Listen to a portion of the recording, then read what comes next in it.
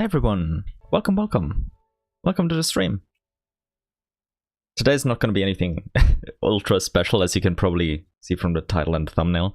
We're just going to be hunting for prismatic variants. To explain what they are, we can look over here. Like, see, these are just shiny versions of the various marine creatures we can catch in the Fontaine event for this version. I did work on them last time I streamed the event, but I'm still missing 22 of them. And, you know, I can get them, so I have to, obviously. It's an option, so it's mandatory.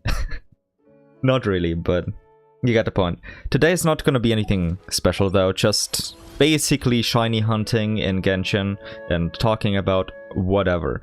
I also really need to get into all of this again. I already have a list for what I'm still missing in the second area, but I haven't really continued past that. In the second area, I'm missing the boss, both in the normal as well in the rampaging version. So I need to get 2 prismatics there. And I need one of these, I think in the normal version. Yes, the normal version of this big ray here, the big green ray or yellow ray. That looks green to me. Why the hell did I write down yellow last time? I don't know. Maybe that was the name. No, it even says vine green. Why the hell did I write down yellow last time? Who knows, but yeah, that's basically the goal for now. Just basically a somewhat repetitive shiny hunt. And that's it. But welcome to the stream.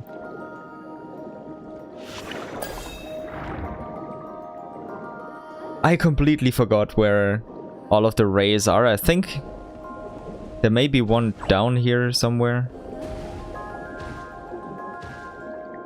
Like, I mean, these are the smaller rays, so it's not the one that I'm searching for.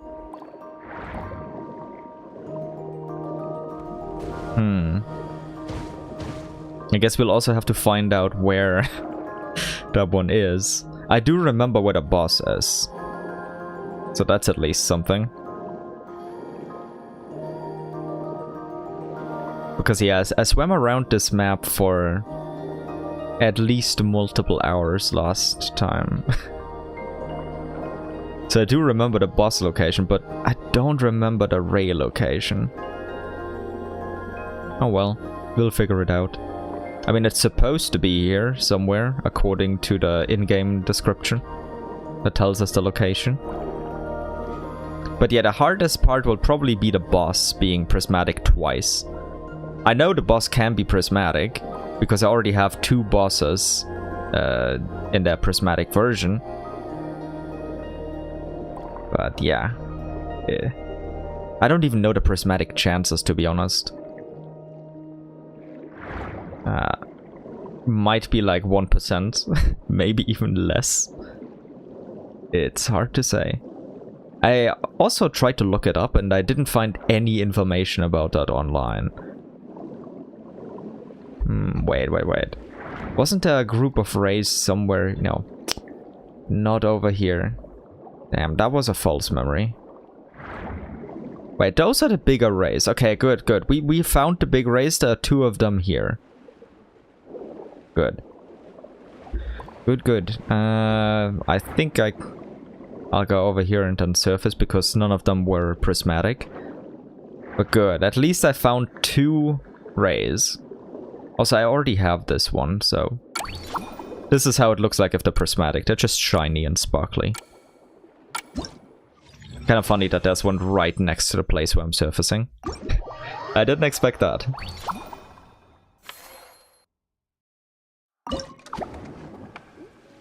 But yeah, let's go. Oh, okay, we're starting on this side again. I didn't see any of the big rays on this side. What's shiny over here? Okay, yeah. We already have all of that. So I don't even need to check.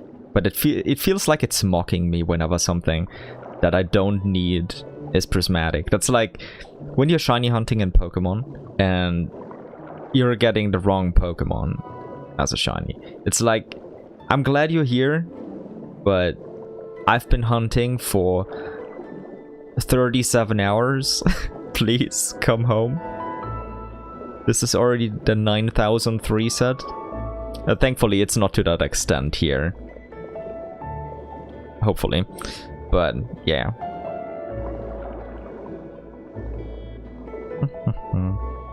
So yeah, how have you all been? Hope you've all been well. I've been busy, but mostly well. But remember the last time when I said that my PC broke? Well, my sister had the same error message recently on her PC. And it also had to be completely reset. And we still haven't figured out what the problem is, but we've kind of figured out that it has to have some relation to either any kind of Windows update, because as soon as the PC is newly reset and she does a Windows update, it's always... it immediately breaks, no matter what Windows update it is. Or it might be related to her boot sector being too small. So yeah. That's probably still gonna take a couple of days to figure out. It's a bit of a headache and one that nobody needed. As always. But hey. What can you do? I'm glad my PC is still alive at least. For now. Okay. Doesn't look prismatic to me. So we can leave. Okay, if we get this starting point over here, it's actually really easy to check these in like less than a minute or so. I forgot that it automatically does that. So I was like, oh hey, let's press escape and try to leave like that, but that wasn't even necessary. Actually, maybe I could just leave via escape and save a couple more seconds. I didn't even think about that. Oh well. Maybe I'll try to do it. But I have to remember that whenever I catch a prismatic or get anything at all from the map, I can't leave via escape, because then whatever I've gathered is not taken with me. Like my inventory is probably just cleared.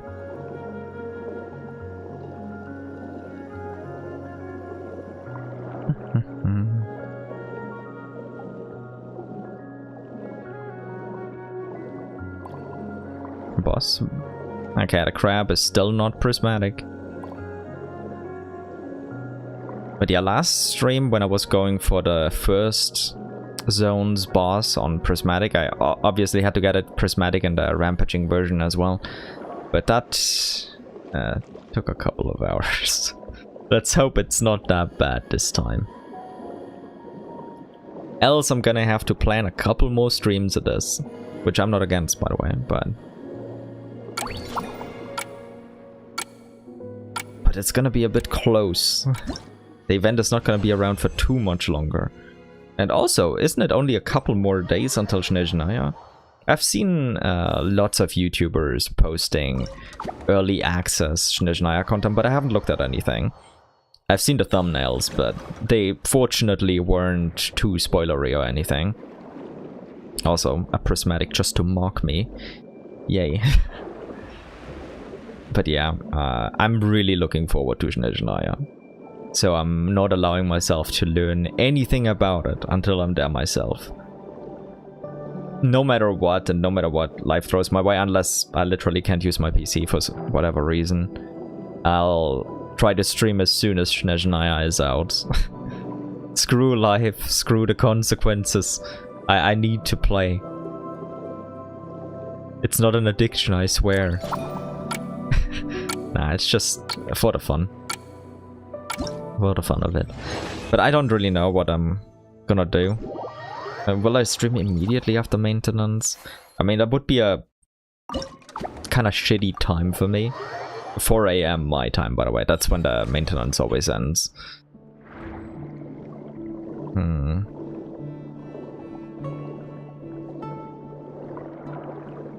Like, if I do stream it immediately after maintenance, I'd have to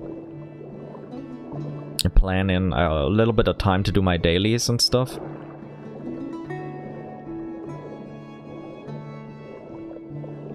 Yeah, that could be a little bit annoying. But I guess I could do it. Yeah, I'll think about it a bit more. I'll either stream immediately after the maintenance ends, or maybe even just beforehand, and we just wait for the game to unlock. Also, like 3 prismatics on the way here. It's mocking me so hard. What the hell? Or I'm gonna stream a little bit later on the same day when Snezhnaya releases. Those are the 2 options, basically.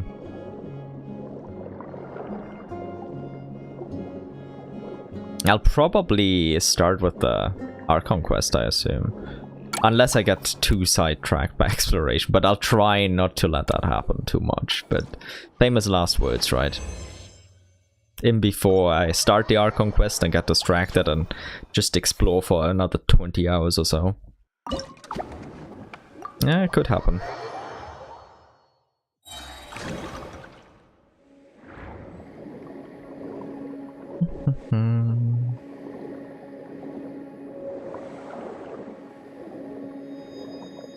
But yeah, other than that, as some of you may be aware, I'm also an author, and I'm a web novel author as well as a regular novel author. I haven't really had enough money to publish another novel though, because covers for novels are really, really expensive. So for the past couple of years I've just been writing my web novel series. And because life was so busy, I haven't really updated it for like more than a month now. And in that same time, I also began working on another web novel series that I want to release someday, but it was just in my head and I had to get it out there, else every single thought would be occupied by it. So the reason I probably can't stream tomorrow is because I finally want to get another chapter for my web novel series out. I've already written it, but I'm still not happy with it, so yeah, that happens sometimes where you'll spend weeks on a chapter. It's nothing complicated, you've already written it, and it just doesn't feel right. That's kind of the state I'm in right now. I've had that recently as well, like 2 or 3 chapters before that. So yeah, my poor readers. Oh? Okay. We got the prismatic big ray. I'll double check after we're done, just to see if I'm imagining things and if this was somehow the wrong one, but it shouldn't be. Okay, now is the hard portion that will require countless resets. Getting the boss prismatic twice. Like, we first get a prismatic and get the normal version out of the way, and then we gotta get a prismatic again and wait for it to be rampaging. Actually, I can't just switch to rampaging mode or polluted mode or whatever it was called at that point. Oh, wait, let me check the archive before I forget. It was this ray, the Vine Green Hunter's Ray, Prismatic Variant caught. Beautiful. I've got the normal ones. This rampaging one is not in this zone. Okay. Let me just update my notes. Good. Now we just need the boss. I would have preferred getting the boss prismatic earlier. Because this one is gonna be even less engaging. I don't even need to check 2 spots, just one of them. On the bright side, I do not at all whatsoever remember how to fight these bosses. So when we do get a prismatic, I better not screw up. No pressure at all, of course. I'm just drinking some tea, give me a moment.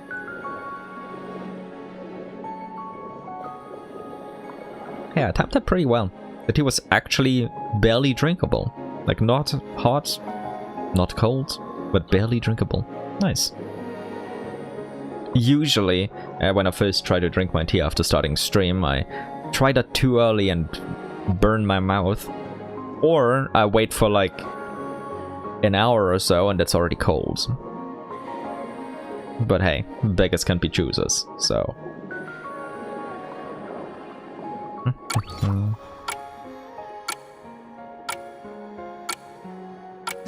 You know, I've also been thinking about making a video out of the prismatic hunt. It's gonna be highly condensed with almost nothing in there, but if I do, I can also just look at the odds and maybe figure out the prismatic odds. I would base all of that on how many resets it took for a specific boss to be prismatic and how many tries I overall needed, because I'll need to wait for them to be prismatic twice, and then I have 5 different bosses, so the sample size would be still very small, but, you know, better than nothing. So maybe I could get a relatively good estimate on the actual chances then. Of course, if I actually do end up making that video,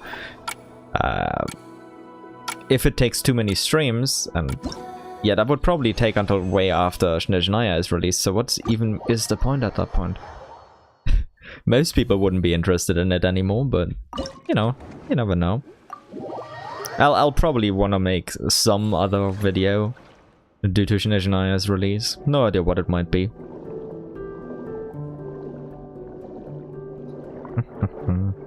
But yeah, have you guys all seen the Odette trailer? Because I have, of course. What a character teaser. I forgot the exact name, as usual. But of course, what made me happiest was that we got to see Rosaline again. Even only in the form of a memory. Rosaline being Odette's mentor. I wonder how that's gonna play out in the story, because contrary to popular belief, the Traveler is most definitively responsible for Rosaline's death. Now, they didn't directly kill Rosaline, but they did challenge her to a duel before the throne, which both the Traveler and Rosaline fully knew was a duel to the death. The loser would be executed by the Raiden Shogun puppet, so... yeah, just because the puppet carried out the execution, the Traveler being like, yeah, you're gonna die because I'm gonna win this duel. Yeah, that doesn't make us better. So, but apparently lots of people forget about this nowadays and are like, no, the Traveler never did anything. It was just a Raiden Shogun puppet. Now, of course, if we want to be generous, the Traveler had no idea about who Rosaline really was, or even the Fatui, and we just experienced the whole Tepe situation. The Scaramouche had just treated us not so well in the Delusion Factory. It was a real mess, and Rosaline also wasn't helping the situation whatsoever. But yeah, those are just explanations and reasons, but they're not an excuse. So I wonder how Odette is gonna deal with that. Does she know? Why does she forgive us? Like, why do all the other Harbingers even forgive us? Although that was, for them, they're probably way more understanding of it, because they know the exact situation. But Odette feels like a child compared to them. Yeah. Yeah, that's probably a bad way to put it, because people would take it out of context. I meant, like, Zandrona, Columbina, these are hundreds of years old, and Arlecchino is extremely mentally mature for her age in the, what is it, maybe late 20s at most. But Odette is still... How old would Odette even be?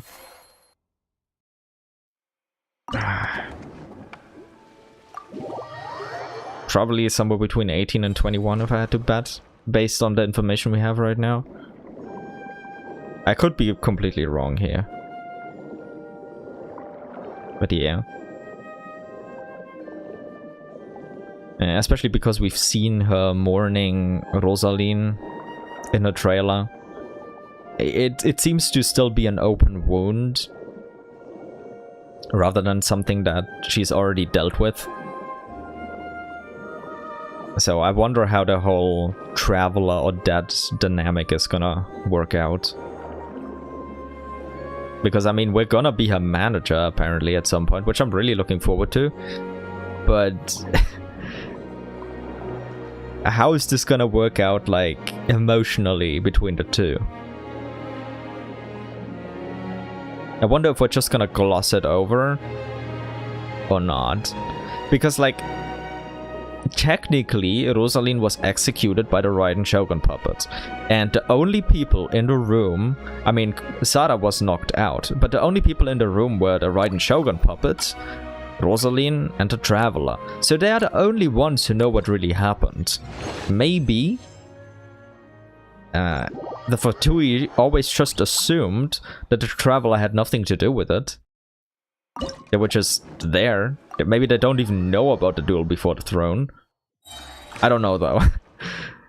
But if they didn't know, then everyone's reactions would kind of make sense. Because they're like, okay, yeah, the Traveler was there, but come on, the Traveler was too weak at that point or something. I don't know what their reasoning would be.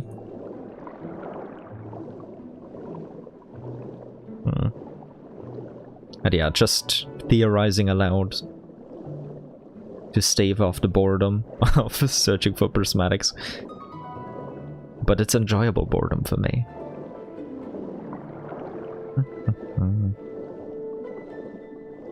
But yeah.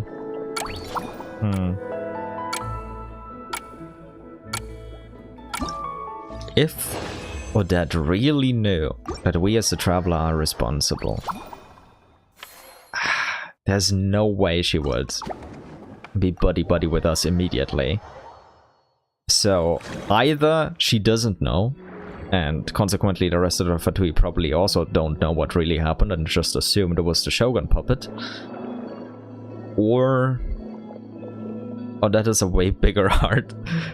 It's like, yeah, I can see from your perspective, you did the right thing and effectively killed my mentor. But no hard feelings between us, it's all good, so why don't you manage my daily schedule? Oh, I wonder how they're gonna do that, because it sounds ridiculous when you put it like that. I wonder if they're even gonna address it.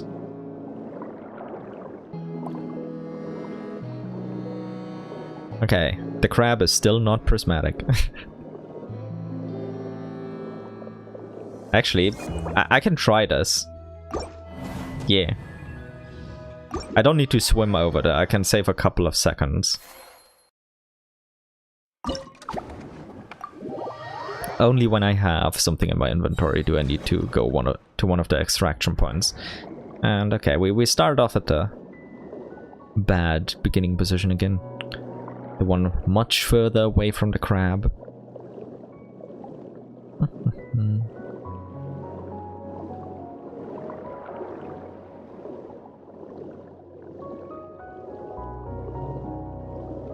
Oh, there was one video idea I had, which unfortunately I definitely won't have enough time for. Maybe I'll work on it after Snezhnaya releases if there's nothing else that catches my fancy. But let's be honest, there's probably gonna be so much that interests me and that I want to make videos about. It's kind of always like that when a new region releases. But the video idea was talking about... okay, how do I put this in a PG way? It's nothing sus, I promise, but it sounds bad. Like, remember when the dev said that the Tsaritsa is the ancestor of all Conrians? Now, first of all, the word all here is really concerning, and we could nitpick a lot of things here, but I was thinking about the logistics of it. Like, her son or daughter or multiple children would have to be the ancestors of Kandria, obviously.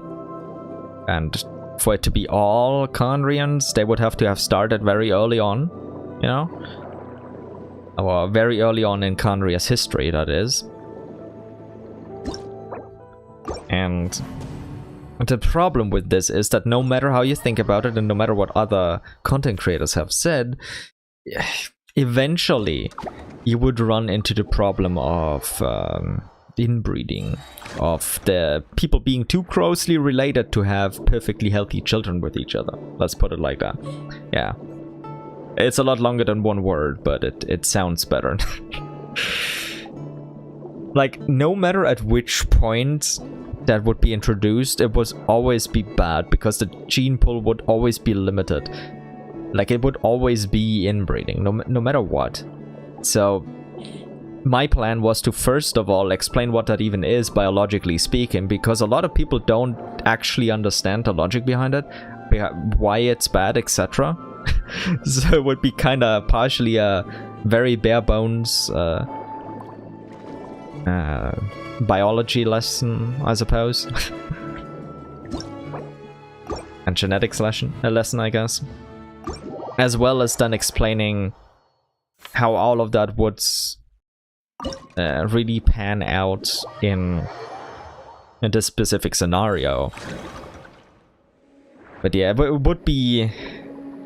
I don't know, maybe it would be a bit too specific for many people. Many people probably also wouldn't want to think about it. But knowing Hoyo's devs, they definitely thought about this and have a solution for it, even if we don't know it yet. Okay, the bus still isn't prismatic. Oh well.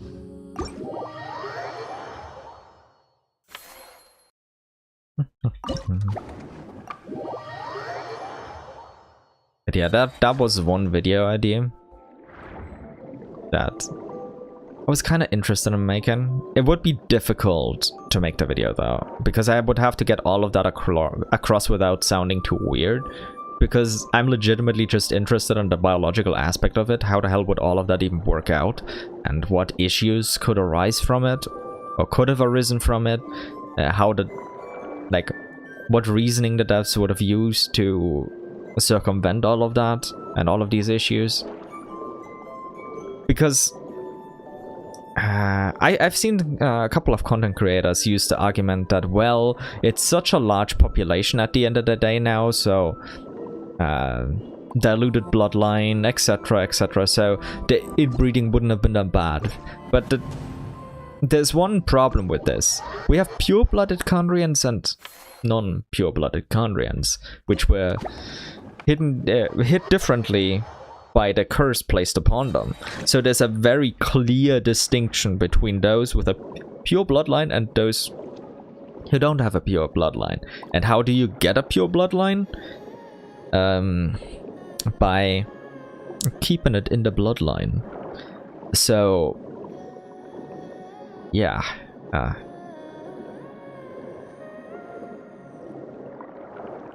I wouldn't want to think about it too much either, but it is just a small little issue that you gotta think about. Like, obviously, at the current day and age when Kandria fell, they already had so many branch pure-blooded families that the gene pool was a little bit better than it would have been in the early days when the whole intermingling started, but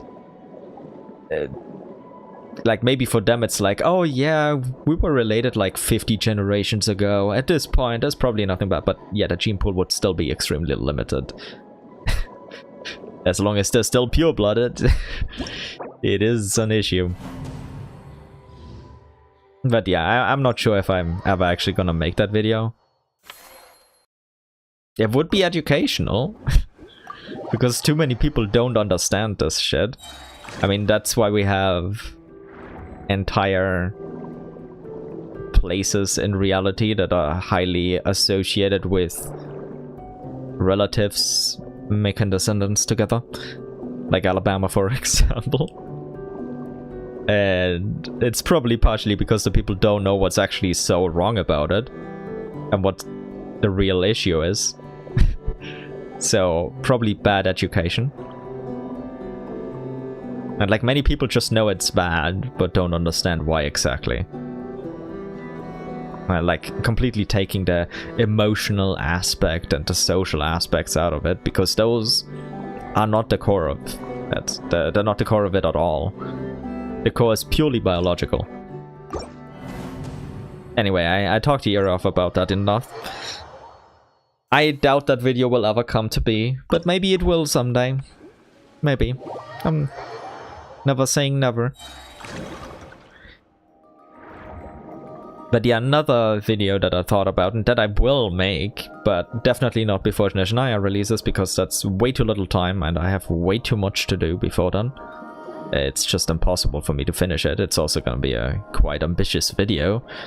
Is not actually going to be a Genshin lore video, but a general Genshin video. I'll probably call it something like a love letter to Genshin Impact or something like that. And it's just going to be a video full of positive vibes. Just appreciating Genshin for what joy it has brought me, what I enjoy about it, etc. Oh, as soon as I'm positive, we get a prismatic boss. Nice. Okay, okay. Let's put that topic aside for now. I'm gonna have to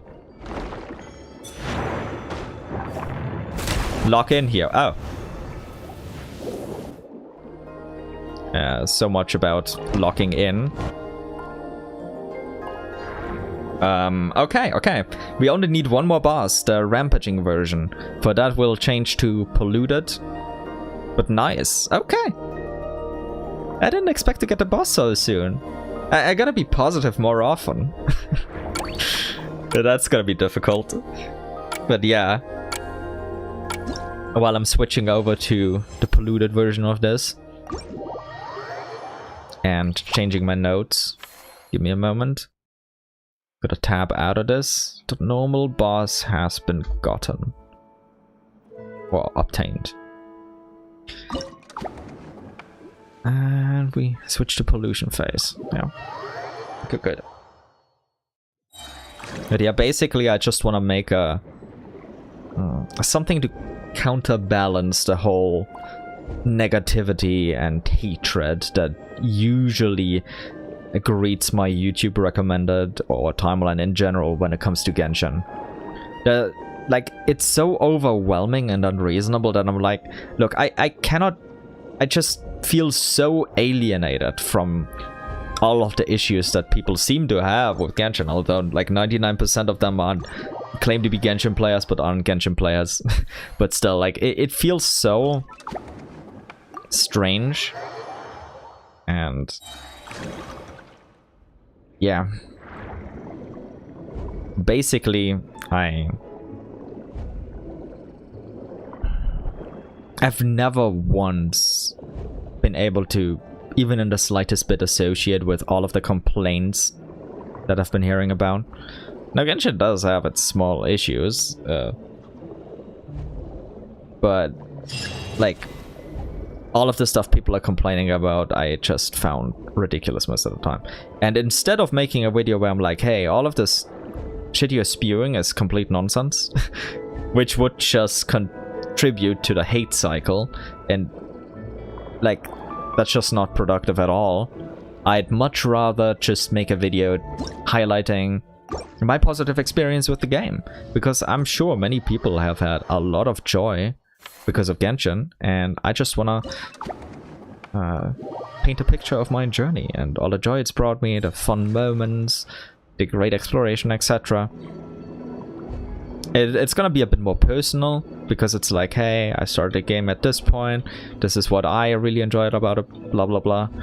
But basically it's just gonna be what the title is, a love letter to Genshin Impact, and a kind of a thank you for all the amazing times I've had with the game.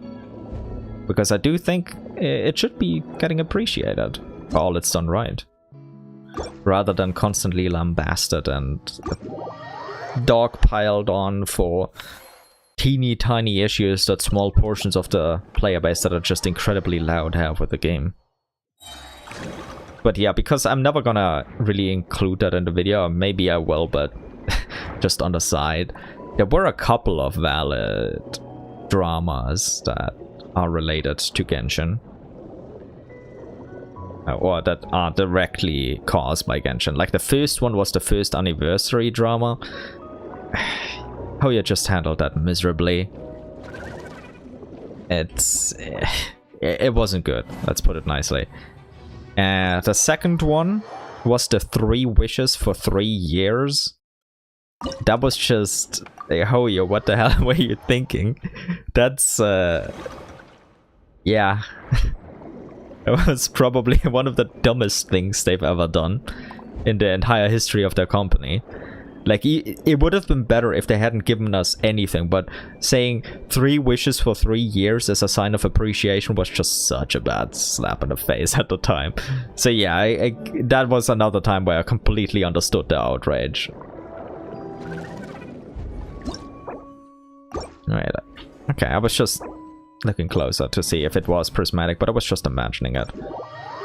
But yeah, and then there's like one more time where I'm like partly on board with the criticisms. I can understand where they're coming from. I think they're somewhat valid, but not really. But I mean, they're better than nothing. Like, everything else was just invalid when it comes directly to Genshin itself. I'm not talking about like dramas related to voice actors or anything like that. Like, that's not Genshin itself. That's just tangentially related to it. But anyway, the last one that I think had some validity to it was the initial Zhongli drama, which caused him to be buffed and partially reworked back shortly after his release. Like, there was a little bit to it, because he was somewhat underwhelming at his release. Not as much underwhelming as people constantly claim, but he was underwhelming. Like, he definitely didn't feel like an Archon. Like, he didn't feel above and beyond the rest of the character pool at the time. But still, the outcry about it, of course, was ridiculous again. Like, especially in the CN part of the community at the time. But that one had some validity to it, because they definitely botched his initial kit a bit. But yeah, ever since then, pretty much every single outcry or complaint that's related directly to Genshin itself has just been nonsense, other than these 3 instances that I mentioned. 2 of them are completely valid, like I said, first anniversary and the 3 wishes for 3 years incident. And then there's one that's like, yeah, okay, I can understand where you're coming from with the Zhongli scenario there. But yeah, everything else is just hogwash. By the way, I'm not trying to say that people's personal tastes when it comes to Genshin or games in general, what they would prefer to be in there or not, that these are invalid, but these are like highly subjective pieces of criticism, so that just mean you personally don't enjoy something. That's not a fault of the game itself. It just doesn't pander to you, and that sucks, especially if you really like the game. But it is what it is. It's just not something that's like affecting everyone. It's just affecting a portion of the player base. But yeah, that's basically all of the drama that Genshin ever had that I acknowledge as valid. I may make a small mention of that in the video at some point if it's necessary, but I kind of want to leave the drama out of the love letter for Genshin Impact, because that would just stain it, I feel like. It also would just invite complaints and discussions about it, which would inevitably spiral into name slinging and hatred and all of that stuff that I kind of want to avoid with it. At most, I will make a mention to Genshin often being mired in hatred and what people will claim to be criticism but really isn't. And I just wanna not do that and point out the good things instead. Like something along these lines, these very unsophisticated lines that I didn't really think about before I spoke them. But yeah, I'll obviously refine it if it's gonna be in the video. And yeah, it's gonna be something along those lines. Just a really quick couple second mention of it, and then it's just all gonna be joy and whimsy and fun and good vibes. But yeah, unfortunately I definitely cannot make that video before Snezhnaya releases. It's already been on my mind and I've kind of been planning to make it for a very long time, but life just didn't play along at all, unfortunately. So yeah, what can you do, right? What can you do?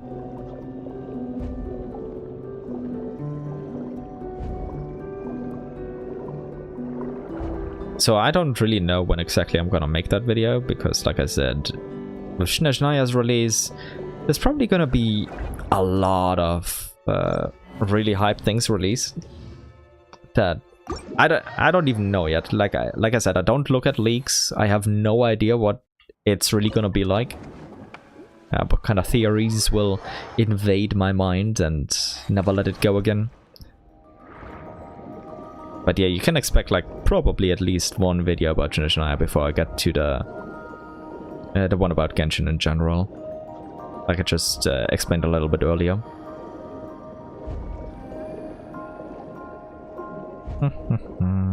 Also, Crab, are you prismatic this time?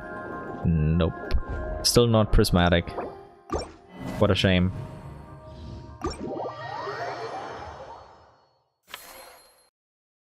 Not really. If I ever edit this into a video, which maybe I'll do it someday.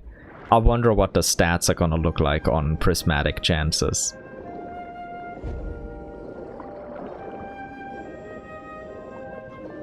Like, based upon the stream's experiences so far and the last one that I did like somewhat towards the beginning of this patch, when I last had time.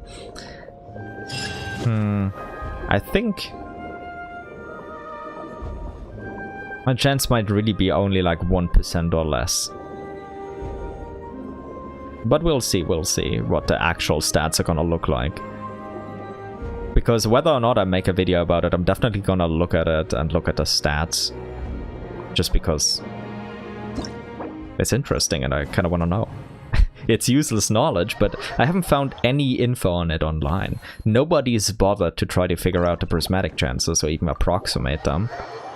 That I've seen, at least. Maybe someone did it in some video somewhere that I didn't see, but at least they didn't make any text posts about it that I could find.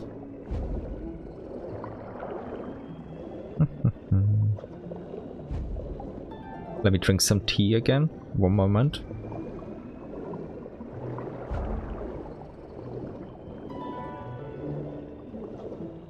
So yeah, I'm gonna play the role of the hydration bot for everyone. Don't forget to drink enough. I always forget to drink enough. Funnily enough, unless I'm streaming. While I'm streaming, I need tea and water to keep my voice in working state. But usually I just forget to drink. And I don't really feel thirst. If I do, then I don't notice it. So sometimes it can be like an entire day and I'm like, oh shit, I didn't drink anything.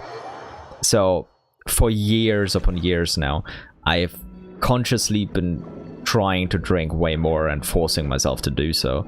I initially started with like putting just water right next to me, like a couple of liters of it.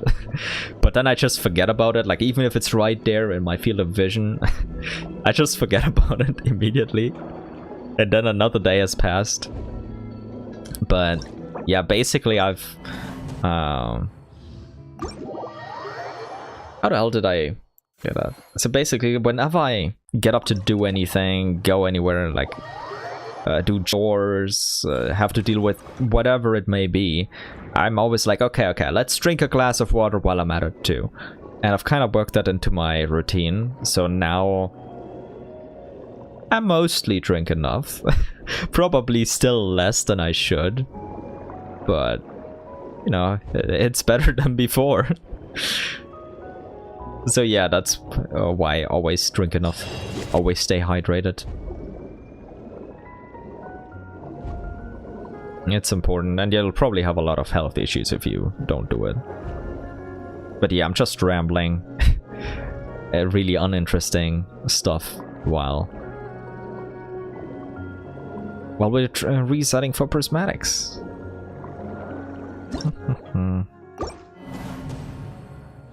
Some more trivia. We're still missing 20 prismatics, and the hardest ones to get are the bosses.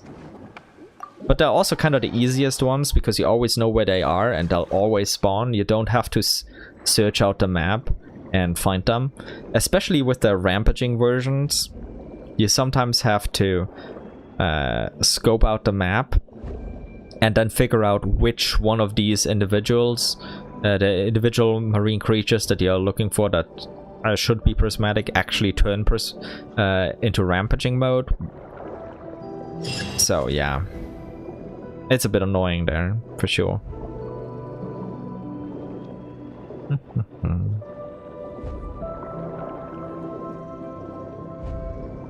So yeah, although bosses take a while, at the very least you always know what you're getting yourself into.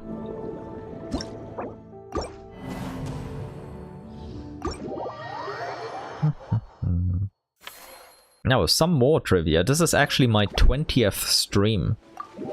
I didn't know I streamed that often. But, damn. It's actually kind of awesome. It felt like maybe the 15th or so, but I just grew curious how often I had streamed before this one today and was like, hey, 19 times. This one is the 20th. Yeah, that was nice to see.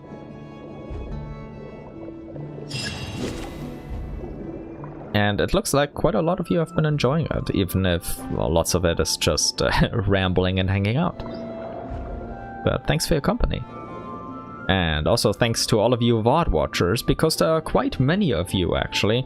Like, more than live viewers usually, like significantly more. So, thanks a lot for stopping by, and I'm glad you're having fun. Speaking of just streams and VOD watching and VODs in general, remember my The Lore Through series? Yeah, life was too busy for me to really work on it. Fortunately, it's like an evergreen series. I can do it whenever. There's no time limitations on it anymore at all. So that is really, really good. But I haven't actually done a Lore Through stream in a while. I originally wanted to stream it at least one more time before Shania releases. And maybe I can do that if I get all prismatics this stream, but if I don't, then there's no shot. I just won't have enough time. I'd have to do it like a little after Shania done. But it is what it is. But yeah, I also still have to actually edit the Lore Through series into proper videos. And I'll do that. Maybe I'll even get one out before Shania releases. That's still somewhat realistic. Actually, is it? Probably not. But I'll see. Maybe before it releases, maybe a little bit later, but yeah. Because like the Lore Through streams are very long, and although I can kind of cut up later ones into smaller portions, like I still need to watch everything at least once, so that's a lot of hours. And the first one is gonna be, well, it's the entire Genshin manga, so that's like 4-ish hours or so, or maybe 3.5 or so, that I know it's gonna gonna take, just overall runtime wise. I maybe can cut out some portions where I'm just chatting with the chat about nothing important. It was my first stream ever, after all. But yeah, it's gonna take a bit.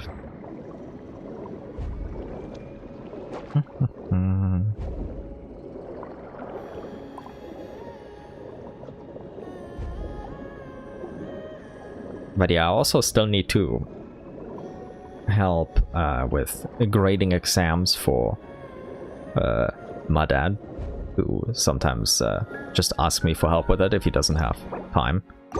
Just master's exams, nothing special. I'm not gonna give too much more info on it, of course. But yeah, I still have to grade like 120 of them. When the hell am I gonna do that? I mean, I have a week and 2 days. Or a week and 3 days. Yeah, a week and 3 days. So yeah, I'm gonna be ridiculously busy. Fortunately, like this time, I don't have to grade them from scratch, but I basically have to double check the grading that was already done, which is a lot easier. Grading exams from scratch is way harder. The double checking is way quicker, so I can definitely still do it in a week and a half. A week and 3 days, sorry. A week and a half would have been a week and 3.5 days. But damn. It's not gonna be fun, but hey, it is what it is. I'll try it nonetheless. Because someone's gotta grade those exams.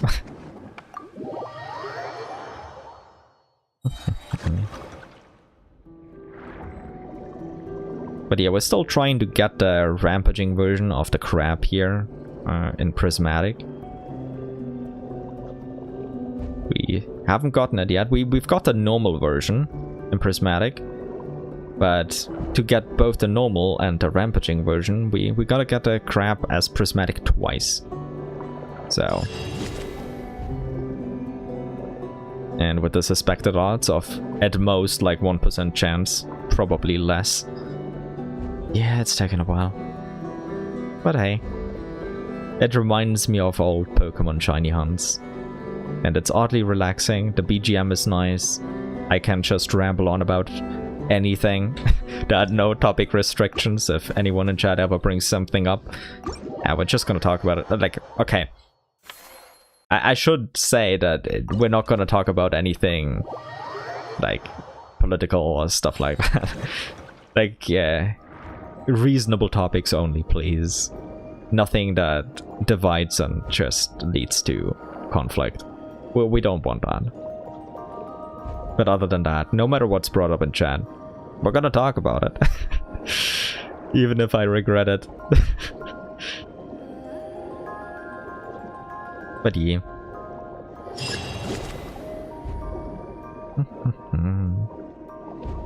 I hope you've all been well and your days, weeks and months have been pleasant. Whether you're working right now or just chilling and relaxing at home or doing chores, I hope it's all well and good, and life's not treating you too harshly. Because, yeah, it often does. We all know. Life be like that. So let's have some relaxed, just nice times.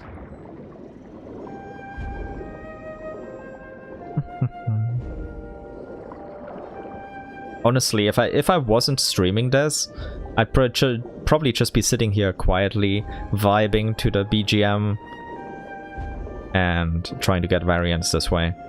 Maybe I'd put on a video in the background and listen to it. But right now, I am the source of entertainment. Entertainment is a...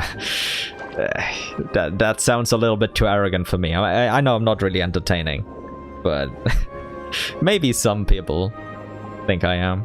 I don't. But yeah, I don't want to think too highly of myself. That's a slippery slope. Like, you develop a big ego eventually if you do that. And I don't need that. It's just gonna get in the way.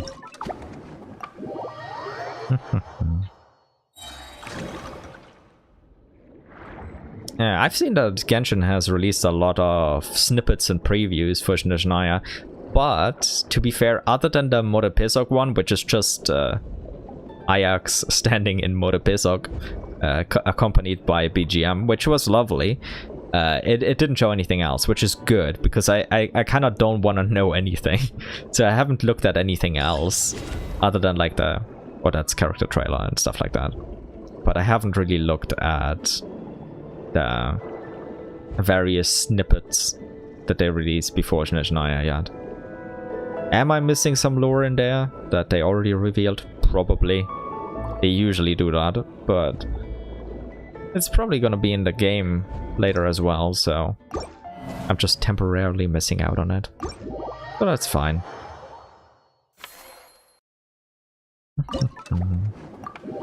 Oh, and like 2 days ago, I found out that my Sandrone's weapon is only level 80. I just forgot to get it to 90.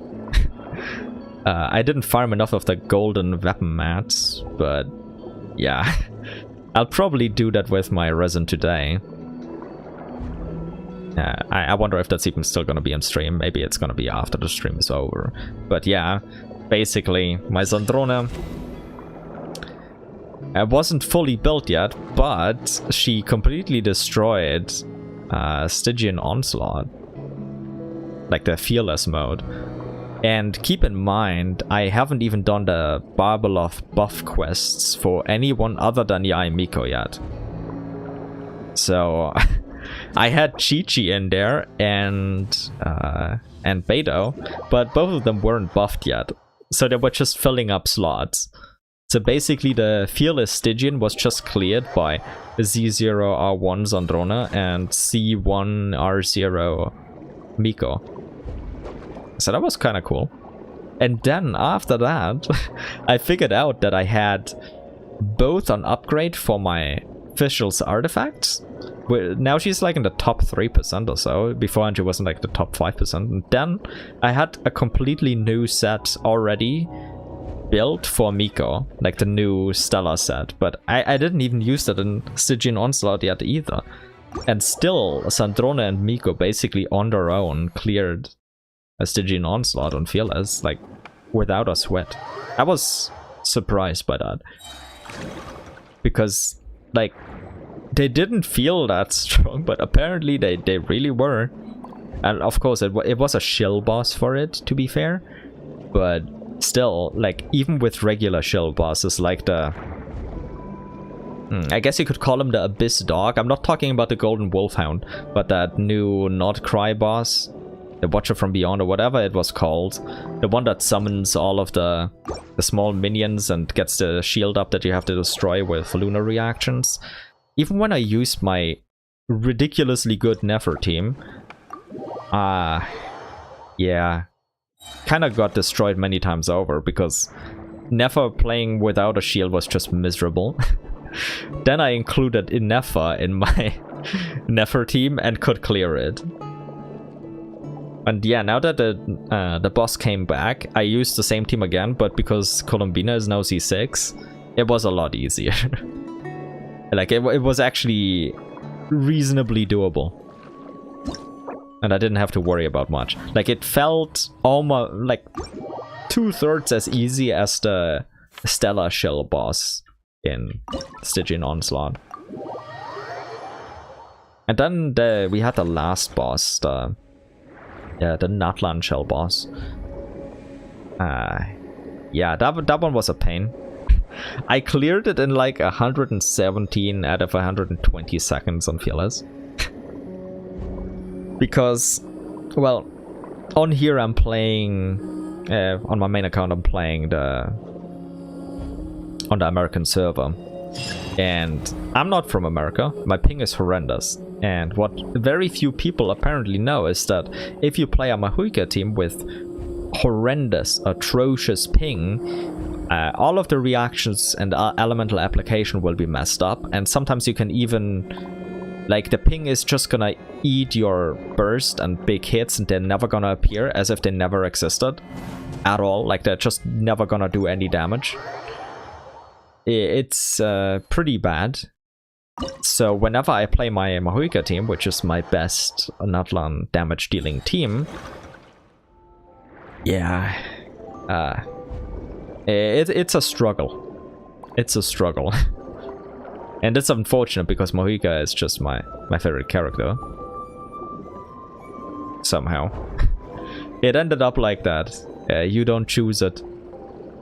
Like when I first saw Mahuika, I was like, okay, I don't like biker suits. And then later on, she's my favorite character. I don't know what happened either. It just ended up like that somehow. But yeah, like if I got Mahuika some constellations, I could probably force myself through the horrendous ping issue a little bit and do some more damage, making the fights a bit easier. But at the same time, like the underlying core issue being the ping is not gonna be handled. Unfortunately, you cannot migrate accounts from one server to another. Like I even contacted the support because I only started the main account on the American server because my friends at the time of Genshin's release were playing there, but none of them play anymore, so yeah. For years now, I've just been playing there alone.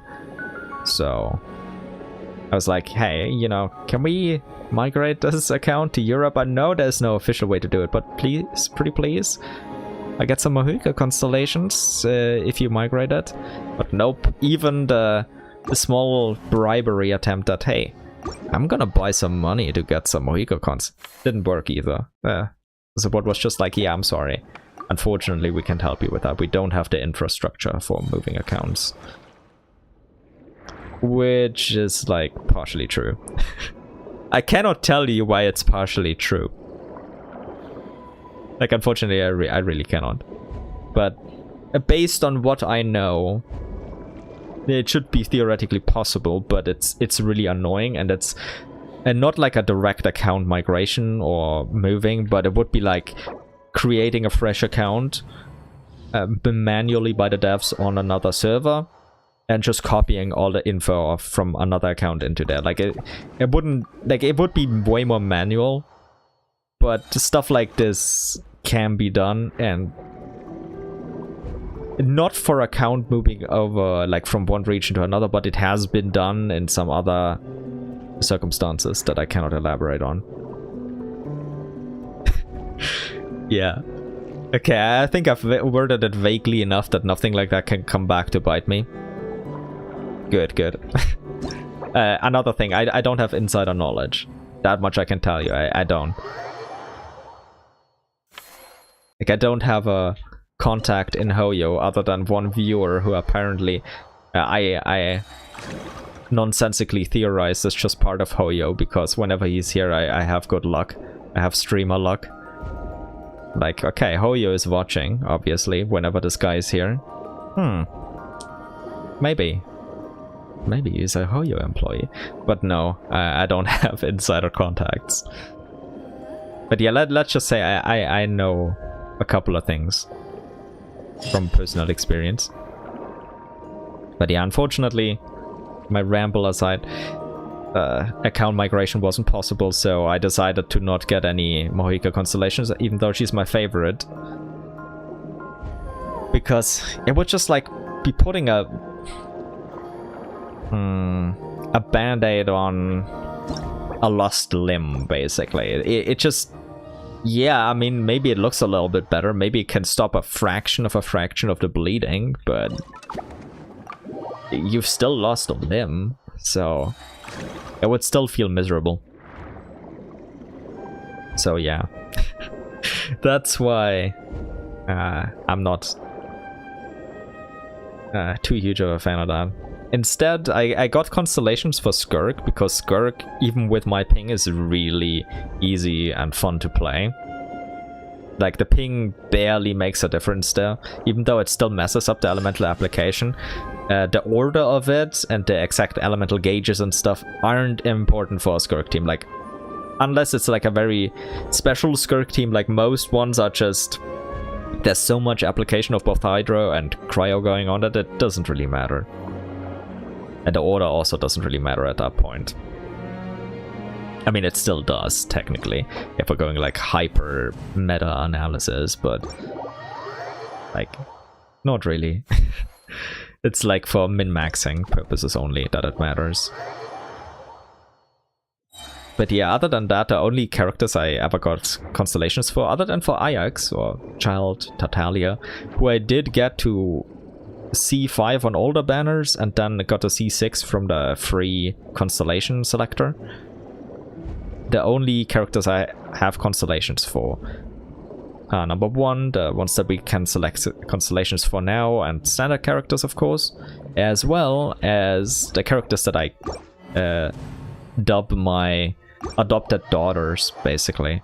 Like Furina, Nahida, and Golumbina. And they all got to C6. So, yeah, that's where everything went. All of my Primogem savings in the game. Maybe a lot of food that I could have eaten. But yeah. Fortunately, because I play every day, I've never had to, like, buy much in Genshin. I'm basically just a Battle Pass and Welkin player. I think I've bought like one of the packs at most once a year. Like one of the Genesis Crystal packs, so... yeah. But even with that, I'm like, okay, how many less meals am I gonna have this month? Oh, like 20. Okay. Fine.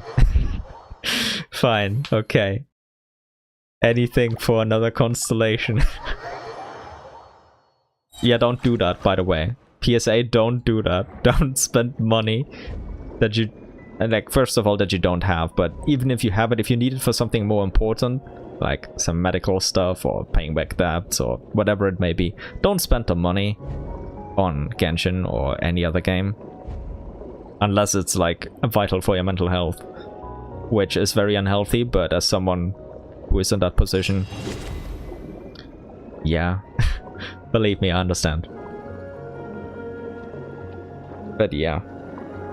If it's just food that you're missing out on, I'm being sarcastic by the way, or then maybe it's still fine if you don't eat, if you still eat enough. But yeah, basically in general, don't wait. While I was giving horrendous advice, we got this prismatic here. Oh god, finally. Okay. Okay, this one is actually gonna be an involved fight.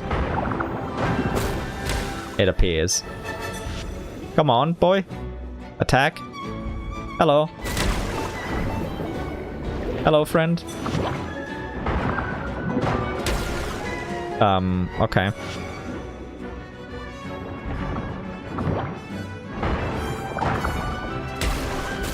Oh, the hitbox of the ground messed it up.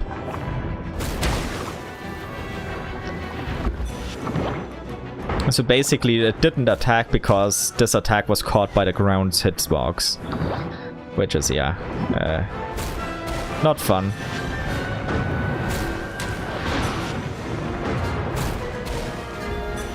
Come on, friend. One more attack. Nice. Okay, good. I'm done with this area. Ah, finally. That was beautiful. But the timing was bad. Previously, I got the regular crap on Prismatic, while I was just being positive and giving good vibes. This time I was giving horrendous advice and random rambling. But that's when it showed up. Oh god, if I ever make this into a video, maybe I should comment over this portion. But okay, let me take a look at what's in the third area, and I'm gonna take some notes and double check that I got everything. Okay. Good. Now, I have everything in the second area. Now we're going to the third area. What do I need in normal mode there? Obviously, I think the boss. Okay. Let's write that down. Boss. Prismatic. I just have a note open on my PC. Okay, this isn't the fourth one. This is in the 5th zone. This is in the 3rd one. Okay, Bubbler Seahorse. Big Seahorse. Prismatic. What else do we have? Okay, I have all of that. Ah, this is in the pollution phase only. Wait, can I really only find that in the pollution phase? Okay. I'll call it Big Mac. Okay, they're not like a McDonald's Big Mac, but a Big Mac, like Mecca. I call it Big Mecca, yeah. Numa.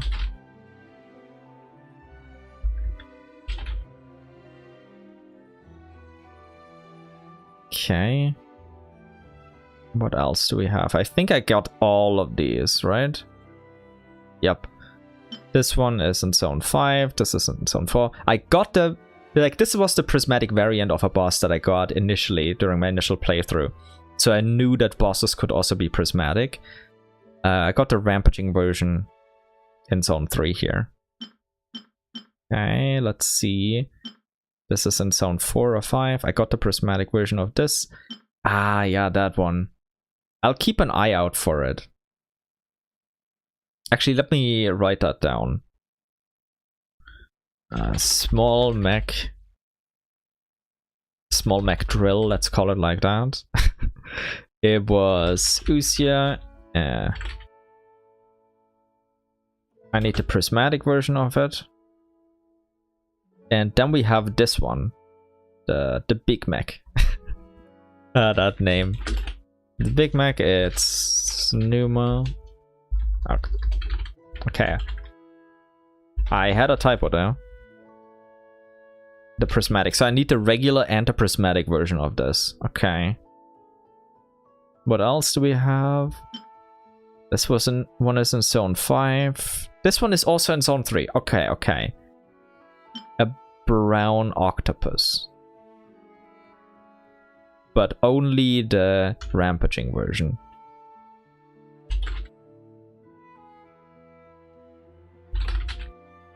Also, I need the regular as well as regular plus prismatic. Okay, so I need both here. But I'll just go for prismatic anyway at the end of the day.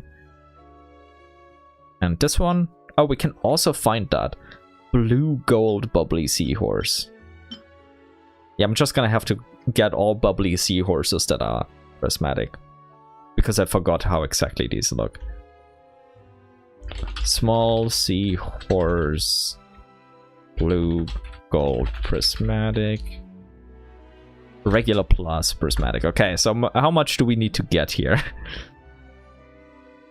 1, 2, 3, 4, 5, 6, 7, 8, 9. Wait. Yeah, okay, 9 of them. 9 to get in the 3rd zone. That's a lot. But yeah, let's start off in the normal version. And then continue on towards the other one. Is this the blue gold? Let me just check if this is the blue gold version. Okay, this is blue gold bubbly seahorse. Good. Just wanted to make sure. Don't mind me. You're just knocked out, not dead, right? Nothing personal, kids.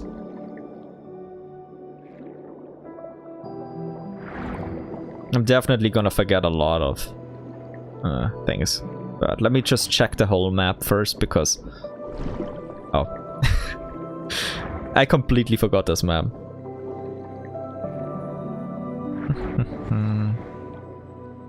Contrary to the other one that I've just been frequenting for hours, and also frequenting on the last stream. Yeah, I don't remember this one much. I kind of just blew through here in like 1 or 2 tries.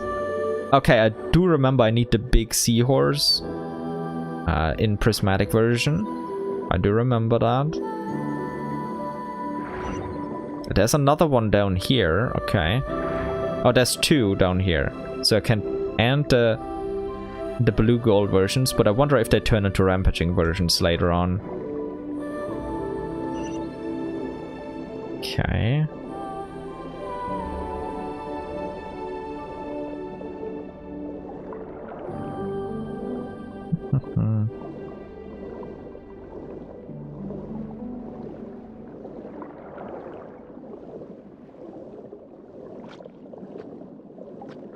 I'm a little bit focused now. So sorry for being a little bit less wordy. Got a little bit distracted by looking at all of this. And trying to remember what exactly I'm even looking for. Because there's so many of them. And I already forgot. So I'm like, every time I see something, I'm like, okay, wait. Was this on my list? Or not? Where even was the boss here? I completely forgot that too. It's over there, okay.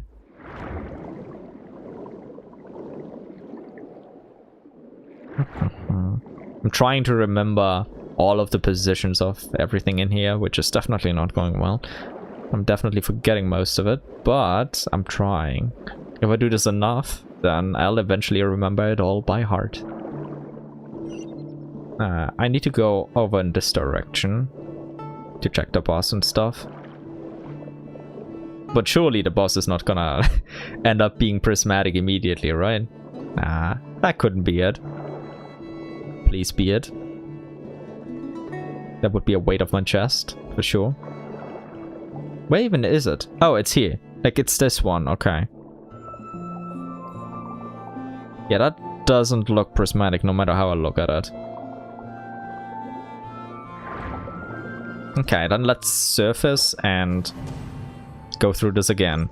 Let me double check again what I need for the regular. The blue gold small seahorse, the brown octopus. Oh, these are rampaging versions. Okay, wait. The normal one, I only need the Big Mac and the big seahorse, but the Big Mac only spawns once the rampage begins. So just the boss and the big seahorse. Okay. Got it. Just the boss and the big seahorse. As long as we're in normal mode. I'll still try to remember the positions of things, because I'll need them once we go into a rampage mode, and I need to double check everything. But for now, okay, let's try this. There are a couple of seahorses down here. These aren't prismatic. This one over here, this one also isn't prismatic. And those were the only seahorses that I remember at this point. So let's check the boss. And if it's not prismatic, we reset, as usual. So we have 3 seahorses and 1 boss to check on this route. That I still have to figure out a little bit better. Okay, doesn't look prismatic to me. Unless my eyes are lying to me. Which they might be. Just drinking something, by the way. Yeah, I should drink this quicker. My tea is already cold again.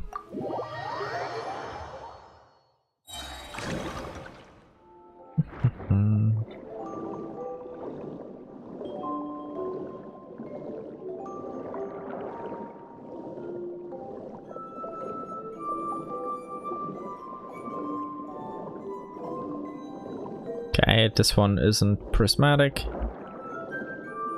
These ones aren't either. Then I think I just cut over this mountain here. Oh, there's another seahorse that I can check if I go this route. Okay. So 4 seahorses on this route. And then the boss. Okay.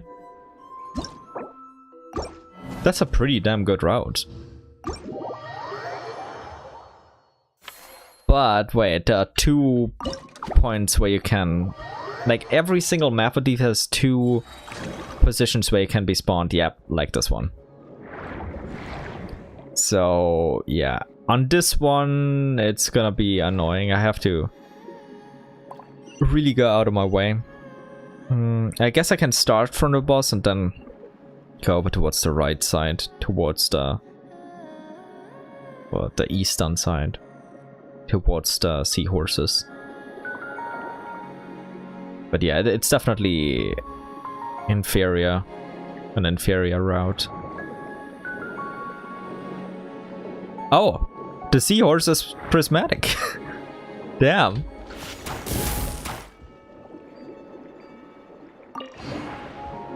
Prismatic bubbler seahorse.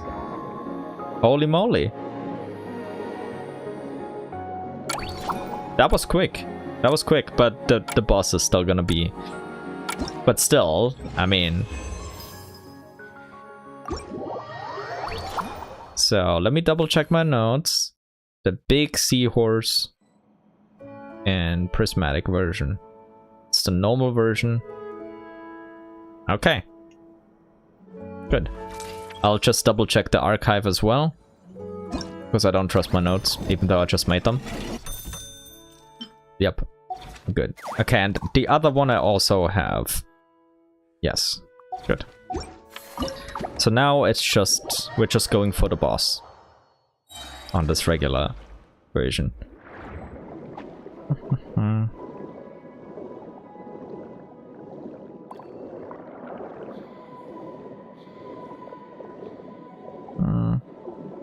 Okay, okay.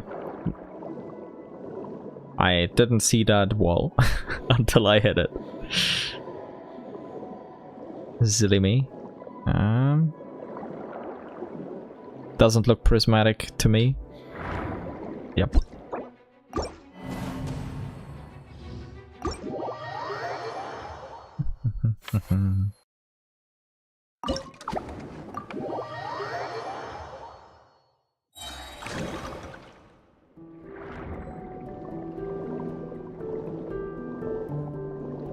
Okay, yeah, this is the bad starting spot again.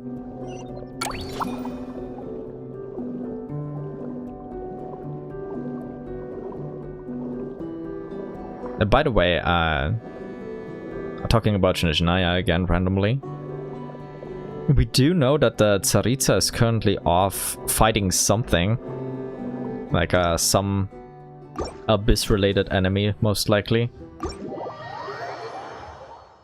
And she's just not at home. So I wonder when we're gonna meet her in the game. They already have the model, which they've shown to us, clearly.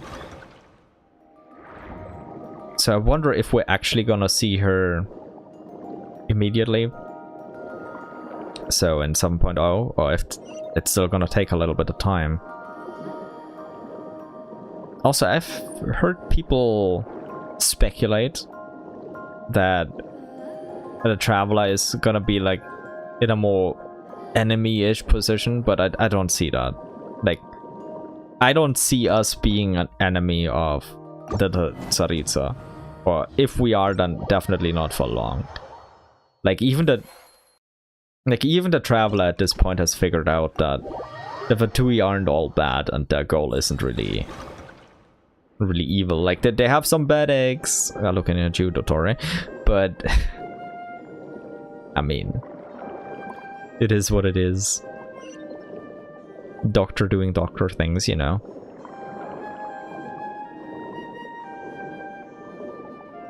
And yeah, that's why I don't think the Traveler at least would go out of their way to like become an enemy of the Tsaritsa.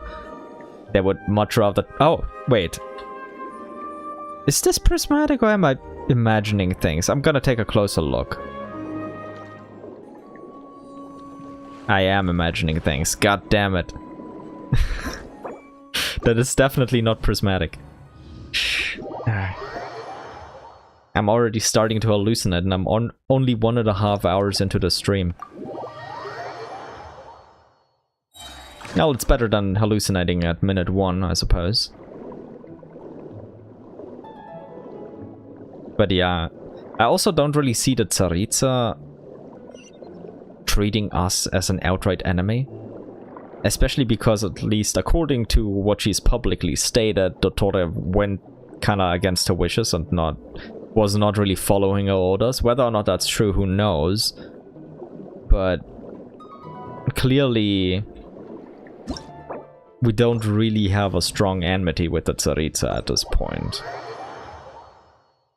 I mean, we are responsible for Rosalind's death, which, if she wants to get us on that, then fair enough. Put us in prison. We deserve it. We most definitely do. But other than that, we've been kind of in a friendly, cooperative relationship with the Fatui, like almost all the time. So yeah, I don't think there's much to the theories of us becoming wanted by the Tsaritsa or enemies with the Tsaritsa. I don't see that happening. Or if it does, then maybe it's a short misunderstanding at most. Or it's like sub-factions within the Fatui or Snezhnaya itself making trouble for whatever reason. But nothing from the very top, at least, being the Tsaritsa. Not saying some that Pantalone couldn't make trouble, but I don't really think he will.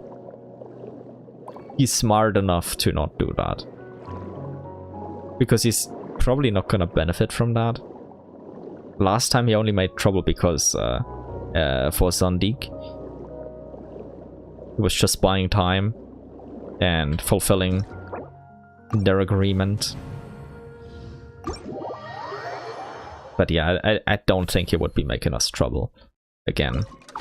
So I wonder what the Ark Conquest is actually gonna be like. We do know that we're gonna meet Alyosha, and he is from like one of the border towns. So I assume we're gonna run into him first, or very early at least. Maybe not the first character, but one of the first. He also seems to have some connection to what's going on with the theater and vote manipulation by threatening or assassinating people who can vote, probably on Project Stuja. So he's probably gonna get dragged into this. He also seems to have some secret identity, as they said during the stream. I wonder if that's like really real, or if they were just like, oh yeah, by the way, he's also signed up for the Fatui. It's like, oh, wow, okay, yeah, what a surprise. Like, that wouldn't be a massive revelation, I guess, but who knows, who knows.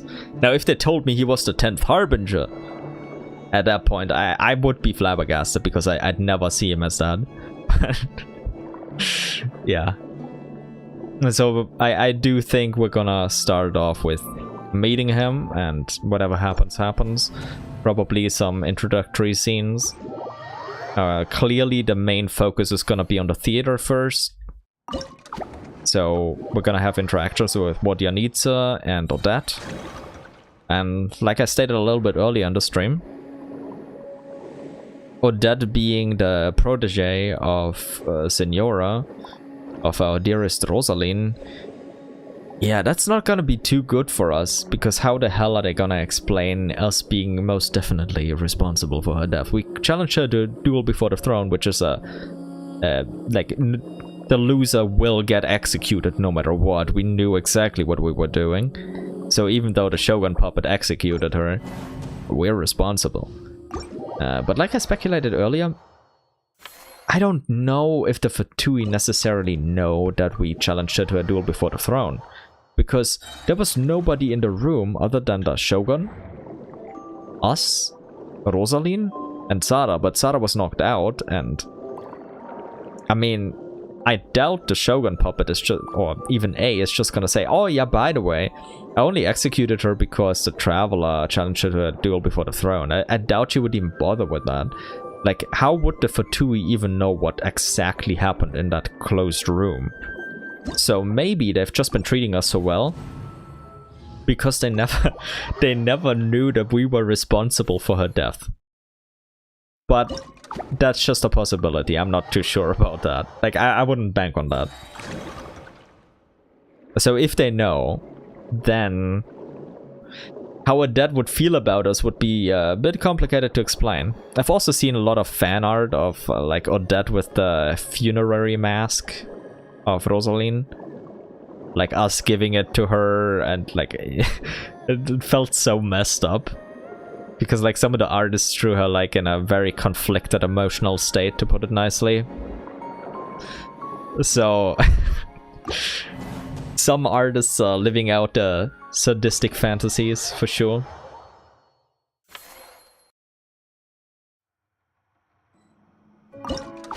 Poor Dad getting emotionally tortured even before the patch is out by naughty fan artists. And naughty not in the lewd way, but in the damn, you're actually kinda evil for that. In that way. But yeah, who knows how she's gonna treat us? Like, how come we grow close enough that we manage her schedule? That's still baffling me. I've even mentioned it multiple times during the stream, so what the hell is going on there? What the hell is going on there?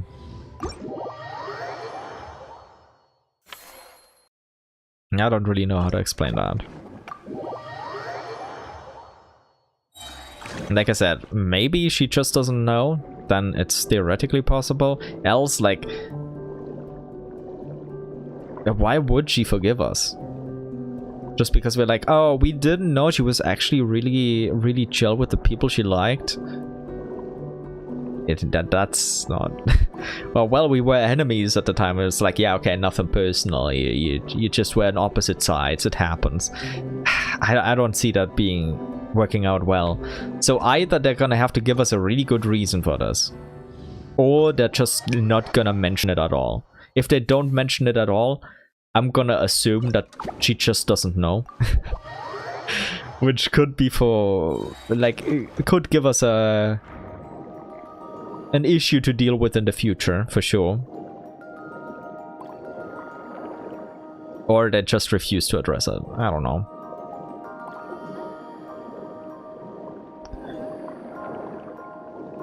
But yeah, the Death trailer having more scenes with Rosaline was, of course, for me, the best kind of fan service there is.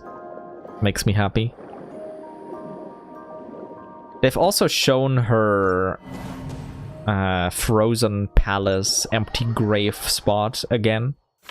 Multiple times. Like, they've shown it so much that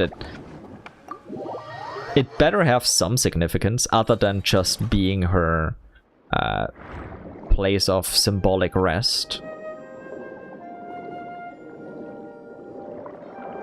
Like I speculated and analyzed in my third La Signora deep dive video, because Cryo is all about preservation and like of memories, etc.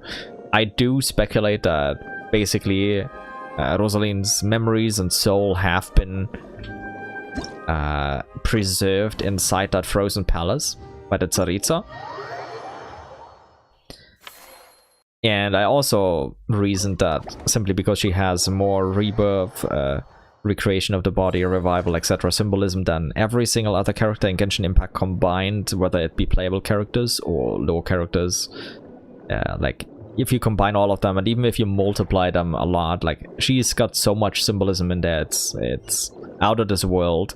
Like, no creator, no author, no character creator of in their right mind would ever give a character that much rebirth symbolism if they didn't at least plan to do something with it, and not like a symbolic resurrection, like, oh, she became a new person. From Rosaline she became La Signora, or from Rosaline she became the Crimson Witch of Flames, and from then La Signora. No, that's just a cop-out, because countless characters have these kinds of rebirths as different new people, like, and they don't have this much rebirth symbolism, if any at all. So that was a reasonable explanation very early on into the game when we knew nothing. But now that we know more, it's just... yeah, no. We can throw out this theory completely. It just doesn't make any sense anymore. It just doesn't apply. And damn, this boss is being cheeky again. Still doesn't want to be... doesn't want to be prismatic. But yeah, so in my third La Signora deep dive video, I speculated that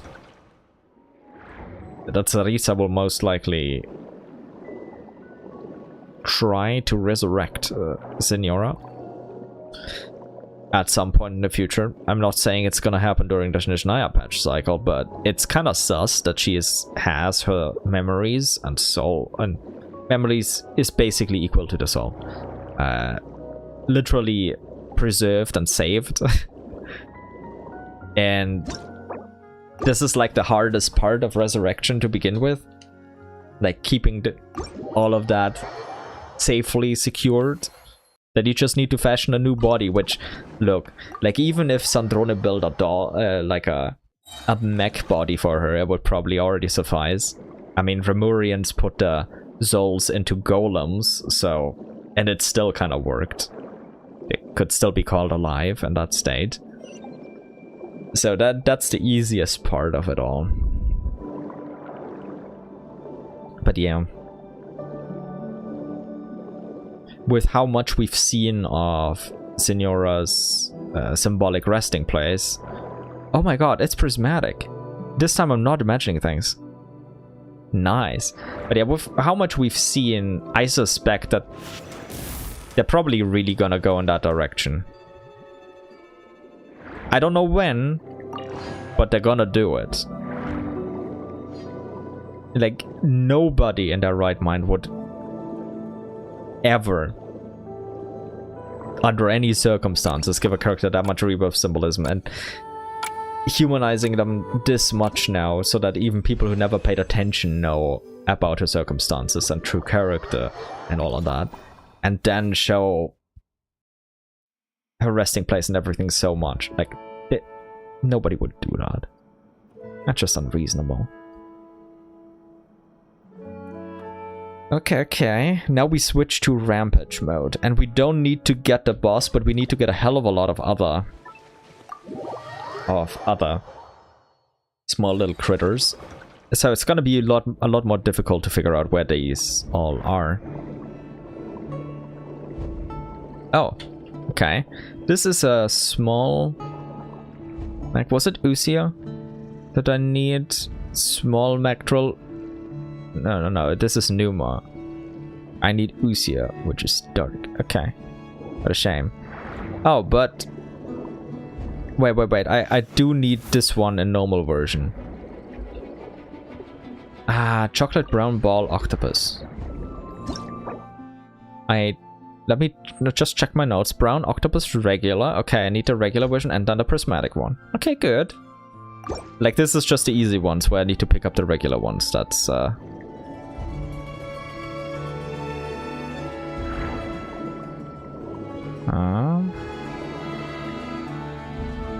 okay.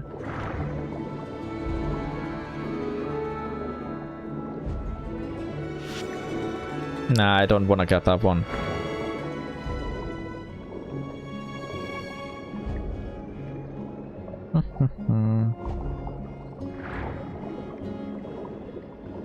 Okay, we have a small mech down here.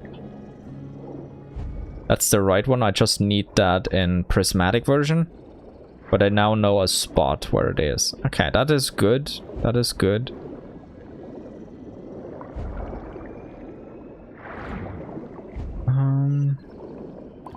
Okay, we have the big light one here. Let me check. I need the prismatic version. And the light... the normal one. I need this in normal version too. So I can literally just get this right now.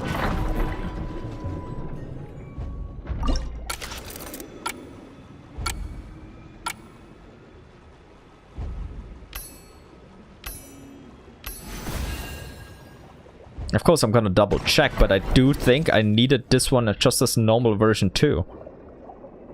And that only shows up here in Rampage mode. So I never got it before. Nice. Nothing down here. What else do I need to... Wait. This is a small one. Small macro. Prismatic. Oh, this is the... I need this in Rampage mode.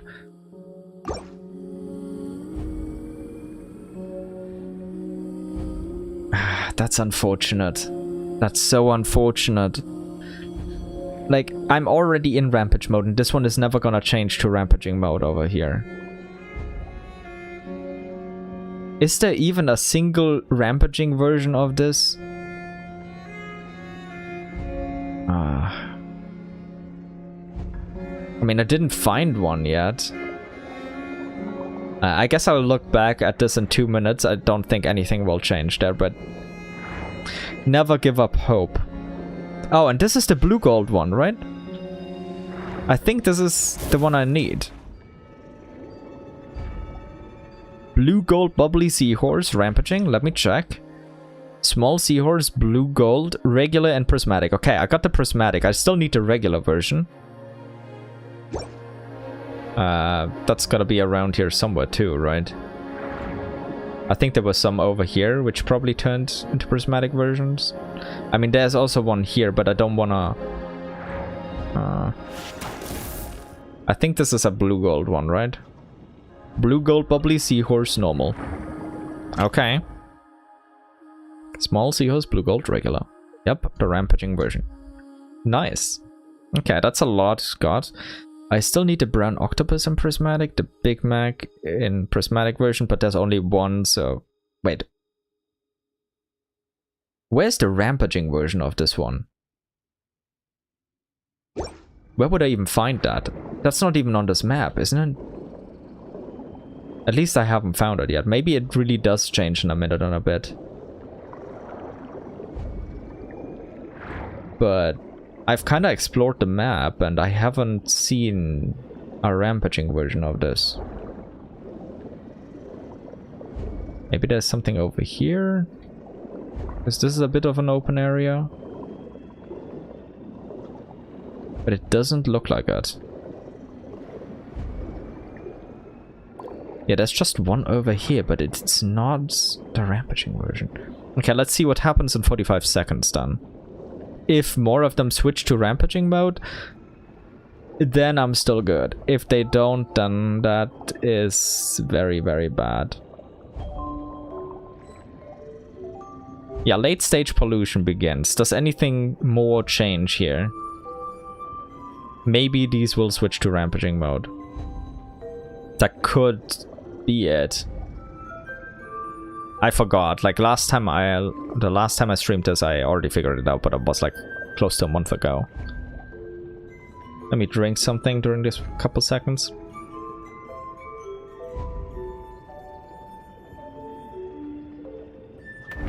Yes! Oh my god, okay.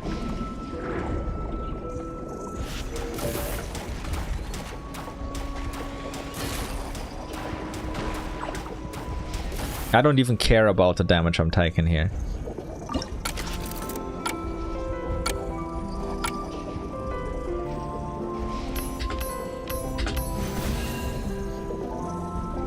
Okay, this is the small mech.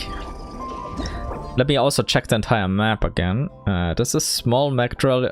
We see a dark prismatic, the rampaging version. Yes.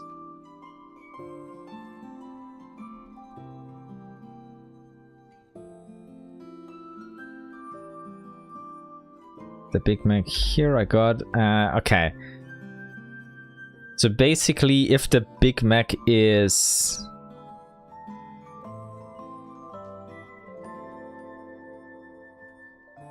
Wait. I think I made a mistake there. I gotta double check, so I can't. Can't do that yet. But yeah, let me go back out first and double check something. But yeah, okay. Guess I'm good for now.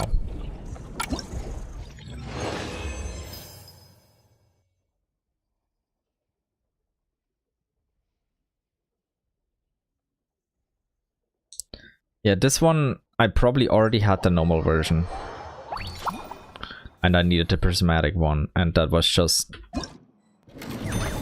not properly noted down in my notes. Yeah, I need the prismatic version of this.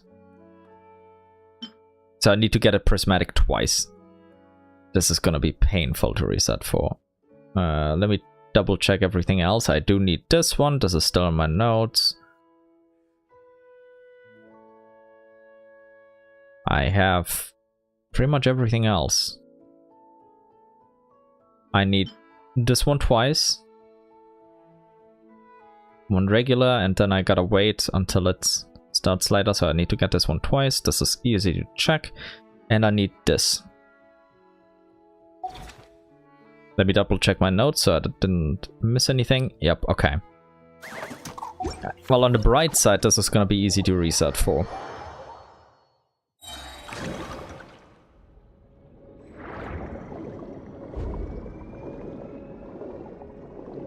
Or easier to reset for, I should say. It's not gonna be that easy.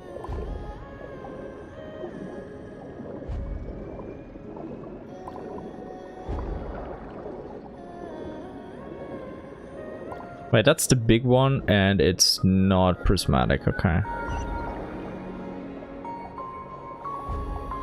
Now I just gotta figure out good spots to check the octopi. But I think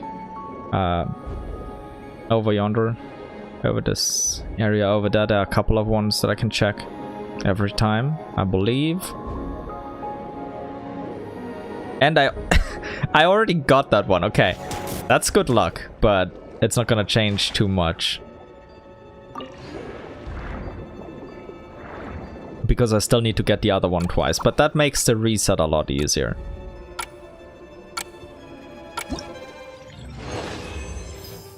That's really good luck.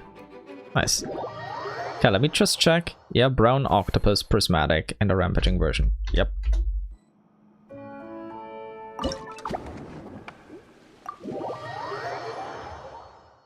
Now the reset will be even simpler. We just go over there until we see the big mech. And if it's prismatic, we catch it. If it isn't, we reset. And after we've caught it, we need to reset for another prismatic and then wait the 4-minute countdown until it turns into rampaging mode. Wait. No, that's not prismatic, right? Like, I'm just imagining things again. Yeah. My hallucinations are getting worse.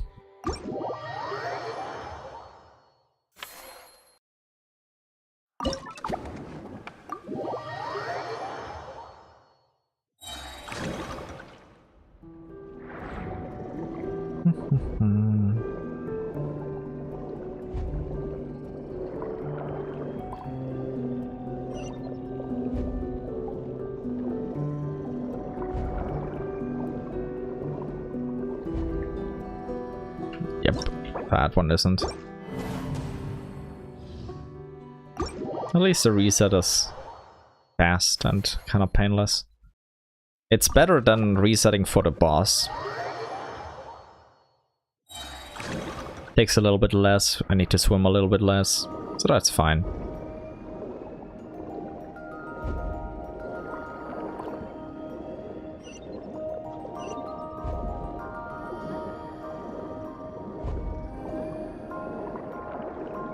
But whenever these are like Numa-powered mechs, it's a little bit more difficult to see whether or not they're prismatic or not. Because the light within them, the Numa energy is already a bit sparkly. So sometimes, from the wrong perspective, it looks a bit sparkly. That's why I keep getting a bit confused. Or maybe I'm just trying to make excuses here.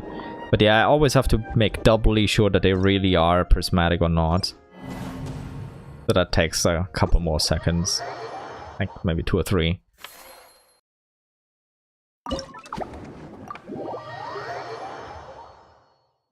But yeah, thinking back to, yet again, that Tsarisa, because she's been on my mind ever since they've revealed her.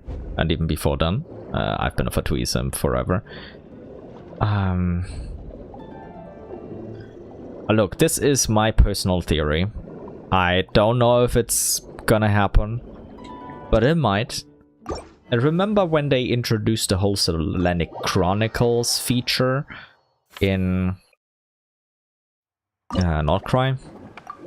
I don't think they would introduce a feature like that and never make use of it again. I think they're gonna keep that feature, especially because it was pretty positively received. They already have the infrastructure for a system like that built up.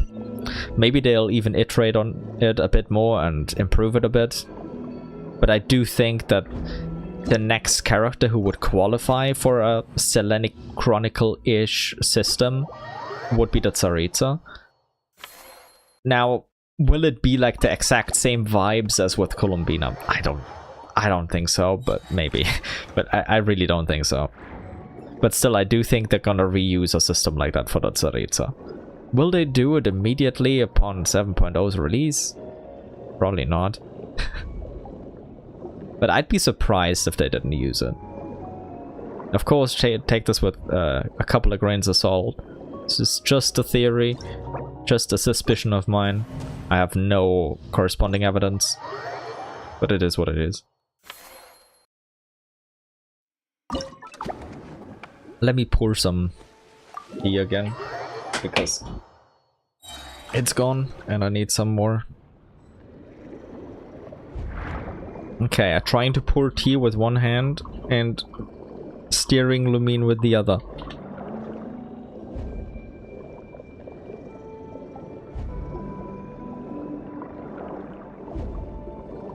This is more complicated than I thought it would be, especially because I... okay. Okay. Dumb idea. Really dumb idea. Okay, it's not prismatic, but it's fine. Took a little bit longer because of the tea pouring, but it's fine. And yeah, whenever I stream, I do drink tea. Well, like... as much as I have, at least. It does usually run out after a couple of hours. Like maybe 5 or so. So it doesn't last the whole stream. But it helps with my voice. And I'll especially desperately need it when we get around to like reading a lot again. Because that's just way more involved. And vocal cord straining. But for now, I'm still good.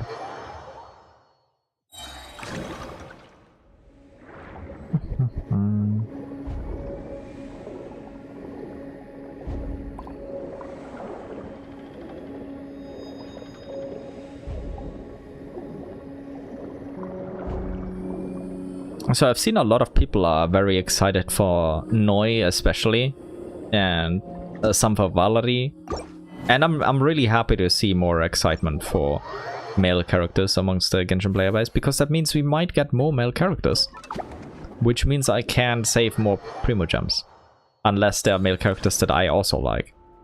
Like Ajax, for example. Like if Ajax gets an alternative version, I'm screwed. But of course I'd love that, but my savings wouldn't. And my stomach wouldn't, because it would get to eat way less. Also, this is a prismatic. Oh my god, okay, we have one of the 2 prismatic versions of this that we need. Okay. We need a regular prismatic, which we'll get now. And then we need the rampaging prismatic. So we need... in case you didn't know, it immediately upon spawning, it's decided whether or not it's prismatic or not, and once it rampages, it keeps its prismatic state. So we need to reset for another prismatic, then wait a couple of minutes until it turns into like a highly dangerous state, where it then turns to rampaging mode, and then we have it. But nice, this is going way better than I thought it would. Okay, let me get rid of that.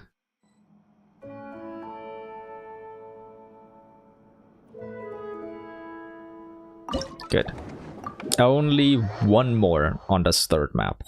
And once we have that, we can switch to the 4th map. And there's a little bit more that we need to get there. I also do know that I don't have the bosses there, like the regular as well as the rampaging mode on Prismatics. So a lot of resets incoming again. But hey, we're making good progress. I like this.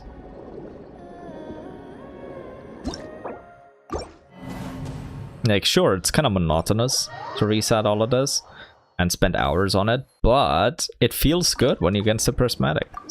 It's unfortunately not as amazing as when you do get like shinies and Pokemon. Now, actually, it feels similar. The reason why it doesn't feel as good is because you kind of get them earlier, but that also feels a little bit better than spending weeks upon this. Yeah, this isn't prismatic. I sometimes doubt my eyes. My lying eyes that I cannot trust.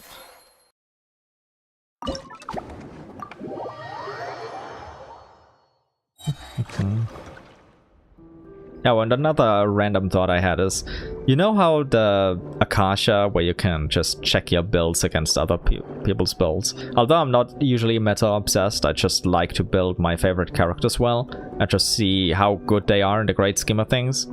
I don't know, it just feels good to make progress there. I'm still sad that we haven't gotten the Columbina leaderboards yet.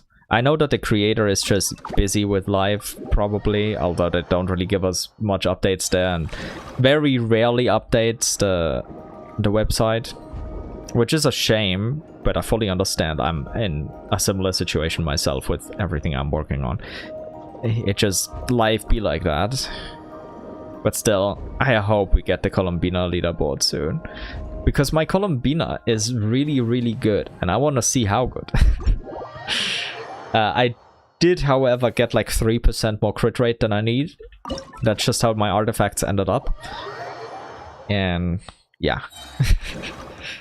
Re-rolling them to have less crit rate is gonna be very difficult.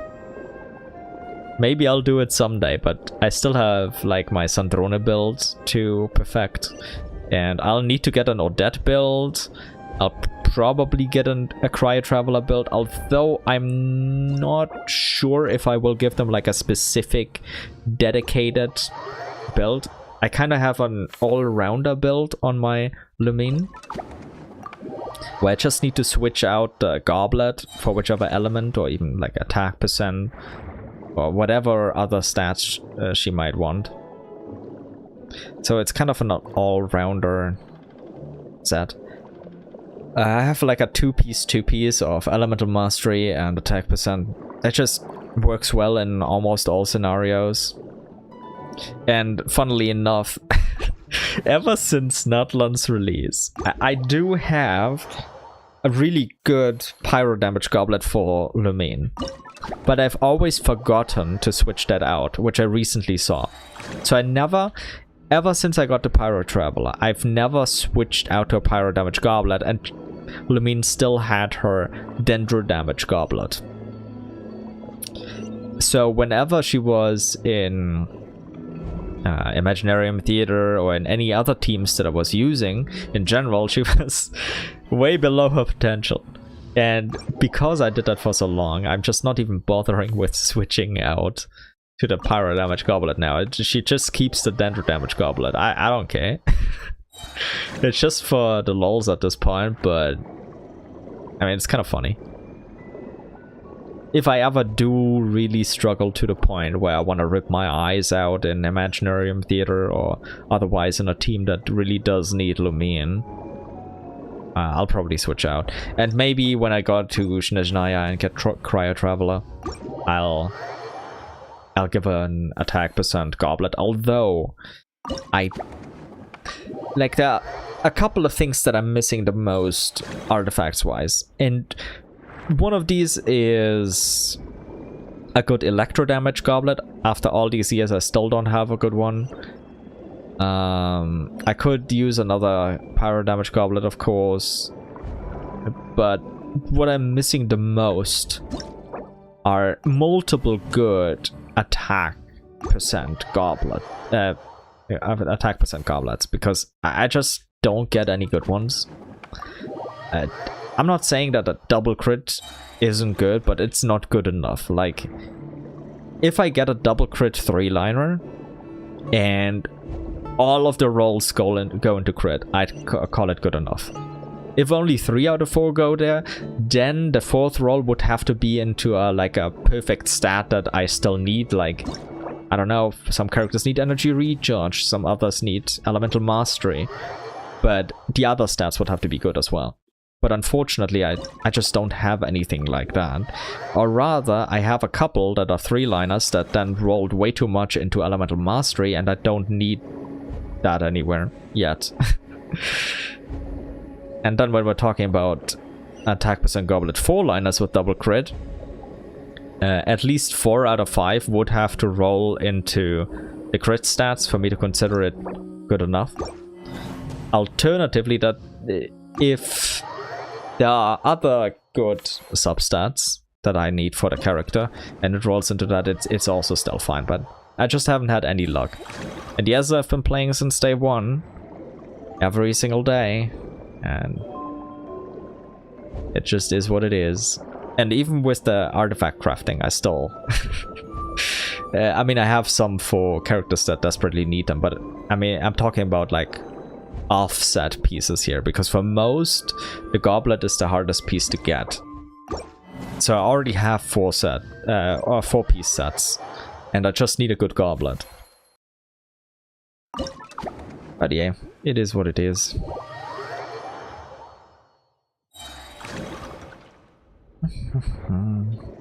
Eventually I'm gonna get something good for sure. Trust. Trust the process. Trust the luck. Weirdly enough, I'm still enjoying the grind for artifacts. After all these years. I don't know what's wrong with me, but I like it.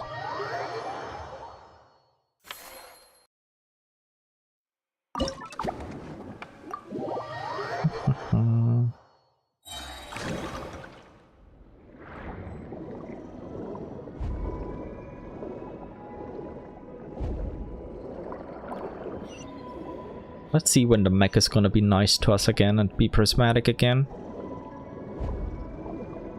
Not this time. But yeah, talking about characters that... Snezhnaya characters that people are excited about again. I kinda... went on many tangents since I originally brought that up. How do you all feel about Vesna, for example? I really like her design. I think she looks really cute. I've seen a lot of Vesna fan art, like more than I expected, which I'm quite happy about. So I'm glad she's getting some love. I've seen a lot of complaints about Danica because, oh my god, we don't like short skirts, which is fine and all, like personal preferences, I guess. But it kind of reminds me of the whole, oh my god, Sandrone has a shorter skirt now. We hate this complaints from earlier, which... They were omnipresent in the Western Genshin community. Obviously they made no difference because the vast majority of the player base didn't care whatsoever. But there were some that did. Now, I kind of feel like the Danica situation is gonna be similar. Depending on how well they characterize her in the story. Nobody is really gonna care about the short skirts. Other than like a handful of people. Like, especially once they already release the character concept. I don't think they're gonna change the playable character design anymore. Like, they've already shown the model. So, like the in-game model. If it was just something like Winter Night's Lost, so if it was an animated short or anything, maybe they'd still change it. But otherwise, it's unlikely. Sandrone's case was a special one because they made a, let's be honest here, lower quality NPC style model for her first, and then they gave her a playable model later. Like, I love the original Sandrone look, don't get me wrong. I would have already been happy with that and definitely would have pulled for it. I'm a simple man, but it was kind of clear that this was not gonna be the fully finished version of the model, no matter how you looked at it. Oh, and another topic about Snezhnaya, while I'm waffling on here and just mind-numbingly resetting. Linnea's sister, Celiano, or however you pronounce her name. I've kind of come to terms that she is probably not going to be playable at this point, although I really wish she would be. I wanted to have both of the Augury Birds. The Augury Bird sisters. I don't care. Even if she's a 1-star character, I'd pull. But I don't think she's going to be playable, unfortunately. But that gives me some hope for important NPC designs in Shinichiraya. Although from the preview that I've seen, yes, we have a very diverse NPC cast in general. Most of these are still generic, although diverse. Like, even all of the Fae, these are not... how do I explain this? They're very diverse, there are very many different kinds of them, but it feels like these are not like very special individuals like Celiano, like Linnea's sister. But Ajax here, who you can see in the corner of my screen, and that I'm using as my avatar, has a hell of a lot of siblings. And yes, we've seen Tuser, but maybe they're gonna give one of his siblings, I don't even care who, the amazing NPC treatment. I'd be very happy about that. Now, is that gonna happen? Who knows? Maybe not, but a man can dream, right? Also, something shameful to admit. Wait. It's actually prismatic? Okay. Now we need to wait 4 minutes until it turns into rampaging mode, and then we're good. Then we're good with the 3rd map, and we can move on to the 4th, and I'll have everything here. Awesome. Okay. Time to relax for a bit. Yeah. It's nice to see the prismatic there. Back on topic. Okay, I'm getting attacked the moment I say back on topic. Rude.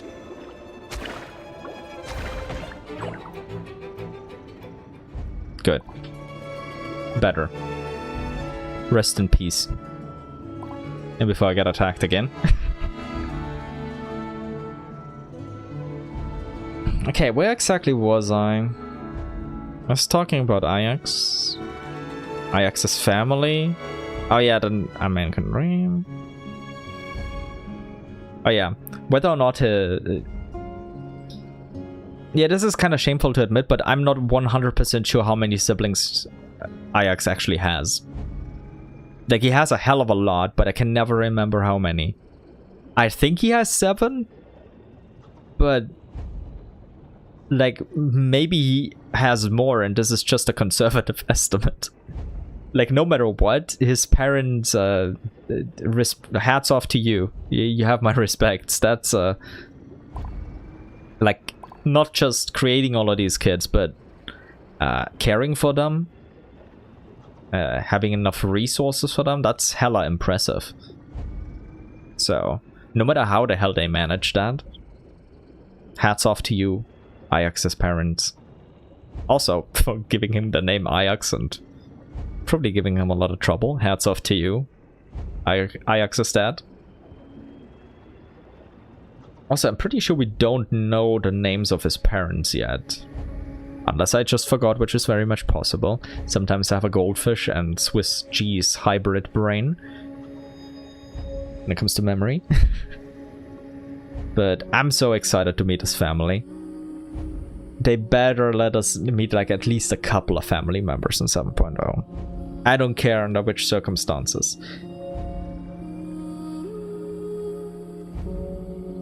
Like, even if he's not the one introducing us to them yet, if we can explore Moripesok, and we can... I definitely butchered that pronunciation, by the way, but it is what it is. But yeah, as long as we can get there and talk to even just, I don't know, his dad while he's out fishing or something, I'd already be happy. So do you all think Ajax is gonna get a second story quest in Nizhnaya? I really hope he will. It would also make sense. Like, first of all, he said he's gonna introduce us to his family, so what better time than now?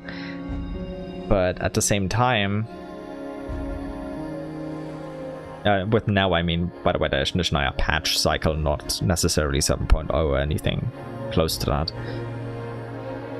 At the same time, we've had quite a few characters who have had second story quests that weren't Archons.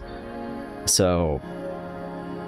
also, some Archons are still missing their second story quest. Like, Venti is missing his... I mean, Farina/Nuvolet, although there is no Hydro Archon anymore, but they're kind of like the stand-ins. They also don't have a second one. Like... wait, does Marika have a second one? I don't think so. Unless I'm misremembering right now, which is very much possible. Like I said a little bit earlier. And by the way, let me try to find the Big Mac, because we only have 30 seconds left and I don't know where it wandered off to. Ah, okay, it's still around here. Good, good. Let's keep it in view. Less than 20 seconds. I said let's keep it in view and then it disappears. Wonderful. Perfect. Couldn't have done it better myself. Couldn't have planned it better.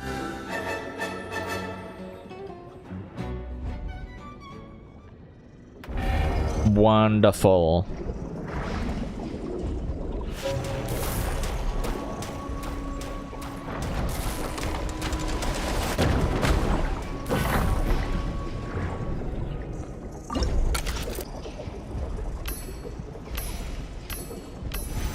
Nice.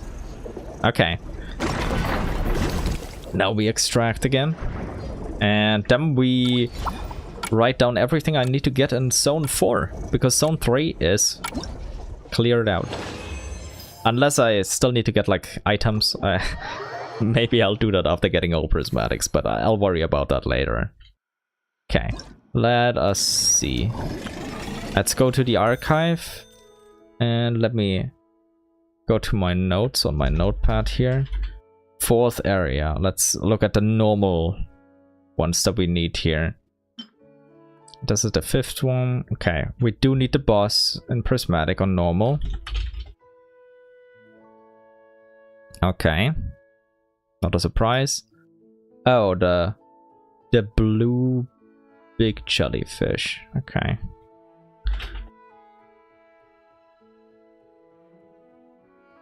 Okay, noted that one down. This one is in the 5th area.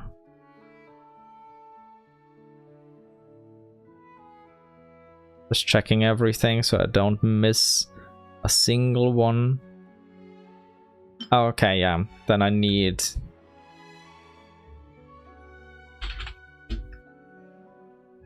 for the rampaging ones, I need the boss on regular and prismatic so I can just get it the first time I see it. Oh, and I need the 2 big jellyfish, so blue and yellow, or clear gold as they call it.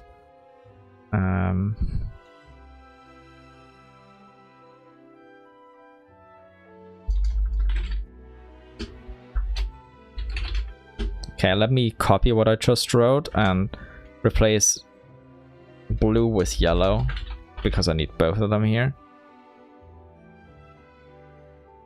This is in the 5th zone. Oh, okay, this one is in the 4th one too. Okay. Like, if this is good to farm on the route, then I'll try to get it. The big blue ray.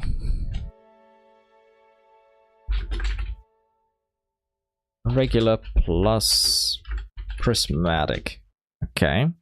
Anything else that I'm still missing here? This one is in the 5th zone. Okay, let me take a look at my notes. For non-rampaging ones, I have the boss, which I need in prismatic, the big blue jellyfish.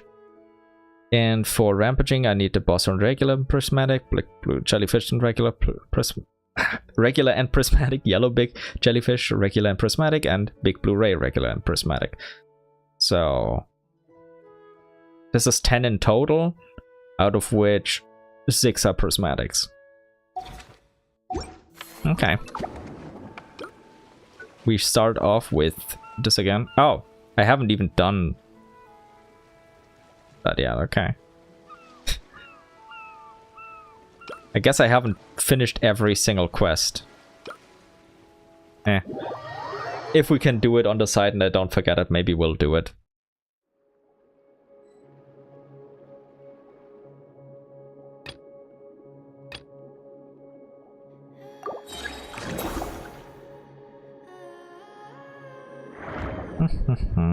Okay, now it's the initial period again where I just explore everything and try to figure out where everything is.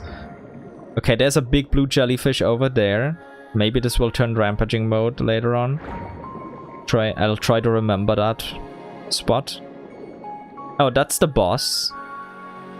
Oh, and there's the exploration spot right next to it. Also, this is the big blue jellyfish, right? Let me just check the name. Yeah, I think this is the big one. And yeah, I need to explore this one.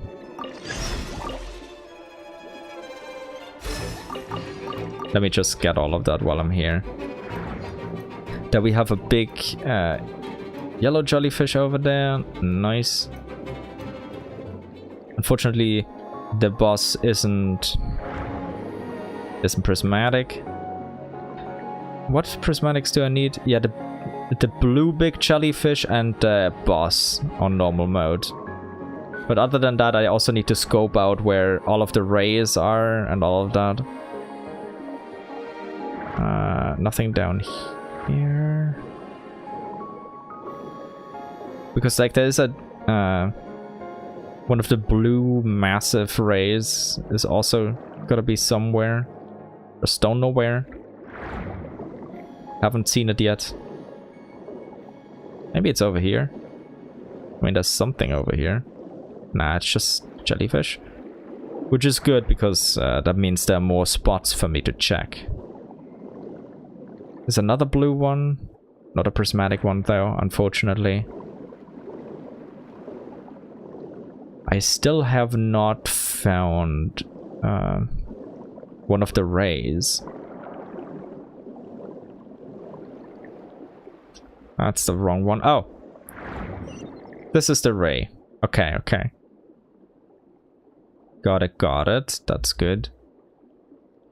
Let's see if there are more jellyfish somewhere. Like maybe on the way over to the extraction point.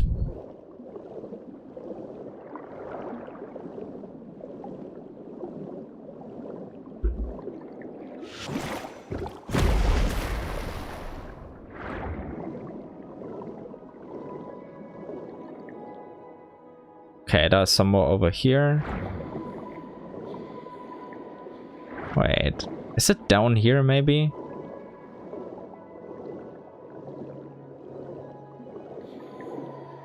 Okay, that's probably something else that I need to do over here to unlock that. Yeah, it's over there. Yeah, I forgot. How stupid of me. There's some over here, some jellyfish. Okay, are these the big ones? There's one big one in here. Okay, so I can check that too. Got it. Alright. That's a nice start.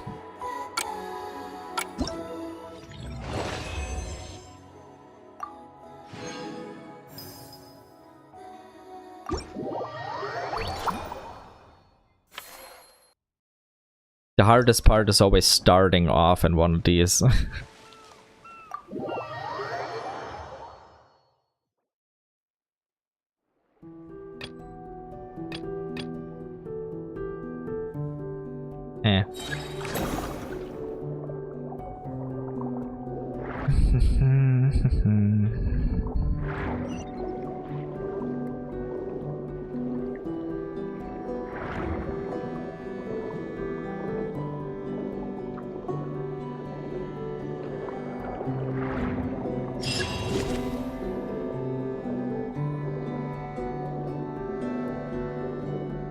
Okay, with blue ones.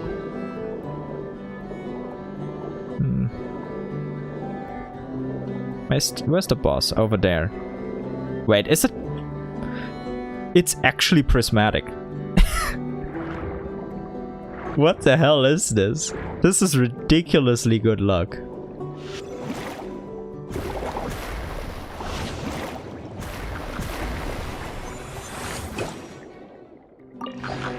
Holy hell. I didn't expect that. And I still need a big one of these. Kind of these jellyfish to be prismatic on normal mode. See, I still gotta reset a couple of times. I think there are like 3 or 4 on that route. Probably 3. But yeah, let me note that down. The boss I already have in prismatic. Nice. So now 9 left, 5 of them being prismatic. So only 5 difficult ones. Oh, I started off on this side this time. Okay, I don't have a route for that yet.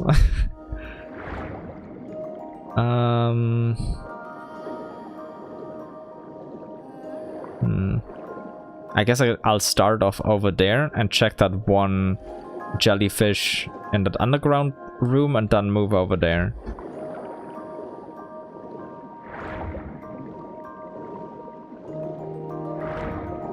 I guess that works out well enough. Yep, that one's not prismatic, unfortunately. But hey, it's to be expected. Wait, what? What's with this luck? I like this. Yeah.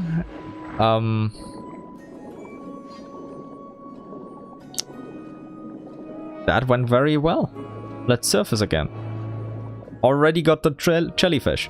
So we can switch to the pollution mode.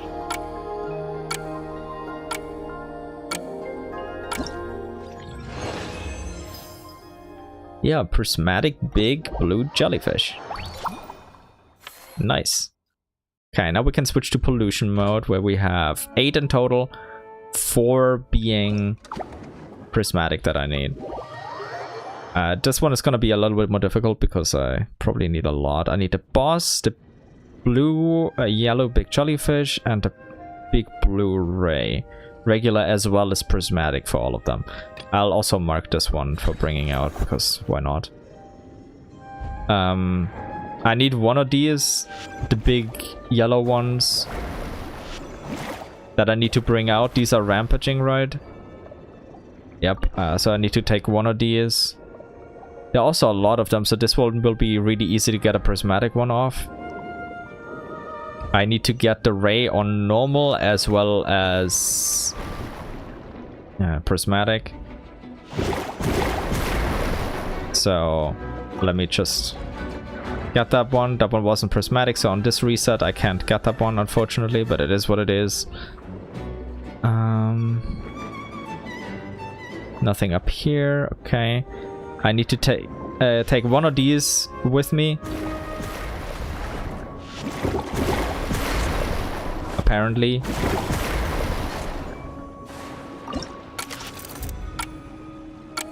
And for the quest, just I want to kind of get all of those out of the way.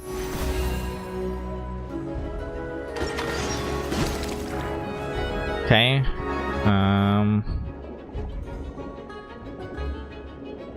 Wait. Weren't a couple down here? Nah, they're over here. Okay, I need to get the blue one over here in the normal version as well.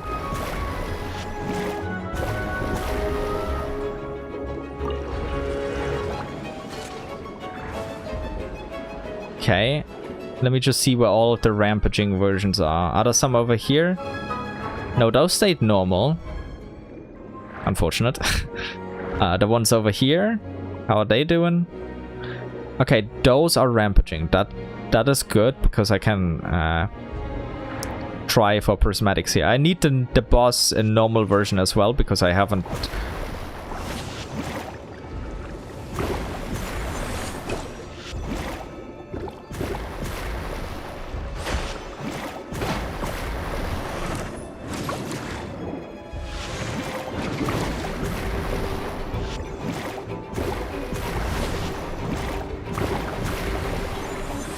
Okay.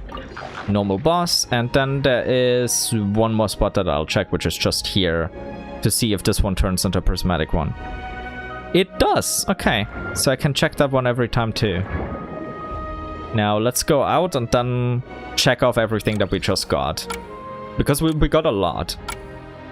Not really prismatics, but we got the regular ones. So I can check those off. I got the regular boss. Let me delete them. Then I got both jellyfish and that one. Okay, so I got the regular versions of all of them. As to be expected. So now I just need 4 prismatics. Yep.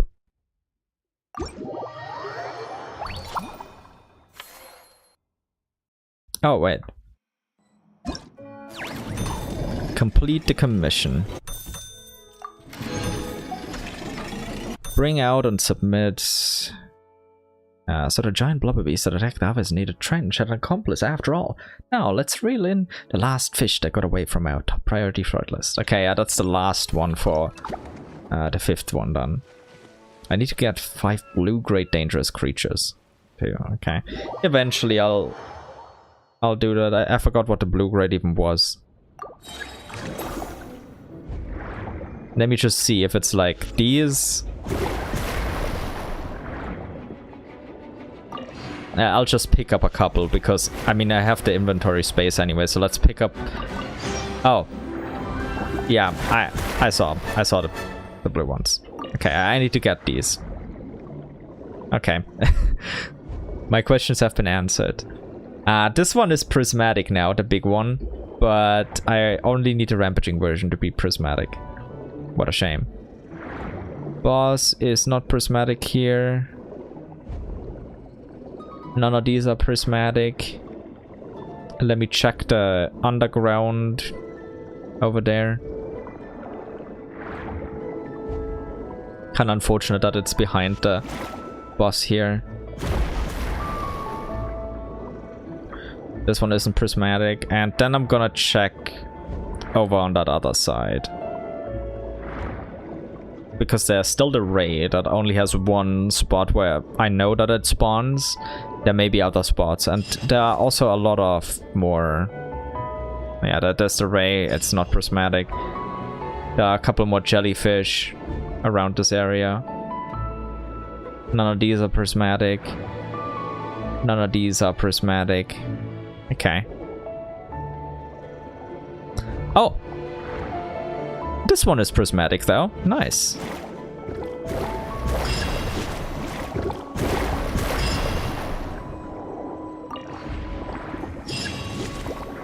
Okay. Now let me just go around a little bit and see if I can find other spots to check that I maybe overlooked earlier. I don't think there will be, but you never know. Yeah, it doesn't look like it. Looks like these are the spots that I'm limited to checking. It is what it is.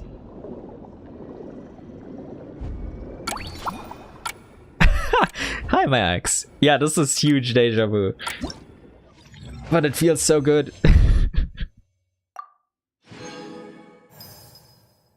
Okay, let me write that down. Okay, I got the... Wait, which one was that? That's the yellow one. Okay, I got the yellow big jellyfish. Now I only need 3 prismatics on this map. The boss, the blue jellyfish, and the blue ray. Wait, blue ray? Like a Blu-ray disc? Oh god. Why was that the first thing I thought of? That's so outdated at this point. Like when... I don't even remember using Blu-ray discs anymore.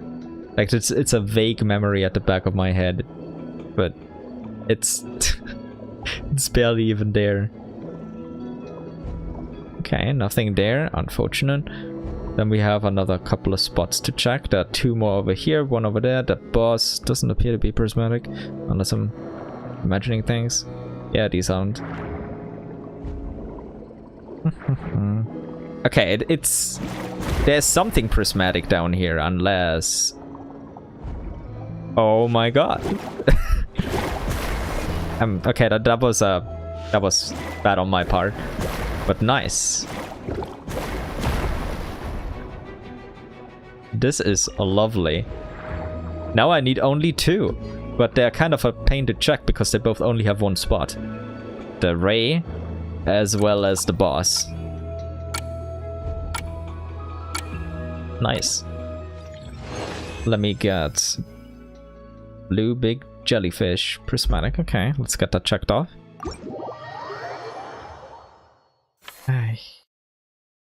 But yeah, Max, I know that you've been looking at things that I haven't, like when it comes to Nizhnaya, like leaks and stuff. So, without spoiling me on anything, are you excited for Nizhnaya still? Just to get a general gist from you, without spoiling myself.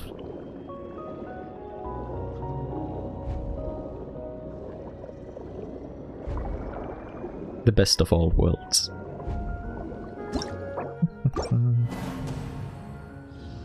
So yeah, from what I've seen so far, which is nothing, I am still excited. Like, other than like the official stuff.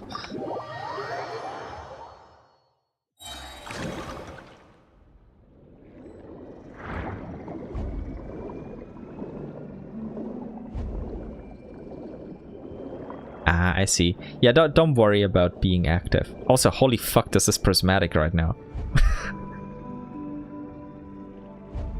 I hope office life is gonna go well and not be too rough.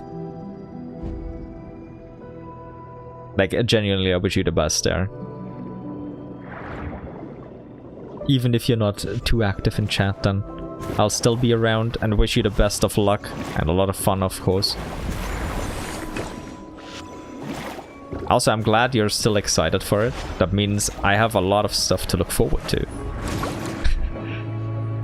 Because in general, when it comes to Genshin and story and stuff, we have pretty similar tastes there.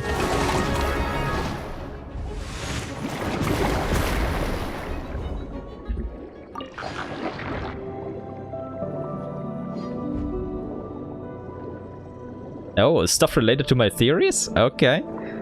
Okay, now I'm getting more hype. Nice, nice. Only a couple more days and I can completely throw life to the side again, which I shouldn't.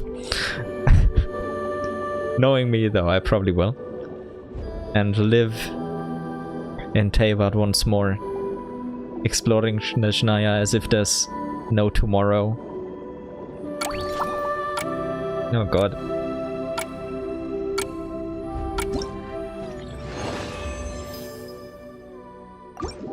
Yeah, let me check the boss off. Now I only need the big blue ray. Name painting. Wait, with roadmap for upcoming characters, do you mean like the ones that we already saw? Or do you mean what certain alleged insider knowledge peeps have claimed? Because if it's what we just already know officially, then yeah, that is already wild enough and I love it. I mean, we have the Tsaritsa and you know how much of a simp I am, but it includes new and not so new characters. Okay, okay. Color me excited. Trust, we're getting a twooser, a playable twooser. Talking about 7.5 to something like. Ah, I see. Okay, yeah, that's way further down the line then. I don't know what to expect, but I'm definitely looking forward to it. Hoyo has always managed to keep me excited for the entire year. So yes, I've been excited since Genshin's release. I'm a simple man. But playable too, so trust.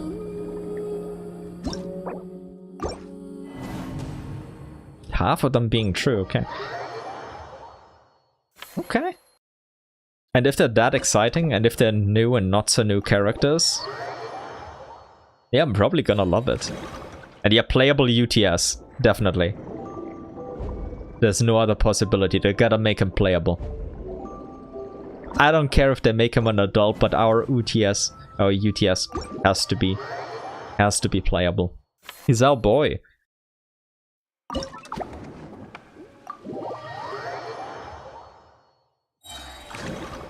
I can't wait to see him in like some flashback of some sort in the game, and then just go, oh my god, UTS!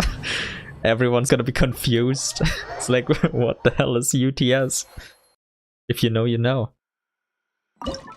You know, UTS and Tusa have some considerable parallels to a certain degree. You know what? You're not wrong. They were both young boys. They both smiled. They're both technically Znezhnayan. They're both related to an Ajax, allegedly. Yeah, that... They're practically the same person. Well, they're not, but... let's dream. So if we get playable UTS, it's basically playable Tuser, so I'd be happy. Actually, like the first time I saw Tuser, he really annoyed me back in 1.1, but then he grew on me. He may be a brat, but he's my brat, so the baby brother. So gotta treat him well.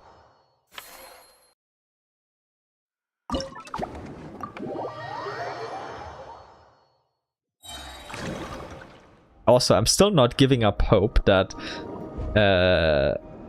Ajax... Oh my god. Okay, this one is prismatic. Finally. That didn't take long. Damn. Max with my lucky charm again. That was way quicker than I expected. I barely even started this map.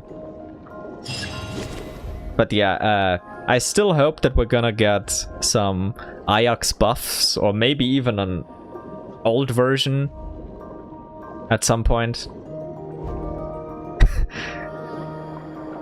I mean, Columbina is already C6, but yeah, she is not R5 yet. But I have to save.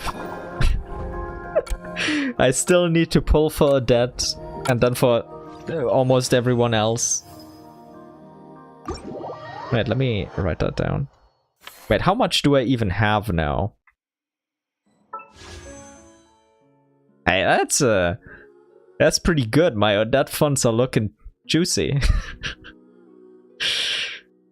Yeah. Also, what's my weapon banner history? 0. Wonderful. Yeah. As to be expected. Oh, wait. I wanted to check the archive. Okay, now I need to go for the 5th area. Holy hell, I can't believe I'm already there. What do I need? I need the normal boss on Prismatic. So, boss Prismatic. Then I need the big blubber Prismatic.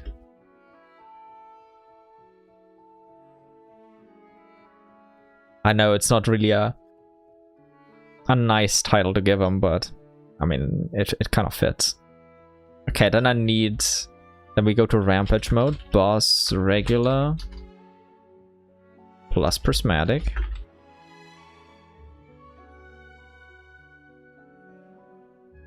Okay, then we need the big blubber. Regular plus Prismatic.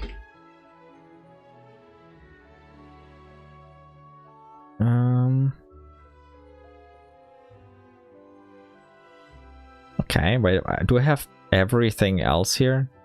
Damn. Okay, only small blubber. Small blubber, regular, plus Prismatic. Damn, that's almost nothing. That's 6 And that's 8. A 6 on Rampage, 2 on Normal, and only 5 Prismatics. Okay. Famous last words, by the way. I'm gonna regret saying only. Oh, I got all quests here. Nice. Well, let's go, let's go.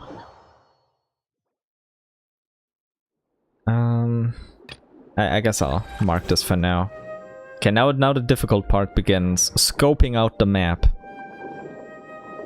And seeing where everything spawns.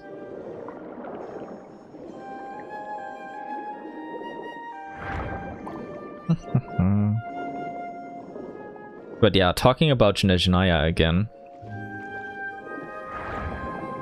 I'm amazed that Genshin always manages every single year to make me really hyped for what's to come.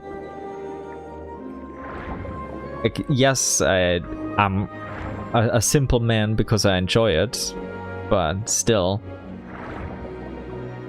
they don't really miss too much, and that makes me happy. Wait, there's nothing here. Okay. The live orchestra, you mean in the live stream? Or the special program? Because yes, I did hear that one. Or did they? Yeah, you even watched that too.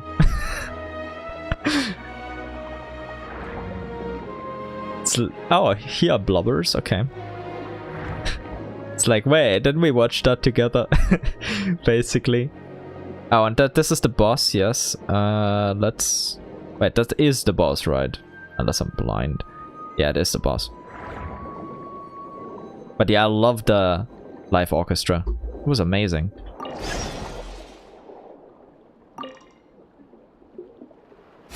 Yeah, you wrote quite a couple of messages during that and after that part, where we talked about it.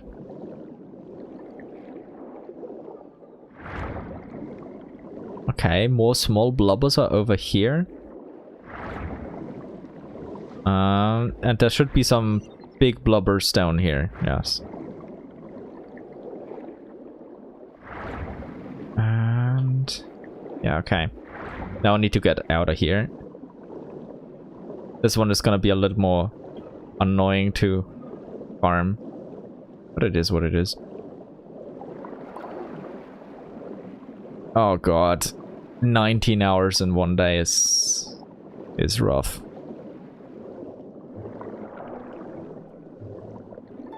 I can only wish you the best of luck, unfortunately, and most of endurance that you can stomach. I hope it goes well. Oh wait.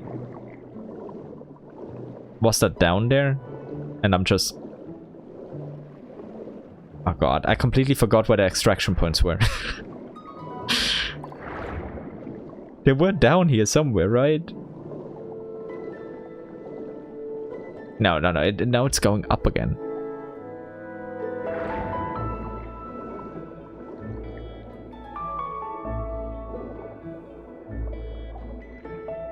Yeah, stay safe on the way and enjoy your energy drinks. I hope you survive well. Yeah, best of luck there. You can do it. You have to, but yes.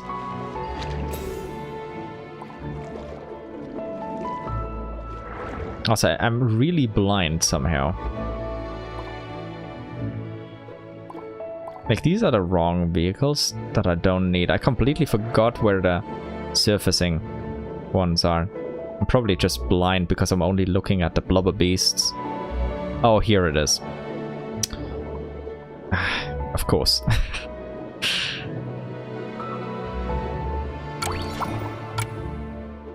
Naturally, it's here.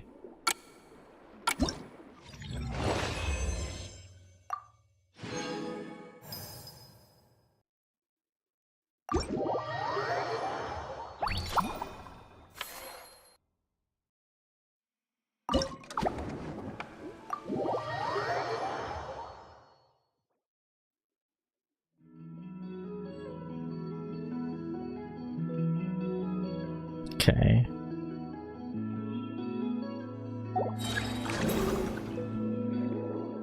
Okay. Let's go and search.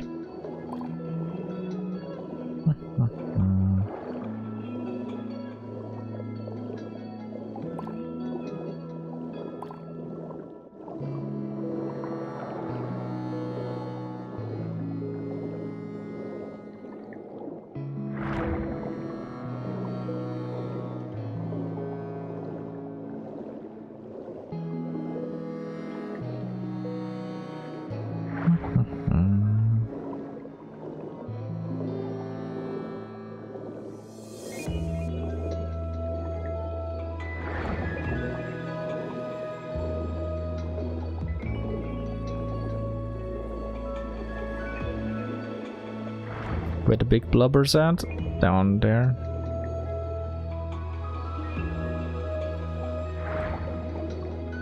Oh, okay, yeah. That's the way I needed to go. Okay, yeah. I thought there was something.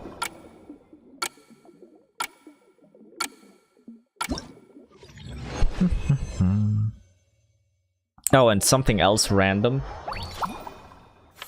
One of my friends, like half a year to a year ago, wrote me and another close friend of mine that, oh my god, I finally found an Oshi again, like a VTuber they're really into.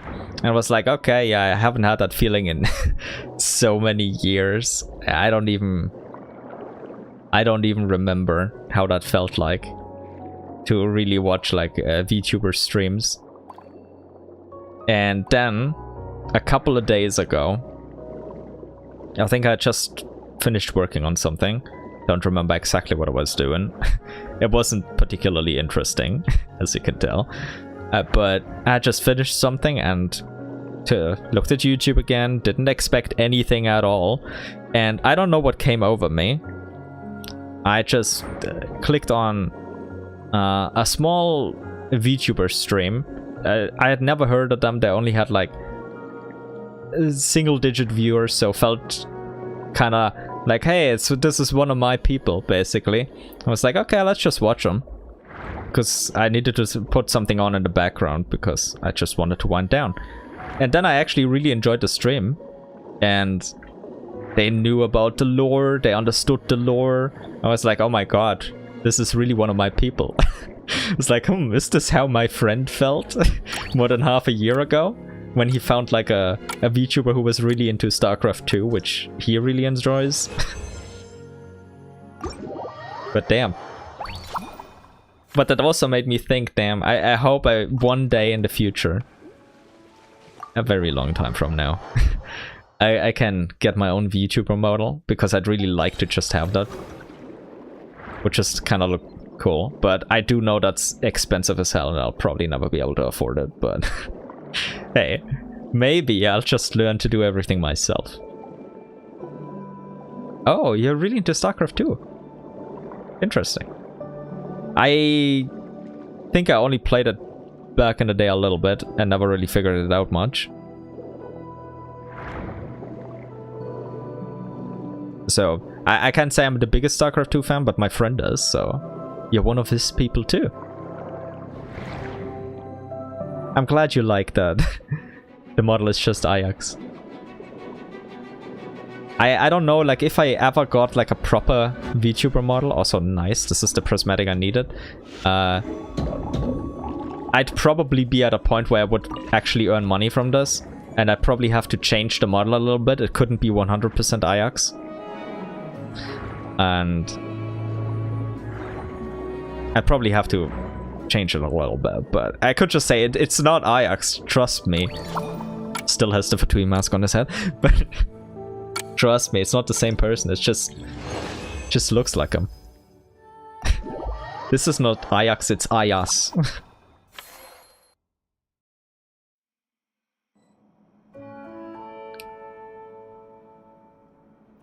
StarCraft 2 has a ridiculous difficulty curve, largest of any game. Yeah, I do believe you there. I do believe you. I'm glad you're enjoying the campaigns. I think I only played the campaigns myself. I like, whenever it came into RTS, I never got into multiplayer matches. Because I just never enjoyed that sort of competition, and I was also really bad at it, so that definitely didn't make me enjoy it more. But hey, we can still have fun with campaigns and stuff like that. But yeah, I've seen a little bit of competitive StarCraft 2 at points, and understood like almost none of it, but yeah, it really does have a ridiculous difficulty curve from what I've seen. But yeah, I'm just glad that I found a VTuber to watch again, so I can put them on in the background. And I even did something I almost never do. I commented in chat twice, like just once to just wish him a good night because I'm a good boy. And I kind of wish it to everyone I watch. And then, just because people were running crazy with theories, was just giving a PSA that, like, unless it's confirmed in the game itself, don't run away with these theories. But I couldn't believe myself that I would actually chat. But I am usually quite withdrawn and a lurker. My only exposure to YouTubers was this girl that predicted every single World Cup match or something of rallying behind. Oh yeah, I remember that. I remember that. I didn't watch her, but I know about her. Like, this was really big news at the time. I'm also not into football. Like, I didn't even watch any World Cup matches in years. My sister's still into it, but I'm just not interested. Back when I was a young boy, I played football or soccer, so that everyone understands what I'm talking about. But it's not my thing. Just not interested. But yeah, the VTuber who predicted, who cursed every single team that she supported, that was hilarious. Like, the news got so big that it was plastered all over my YouTube recommended.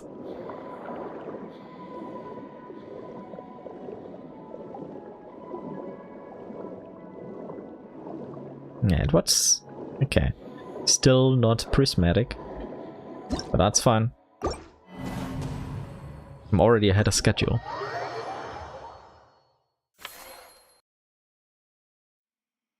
Yeah, that's relatable, like when family is into it, but you're not. Very relatable. Like, I'm just glad I'm not, like, being forced into being into it. So I'm glad for that understanding. To be fair, my sister wasn't into it for many years, but recently she's gotten back into it.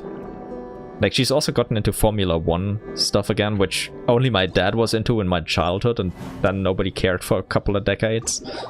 But now she likes it, which is... I mean, it's fine. I'm just glad she's having fun. Meanwhile, I'm not much better. I mean, I'm into gacha games. What does this say about me? Let's not analyze that too closely. But... yeah. I haven't really paid much attention to sports matches, but that one VTuber, yeah, I heard about them. Still, I'm actually happy that YouTube recommended me that other VTuber, because it was just a really fun, chill stream to watch. I've only once before in my life commented in a live stream chat. Well, it wasn't just one comment then, but it was just with one person, and it was like... how long ago was that? Maybe 6 years ago or so. It was just a small Twitch streamer with like a community of like 50 people or so. And I was actually active in chat back then, because it was just such a chill community. But I've never, under any other circumstances, ever commented in a live stream. And then that changed. So I'm glad that YouTube gave me something to enjoy again. Yeah, I mean, I would probably also comment if we were having such a pleasant conversation, but I usually just lurk because there are like hundreds of people in chat, and if I commented something, nobody would even see it, and most I could do is interact with like a couple of people in the chat at most. Also, I'm a bit shy, so like even in chats or live streams, I hold myself back from commenting quite often. And then by the time I'm like, oh, maybe I should have commented, it's like 2 minutes too late. But yeah, compared to me, you're like commenter pro max. But that's nice, because it distracts me from the monotony of prismatic grinding. Also because it's just nice to have your company.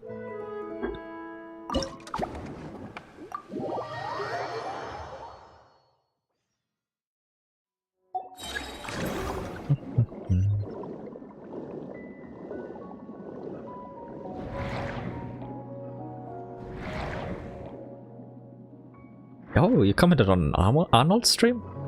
Or was it on a video?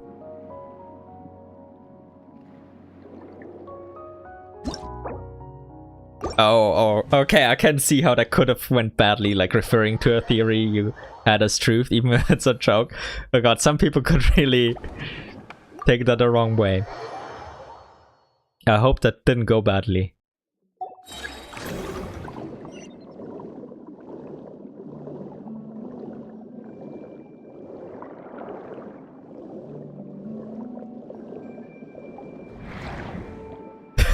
Oh god. Okay, so you didn't look at leaks, but you got it right. Damn. Wait, you got... Okay. That's unfortunate. It's unfortunate that you got banned for that. I can understand the trauma there. I feel devastated as well, just put it lightly. But don't worry, unless there are like extreme common decency and rule violations here, no bans will be happening. You're also not like some kind of unreasonable jerk, so don't be afraid. Oh, you got unbanned again? Nice. That's good. Wait, did you get banned over like here on YouTube or over on Twitch? Because I do know that Twitch has like unbanned requests or something like that, although I'm not an expert on Twitch streaming and stuff like that, but I at least know that these exist.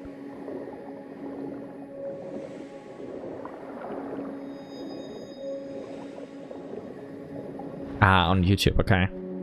Then it's impressive that you managed to reach out to Arnold or his mods.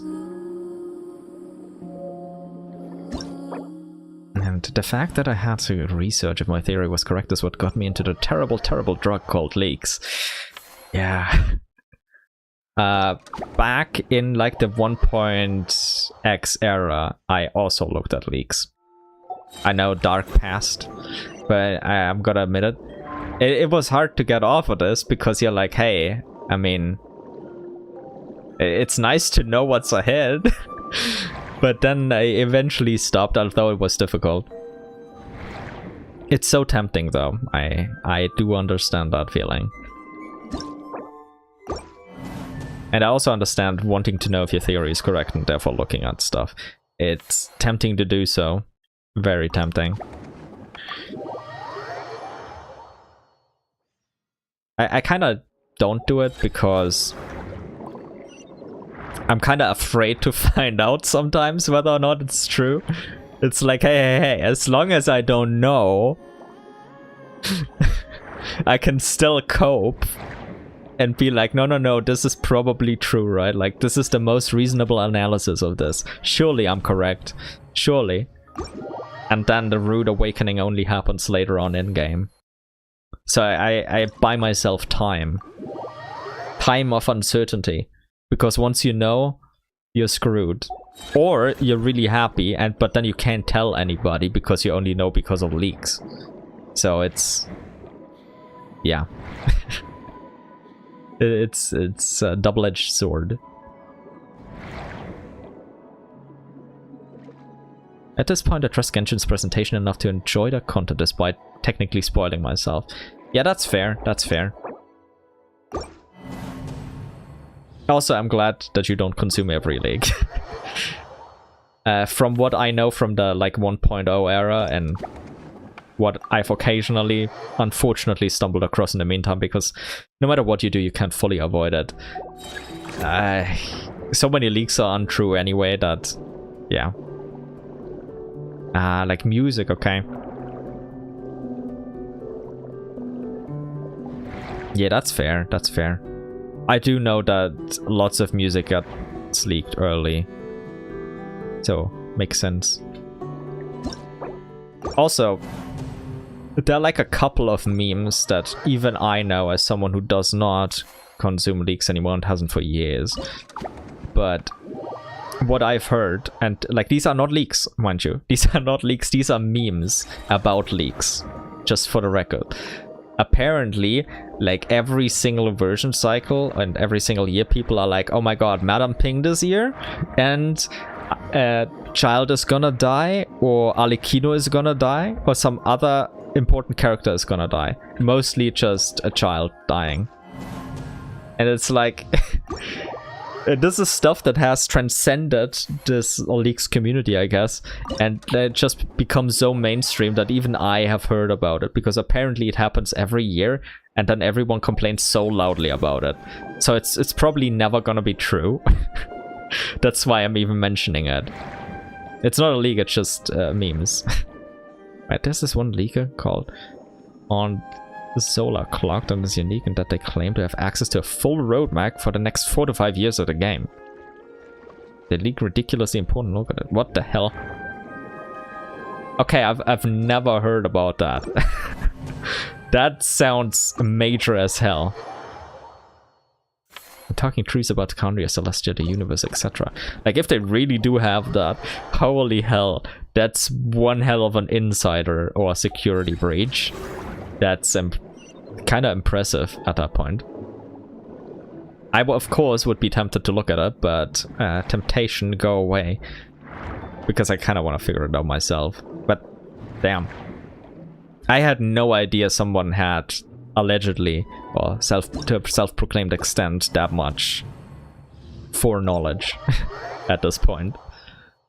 Like, back in the day, I just knew people had, like, stuff about the next version and maybe some long shot stuff about the patch cycle sometimes.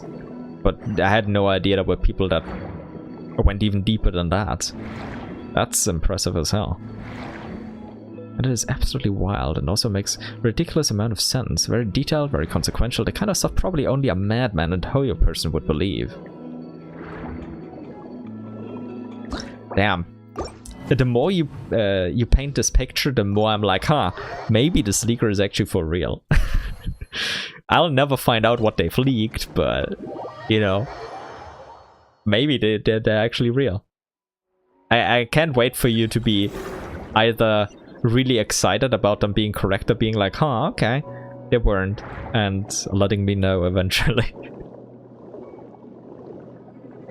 Most people don't believe them because of how wild they are, and you're not sure. Oh, finally the prismatic, by the way. That's lovely. Yeah, I'm not too sure either, because I don't know anything. But, that aside, the wildest stuff is usually the most exciting stuff. There's a part of my brain that genuinely believes. Relatable. Relatable.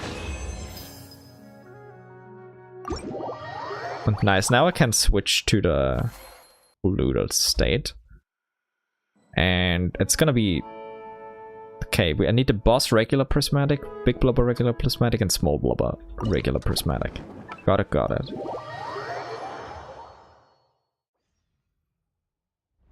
Also, let me get the survey mech as well, while I'm at it.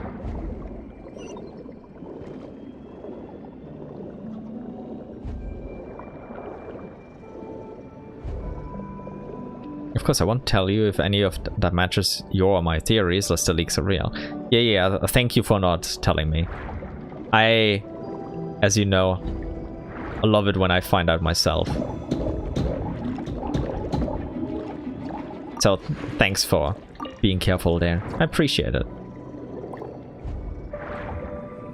What you can tell me, however, is like afterwards, after we already know, like, hey, this was already leaked and it was true.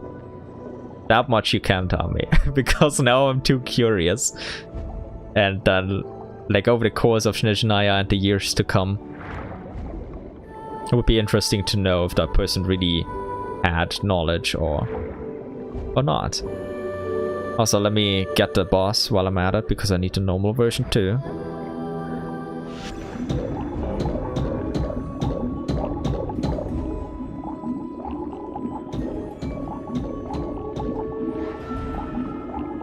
I just suck at this boss fight in general. Oh, I say and then I don't fail immediately.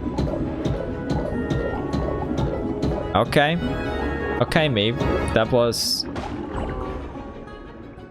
So I'll leave it there, but every time that the regular leaks get closer and closer to the areas of the game that leaker treats, I get like 1% more convinced because it starts matching and my fear grows.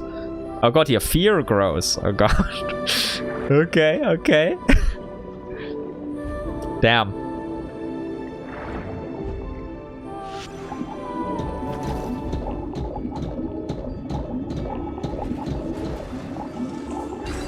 I'm excited though. Oh, also, no, I didn't want to search. I wanted to get the mech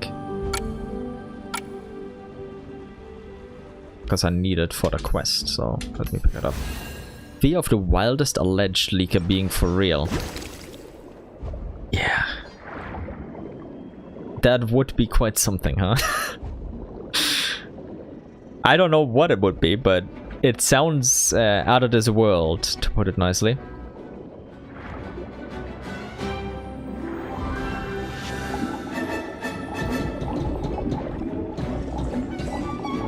Let me get the big blubber. No, not the pup. The fatso, yeah. Perfect. Perfect, perfect. Okay, there's only one rampaging blubber beast that I could find. Okay, that reset is gonna be a bit painful, but I mean, I need a boss too, so it's fine. So that is fine.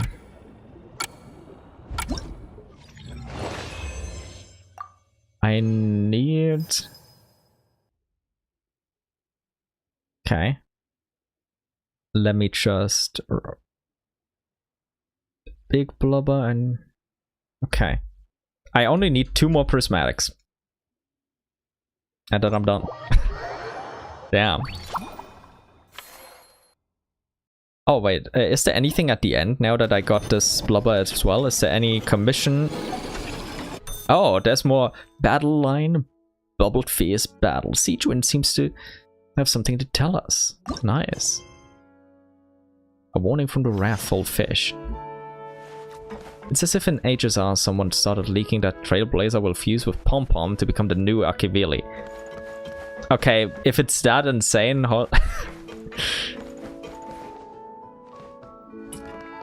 interesting, interesting. That level of insane is what we're talking about, okay. I mean, I could see it. I could see it. Not gonna lie, I could see it. Hi, Siegewin.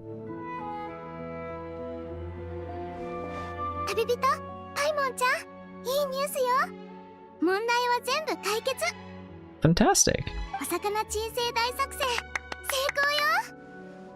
潜水士さんたちが水中を片付け終わってお魚の患者さんたちがもう少し落ち着いたら元の環境に返してあげましょう。 Thanks so much for all your hard work, Siegewin. おいらたちみんなが頑張ったおかげだよな。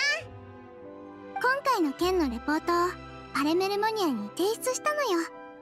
もうすぐ担当の人員が関連規則を制定して各機関に通知するはず。 So diligent. Wait, Aha ascended into Aeonhood because he reached the end of the imaginary tree and learned that he is in a game. Yeah, I mean, we do know that, yes. We do know about that.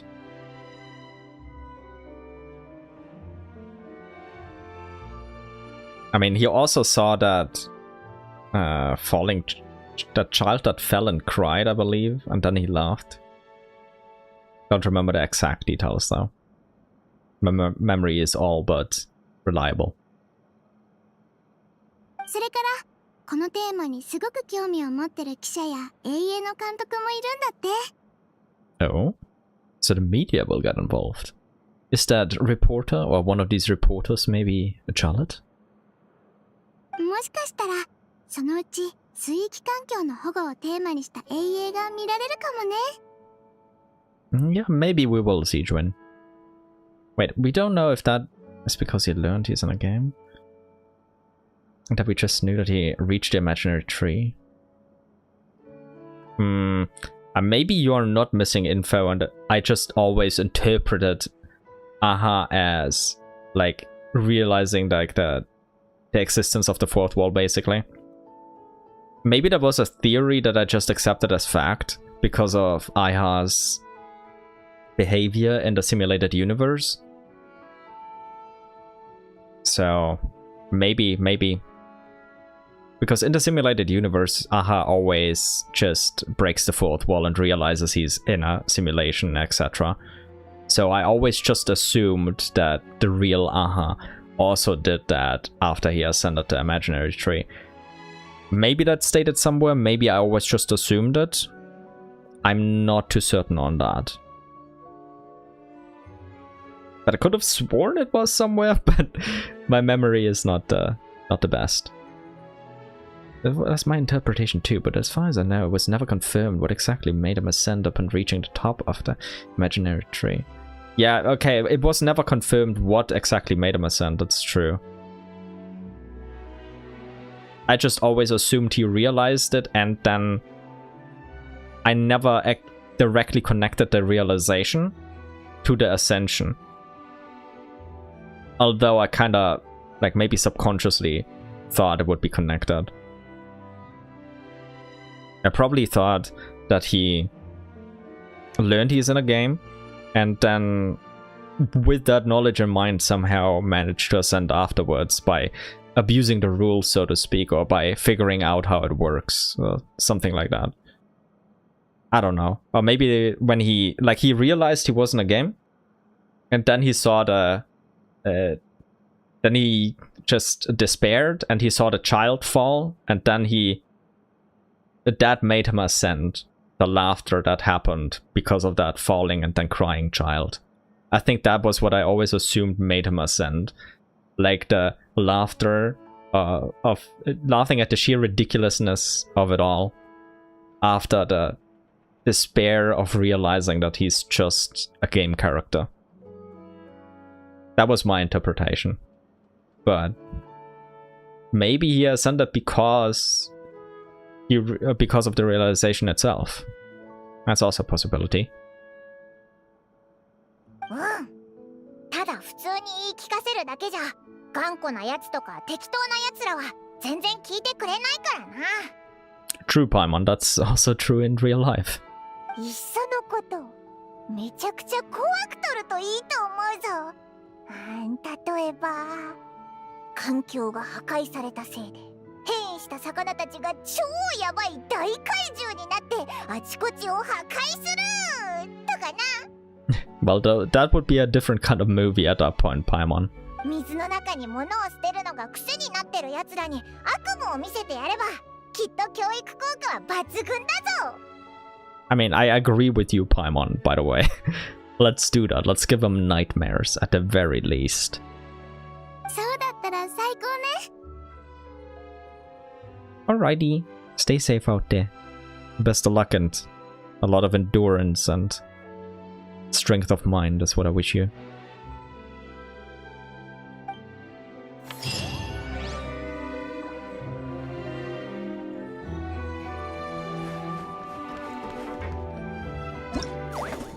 Oh, okay. That was the last quest. Okay. Well, I didn't even expect to see Zedwin. But nice. Okay, now I need 2 more prismatics, the big blubber and the boss. I only know 1 big blubber location and the boss, so 2 more prismatics to check off the list. Then of course I'll double check if I got everything, and if I get everything early, I don't know, I still have like Sandrone tea parties and stuff like that to do. But let's see, let us see. Okay, the boss doesn't look prismatic to me.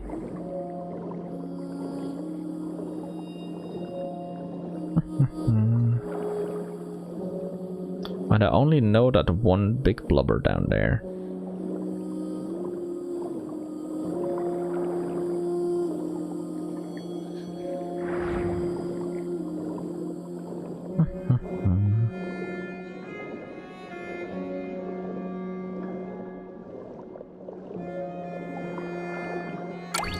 By the way, no need to break the lurk status. I'm just gonna ramble. Gonna voice all of my random thoughts. As I stated before, I was thinking about when exactly I would stream once Snezhnaya releases. Initially I was like, oh my god, do I do it right after maintenance? But first of all, it is already gonna be so many people streaming, and maybe someone would watch them much rather than me instead. That's fair. Secondly, it's a really unfortunate time for me because the maintenance usually ends at... What the hell? It's already prismatic. The boss is already prismatic. What the hell is this? This is ridiculous. But yeah, it's 4 AM for me, which is a really unfortunate time because it... Maybe I'll do it. I'll have to figure out my schedule and maybe do a lot of things in advance.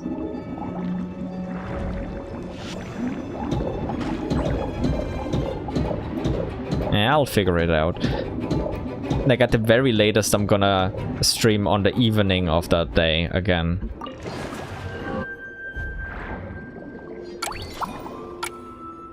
Yeah, my evening, rather than 4 AM on the same day of release.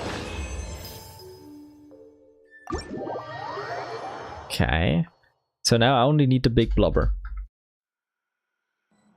I only know of 1 big blubber spot. But let us see. Let us see.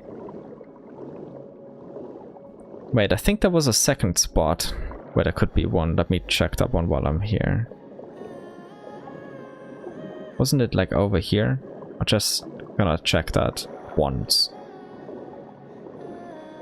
Nah, it's just this. Oh no, there is 1. There is a big one. I remember correctly. Okay. Good, I can check for 2 big blubber spots then. That's good. That's good.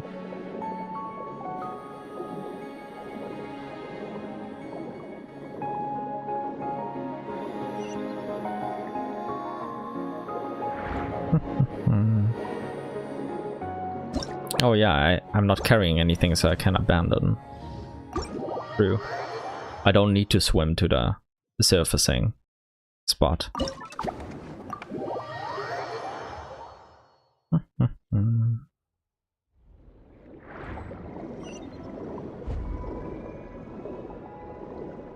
One thing I'll probably do today still, not on stream of course, is watch a video about that by like some meta theorists, just to meta analysts, I guess I should call them, just to know what artifacts had to farm for her at that point and how she really fits into the team, because I've already seen like some shorts that a couple of people posted about her, but not the in-depth stuff again. And I'd like to learn that about her now that like all of the early access stuff from various content creators is already out. So I'll probably still do that.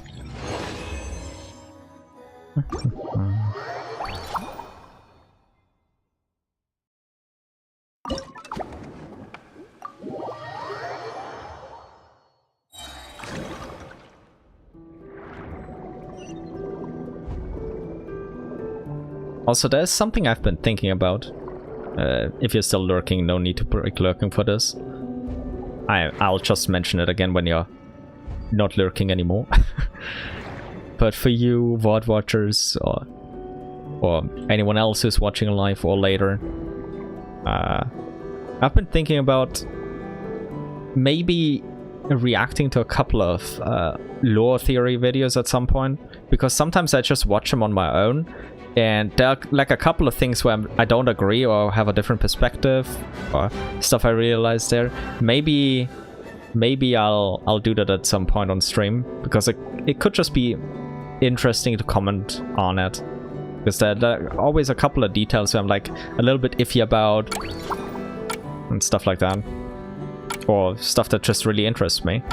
So maybe if I see something that looks really interesting, I'm gonna be like maybe, oh my god, My Name For Now has posted a new 2-hour 50-minute long video or something like that. I'm gonna be like, okay, that's gonna be a stream, let's watch that. Let's watch that and react to it. I don't know though. I'll probably, if I ever do plan to do that, even though I'm like smaller than a small fish in the sea, I'd probably still better reach out to the people that I'd ever want to watch like videos of, just so that I know that they're fine with it. I just think that would be the more polite thing to do, just in case someone wouldn't want that done, although it would be a bit weird, but you know, everyone has their own preferences there.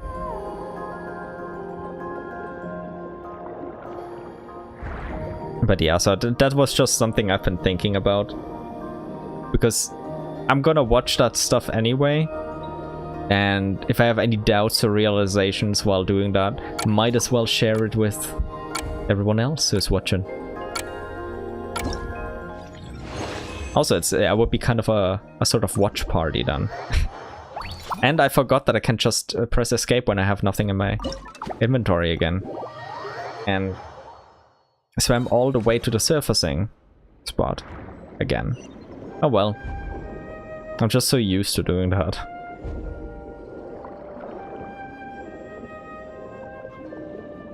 But yeah, considering I only need one more prismatic, which isn't that much. Famous last words, of course. It could take me like 10 hours if I'm unlucky. But I still have quite a lot of time left for cleaning up a couple of quests and stuff. So that's nice. That is very nice.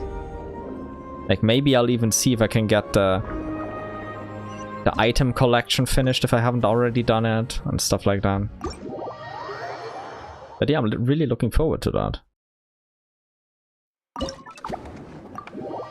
And to seeing the fully finished prismatic screen. Everything would be a prismatic variant. Let me drink something again.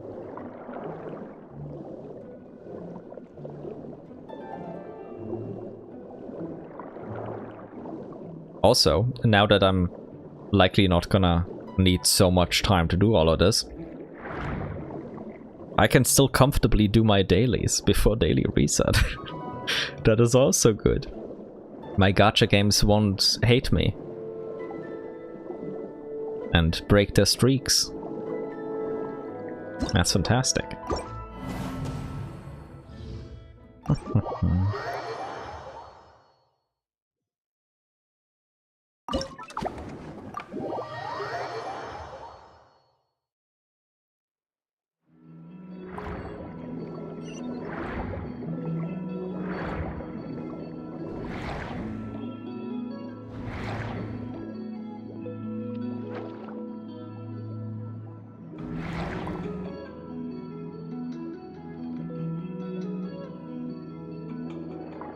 Okay, that big blubber is not a prismatic one.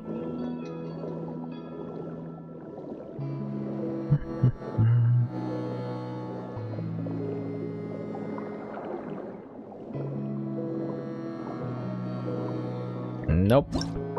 Not a prismatic.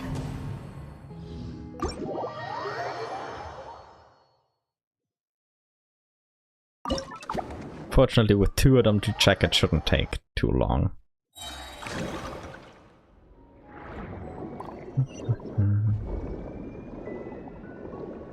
Oh, speaking of just future Genshin stuff. Not that I'm internally thinking about it, but of course I haven't spoken about it yet before I brought it up. We're still missing so many sub-regions for specific nations that we haven't gotten yet. I hope they're gonna give us like a complete Teyvat map before we leave for the next chapter after Teyvat. Like Mount Isis we need. We of course need the Mother Jivari. I mean, I'm still coping for Gurabad, but they kinda scrapped that idea, I feel like, which is extremely unfortunate. Still, I hope we're gonna get Gurabad, because it sounds really fun to explore. Then the Dandelion Sea is probably never gonna be released, but it's possible at least. May just be fictional though, who knows. Still, we need more Arcadia stuff, where then Frederica is likely also going to be. And with Leo, we need Blackcliff Forge. I'm still coping for that. Like, it's right there and we haven't gotten it, so please. And I guess the only thing that we can say with Inazuma is mostly that there should still be like a purple sea or something between Inazuma and Sumeru. So maybe there really is something in the sea there. And wait, considering that it's a purple sea and Electro in the game is purple, and we don't know where the Electro Sovereign is, maybe it's there. I'll have to read the exact pieces of text that talk about that sea portion or sea sector again, because it's been so many years, but I still remember it just being there, and we've never gone there, so yeah, feels kind of bad. Then I've also seen somebody who recorded like the Planet of Teyvat spinning, and there were like a couple of spots where I'm like, okay, there could still be small expansions there that we don't already know of. Like one in Mondstadt, which is likely related to Arcadia then. But there was also so much just open ocean. And they have talked about the Dark Sea, and the Dark Sea being beyond the Dominion of the Seven, so beyond the Seven Nations of Teyvat. And it would literally be a sea then, like the open sea there. They have said that the Seli palaces, or the palaces of the angels then... Oh my god, we got the last prismatic. Oh my god.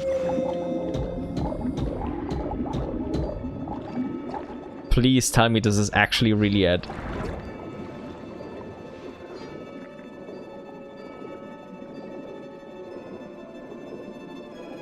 Please.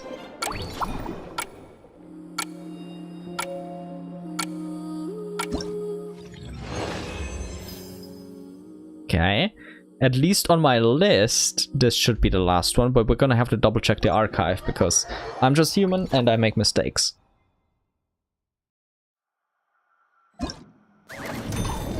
Let's go, let's see. Wait, also I went past 2 million with that, nice. I'm checking everything very carefully. Like, every single one. Are they prismatic? Okay, everything on that page was prismatic.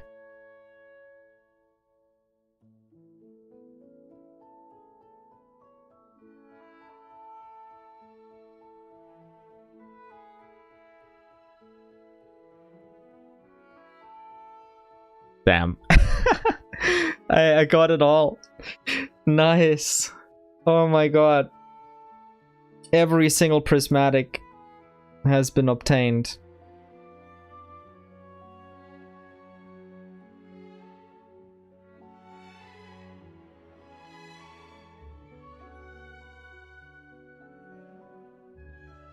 That's such a relief. And it feels so nice. Like, this does feel equally as good as getting the shiny you want in Pokemon. Yeah, it does feel as good. Okay. I guess I still have 2 items that I need to get. Might as well do that because I still have a lot of time. The Marvelous Toy Machine and the High Precision Gear, both in Water Zone 4.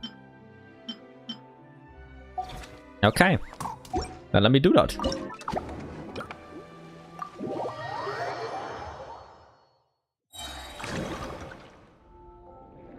I'll just focus on like the big chests. Okay, that sounds so wrong out of context. You don't get it twisted. I'm just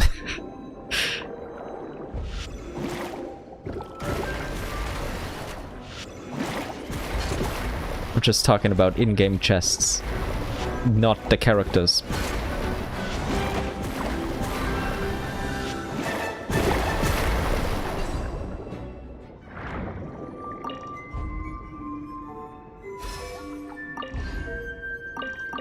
Okay, nothing here, unfortunately.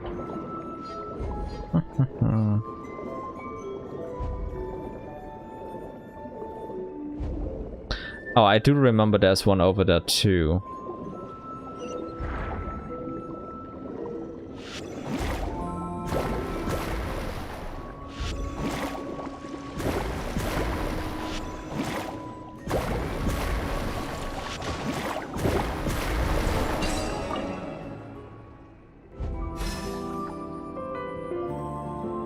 Nothing there.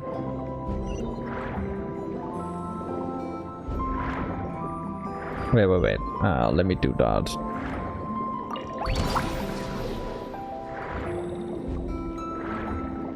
I guess I'll also open this one. I mean, it is a precious chest, so... Nope. Anything over there? Okay. Okay, that's good. Nope. And there's one more up here that I know about. There's probably more than this. But yeah, I don't need anything that I have right now, so let's abandon. Yep.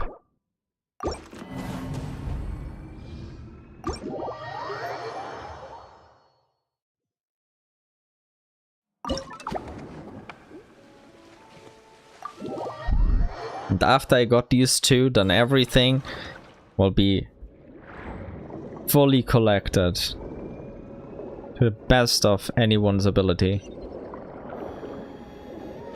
This is a precious chest too, so let's get that one.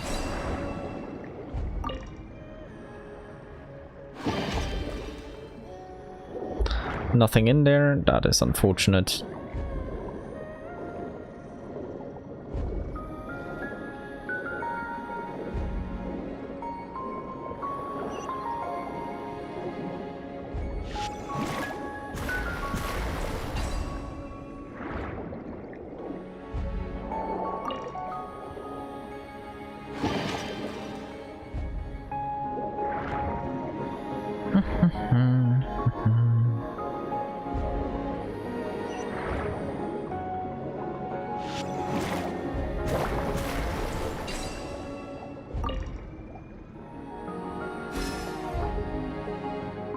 Hey, that's one of the 2 that I need, the high precision gear.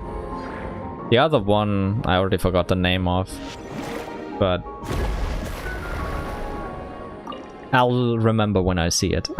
That's usually how that goes.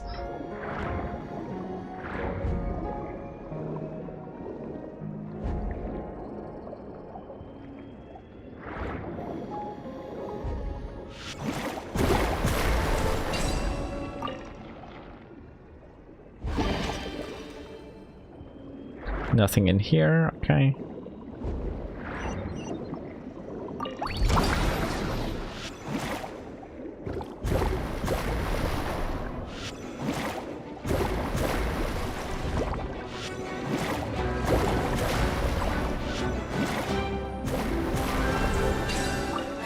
Let us see.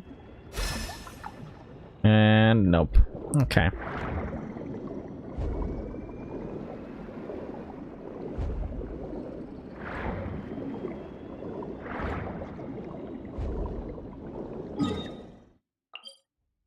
Oh. Wait, this... I forgot that this showed the treasure chests on the map here. Might as well get them done while I'm here. Nothing here. Unfortunate. Unfortunate. But might as well get them all if it already shows up here. Maybe I'll get the other one too. On this small dive. This small diving adventure. Oh. That's a big one too. Nice.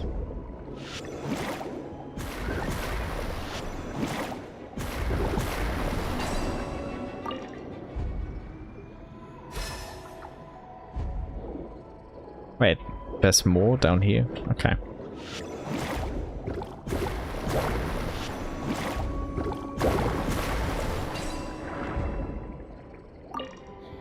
Let us see. Yep. Not what I wanted, unfortunately. Okay, it's only marking one more chest over there.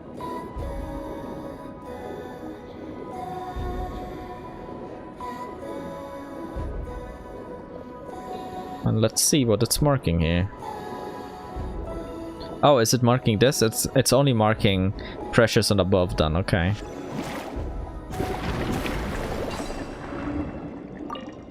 Makes sense. Wait.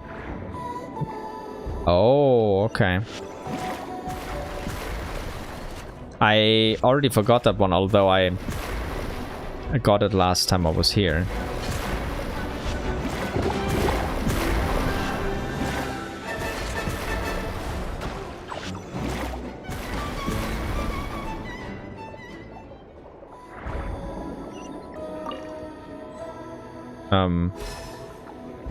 Okay.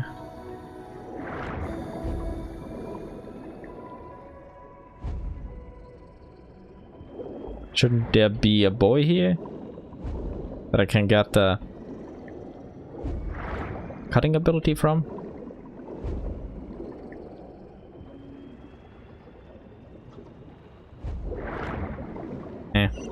I won't bother with that one for now then. It's just one precious. Damn, I forgot how threatening the late stage pollution sound was.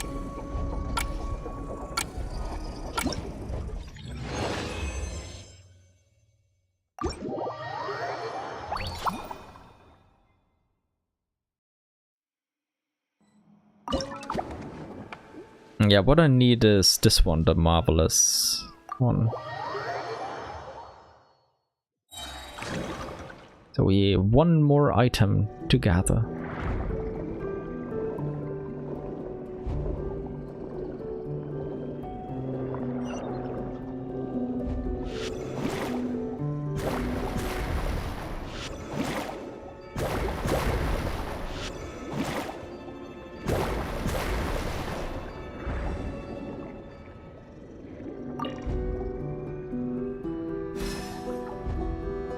Damn. Okay, that's not... Those were not good drops.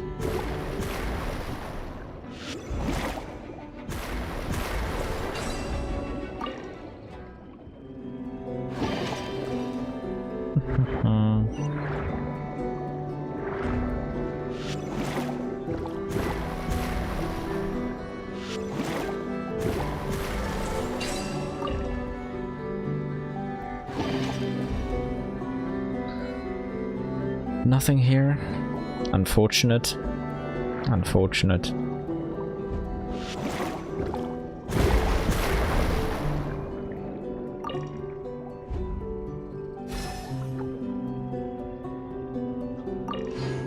Wait, that should be it.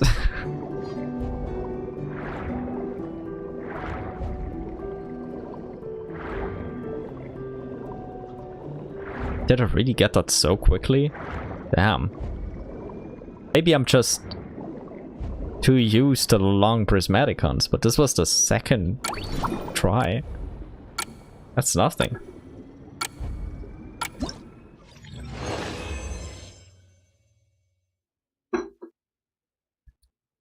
Okay, then let me double check that, and I think I can also display it.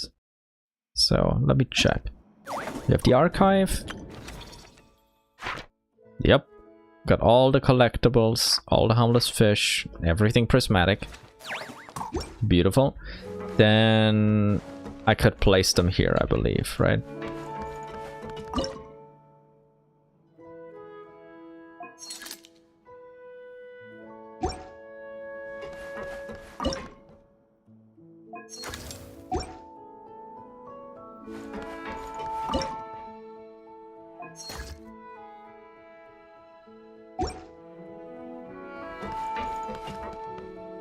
That feels better.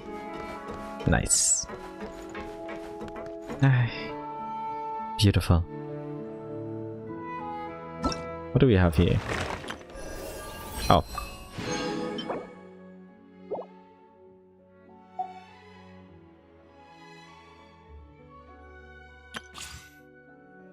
Oh, by the way, I haven't really bothered with Leyline Overflow on my main account, although it does give more adventure XP and therefore a little bit more Mora.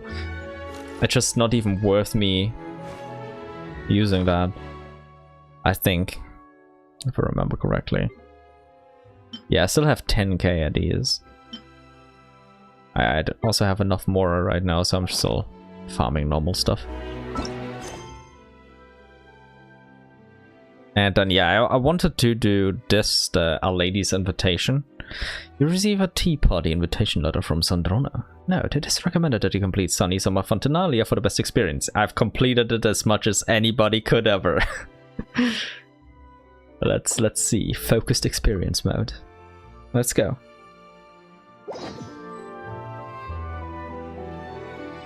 Read the invitation letter. To Shiro. How have you been?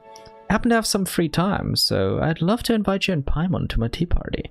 I'll prepare the tea and pastries. Just come by and join me for a chat.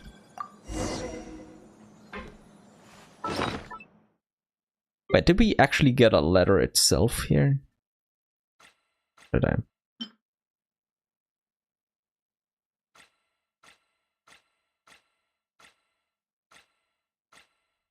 Doesn't really look like it. Or if we did, then I forgot. Go to the agreed upon location to take part in Sandrona's tea party. Okay. Let's have a tea party. I already have the tea right next to me.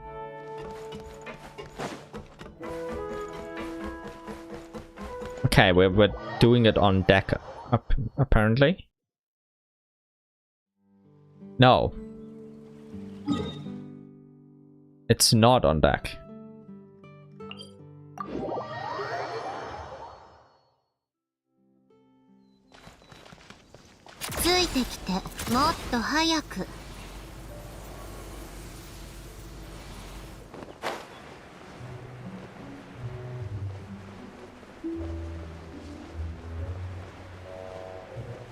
Hey, a different OST because we're not underwater anymore. Beautiful.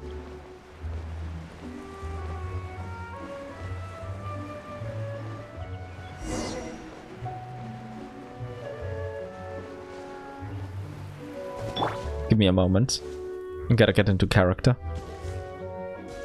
So I gotta use Columbina there.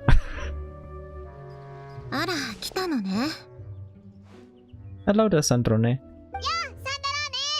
Thanks for the invitation. Hope we didn't keep you waiting.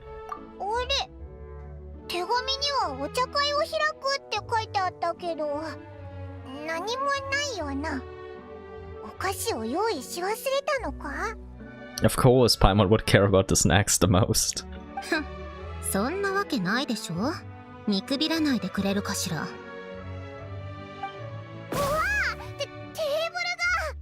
Damn. That was cool.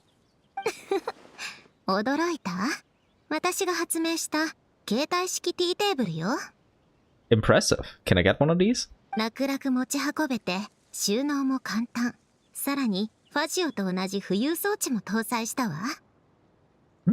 I see. So that's where you applied the tech then too.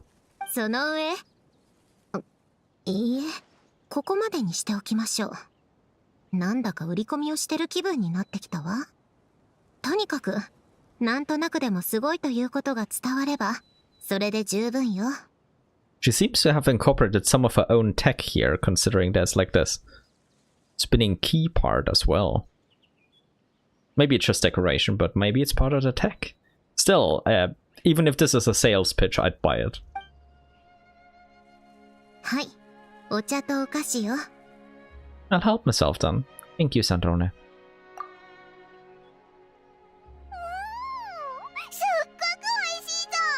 想像通り、お前の作るお菓子は最高だな。 Seeing her smile happily while we gorge ourselves on her created and crafted food.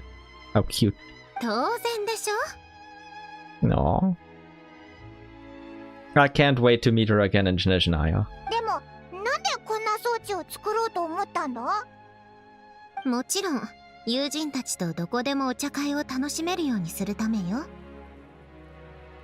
You got your priorities straight, and I approve.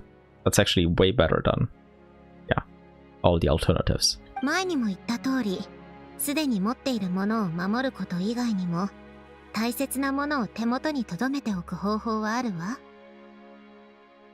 だから今は、もっと外に出かけて、もっとみんなと一緒に過ごしたいと思っているの。No.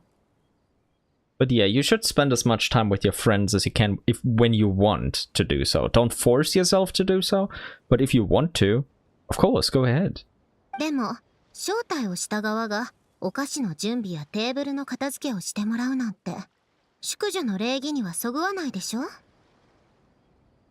No. He's so adorable. ひひ、友達なら気にしないと思うけどな。Yeah, maybe not, but I'd also find it cute when she just walks up to them and has the tea table already prepared. They'll feel happy that she thought about them and considered their feelings and the troubles they would have to go through, even though they wouldn't mind, but still, they'd feel happy about it, Paimon. 私が気にするのよ。それに、この程度のものを作るなんて、造作もないことだわ。Of course it isn't. あなたたちが気に入ったなら、プレゼントしてあげてもいいわよ。Wait, I was kidding before. Thank you, Sandrona. I'd love to have one. Yeah, but we'll have to invite her to some tea parties too, Paimon, okay? 言ったでしょ？私はこういうものを作るのが得意なの。気にせず受け取りなさい。In that case, thank you very much. 遠慮はいらないわ。フォンティナリア祭では、随分とあなたたちの世話になったもの。淑女として当然のお返しだと思ってちょうだい。Hey, no problem. I'll help you out anytime. If you need any help in Snezhnaya, just hit me up. Gonna help you no matter what. Even if it's to overthrow the heavenly principles. I'll be there. Just ask. Oh, okay, we got the invitation and the table, okay. Open your inventory and equip Sandrona's portable tea table in the gadget menu. Then press the Tea Party Notes button to start a tea party. Note, for the best experiences, it's recommended that you complete our conquest Song to Welcome Moon Act 10 of Myriad Paths, Flux and Dissolution, as well as Sunny Summer Fontanalia before unlocking the Tea Party storyline. In the Tea Party Notes screen, you can select the character you wish to invite to your tea party and send them an invitation. And I assume I can also do that wherever I want. I already have some ideas. After sending an invitation to a character, follow the prompts and head to a suitable location. Then, simply place the gadgets on Sandrona's portable tea table and have Sandrona take a seat to start the tea party. Find a location that fits the quest description. Okay. Inside the yellow circle indicated to place the tea table and have Sandrona take a seat to start the tea party. You can revisit completed tea parties in Tea Party Notes. Okay, it's a bit different. I can technically set it down wherever, but if I want to trigger the quests, I can't do it anywhere. I have to do it at very specific spots. That's a bit of a bummer, but it's to be expected. Sandrona's Tea Party Invitation Letter. A tea party invitation letter sent by Sandrona. The invitation is delicately patterned with exquisite handwriting. Is this what one calls a lady's elegance? So cute. But still, I like that table because now I can use that for video creation and stuff like that.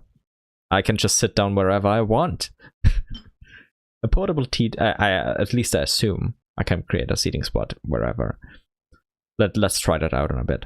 A portable tea table gifted to you by Sandrone. Easy to carry and store, and even fitted with a levitation device. With this, you can enjoy a leisurely tea party almost anywhere.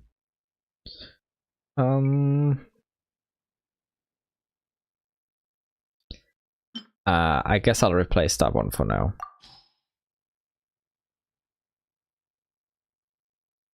Also, let's just test it for now.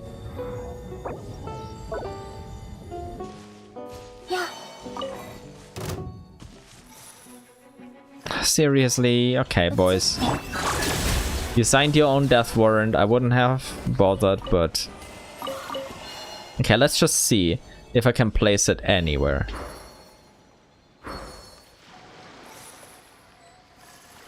Wait, I cannot deploy it here. Oh, wait.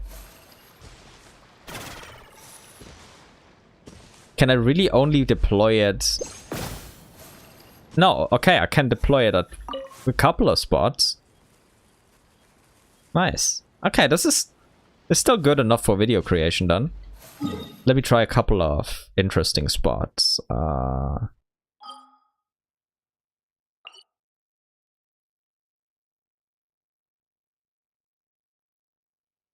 You know what? Let's just go over here and have a seat. Just to check if we can place it somewhere here. Because that's definitely not...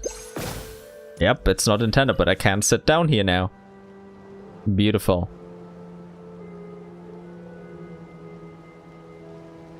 That's gonna make video creation a lot easier, like getting the footage. I also love having this. I love this. Okay. Now let's take a look at the tea party notes. Zandrone's tea party. Complete all... Wait, there's 16 tea party invitations. And they get a tea time respite, the indoor furnishing. What a perfect day to meet some friends. You should invite to the tea party. Let's write an invitation.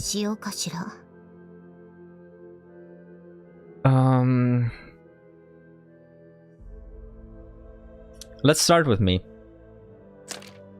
Natalia, you used to be part of our tea party as well. It's a rare chance. I should invite Alecchino and Colombina. Let's have a tea party, just like old times.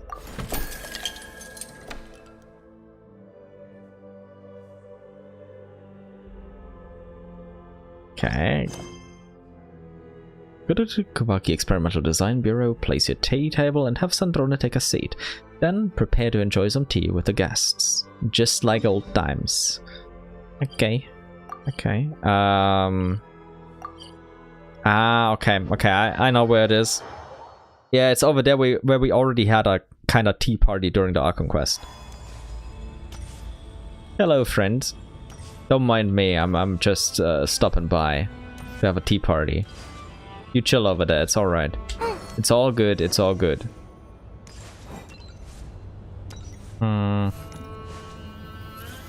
Let's place it down here.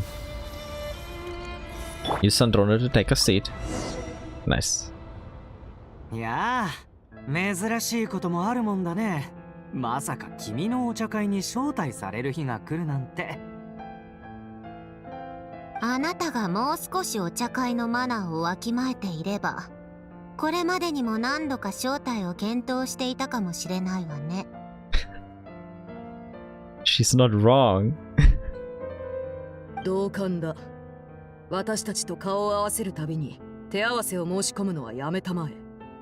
It feels like he has a group of parents looking after him, telling the naughty boy, hey, come on. Be reasonable, friend. Be reasonable. Be a good boy. For once. うちの兄貴や姉貴みたいなことを言うね。でも、しょうがないだろ。昔野外で師匠の特訓を受けていた時には何も言われなかったんだから。Yeah, and you also have that kind of that abyss juice in you, so it makes sense why you're a bit more aggressive, my boy. But it's nice that he equates the nagging with his big brothers and sisters. Also, that means he has multiple big brothers and multiple big sisters, which means there are at least 4 of them, which, I said before that he has at least 7 siblings. So yeah, they're going at it like rabbits. Snow rabbits or something. まあいいわ。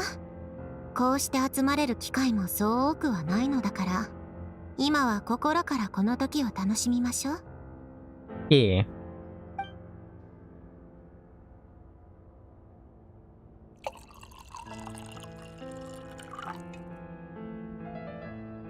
Oh yeah?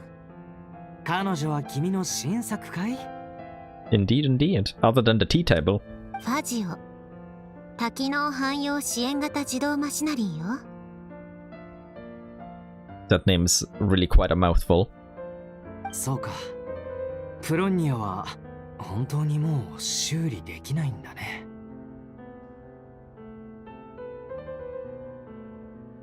I was about to say, when he said, I'm sorry to hear that, Sandrone, I was like, okay, he does feel bad. And maybe to an extent he feels bad for her, but I have a, like, my gut is telling me this is not, that can't be all. I know my boy. I know my boy. 気にしないで。私は。Oh god, she's getting interrupted again. My god was right. 一度くらい戦ってみたかったな。Of course, of course.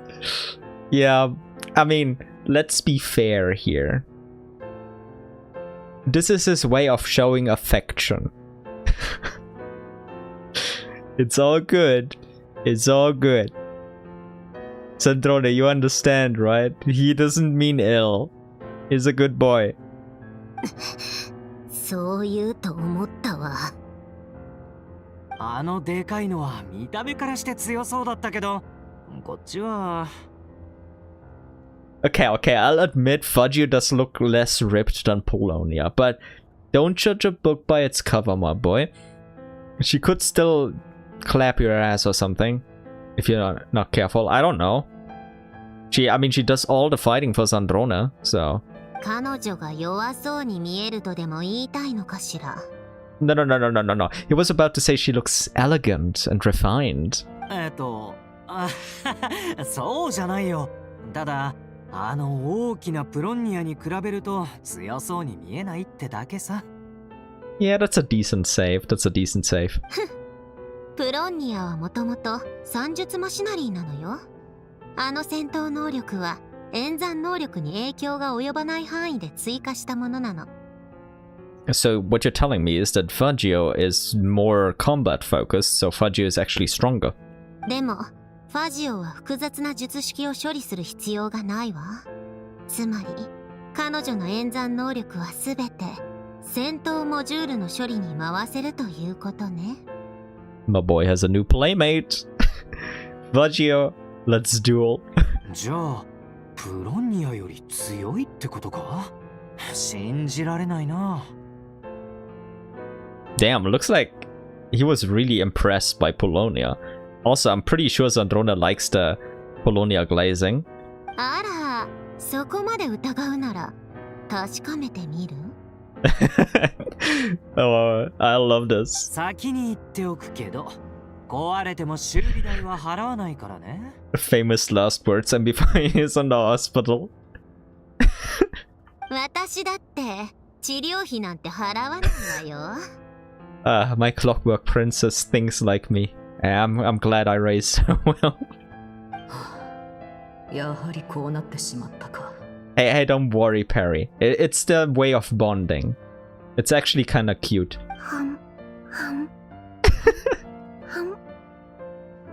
Bina is just numbing away. Mood. I love my Bina. Oh god, this is awesome. Okay, I can only talk to Tatalia here. いいお茶会だね。こんなことならもっと前から参加しておくんだったよ。Aw, I'm glad. My boy's enjoying it, yeah. Feels like they're becoming closer friends. I like this. I like this a lot. Let's sit like this for a little while longer.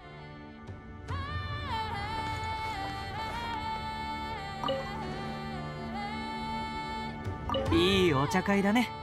こんなことならもっと前から参加しておくんだった。Oh, okay, so we can't do anything else. We can just sit and look at this because it's beautiful. Okay. I think it's time I started clearing up. じゃあ、また。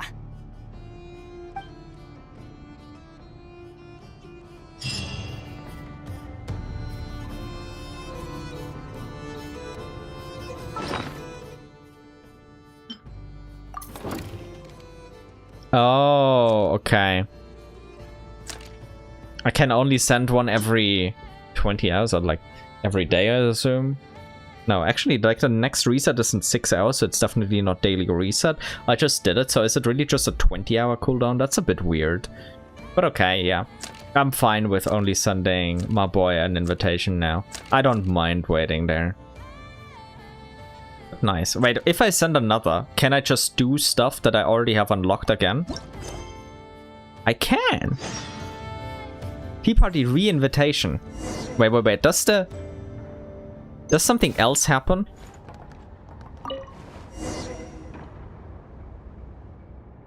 Oh. It's just my boy. いいお茶会だね。こんなことならもっと前から参加しておくんだったよ。Ah, okay. This time it was just the two of us and we just chatted off screen. Alekino and Colombina cups are still there somehow. Yeah, it's fine. じゃあ、また。Such a good boy. Such a good boy.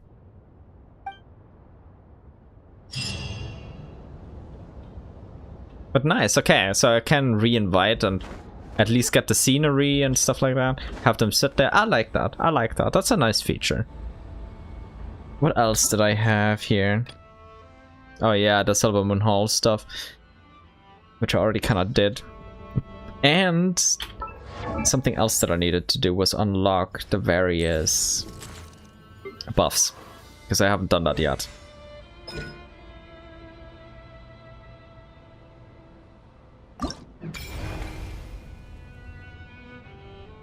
Yeah, I still have 4 quests to do here. Might as well do a couple of them. I still have time. Nice, okay.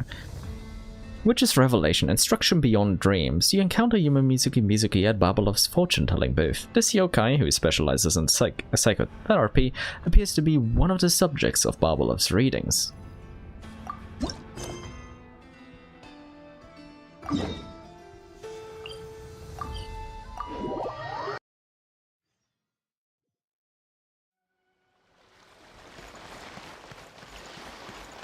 Oh, there's also a small Baku with her. More than one even. あそこにいるのって水木とバクじゃないか？もうバーベロスと話してるのか？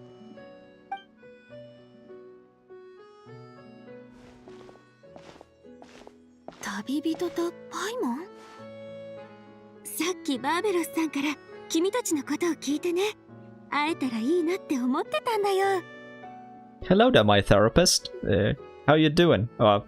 Please don't ask me how I am doing. Actually, I think I need to book another session or a dozen. Or maybe 1,000. I'm in desperate need. どうやら運命はすでに私たちが出会う場所を用意してくれてたみたい。Are you on holiday, Mizuki? まあ、そうとも言えるかな。心理学の知識を普及するための永遠の準備が順調に進めば、この辺りを散策して息抜きできるかも。でもそれまではやっぱり仕事に集中しないとね。Yeah, it's a shame that she has to focus on work, but I hope she gets some nice rest done. A film about psychology? Is this a new form of therapy? 永遠ってそんなこともできるのか？なんだかすごそうだな。最近思いついた新しい手法だよ。前に愛想銭湯の宣伝をした時、フォンテーヌの英英を参考にして娯楽番組をいくつか収録したんだ。そしたらみんなすごく興味を持ってくれたみたいでね。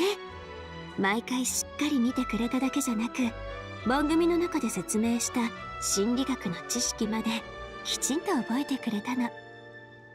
Maybe you have talent as a filmmaker then, because it's also got to be well crafted for people to love it and pay that much attention to it, and even retain the knowledge. だからいっそのこと直接心理的な病気をお題にした英英を何本か撮って楽しみながら学べる形でみんなに心理学の基礎知識を解説してみようって思ってね。 Yeah, that definitely won't hurt. 基礎が身につけばみんなも心理的な病気に対して基本的な客観的認識を持てるかもしれない。 Yeah, lots of people need to be more aware of all of this stuff. そうすれば実際に存在する症状をデタラメだと思い込んだり過剰に恐れたりすることもなくなるでしょ。 Man, I wish we could book actual therapy sessions with Mizuki. She sounds like an actual good therapist. それに私が診療する時ももっと円滑に進むようになるかもしれないし。 You've clearly put a lot of thought into this. You've really considered this thoroughly. そうだね。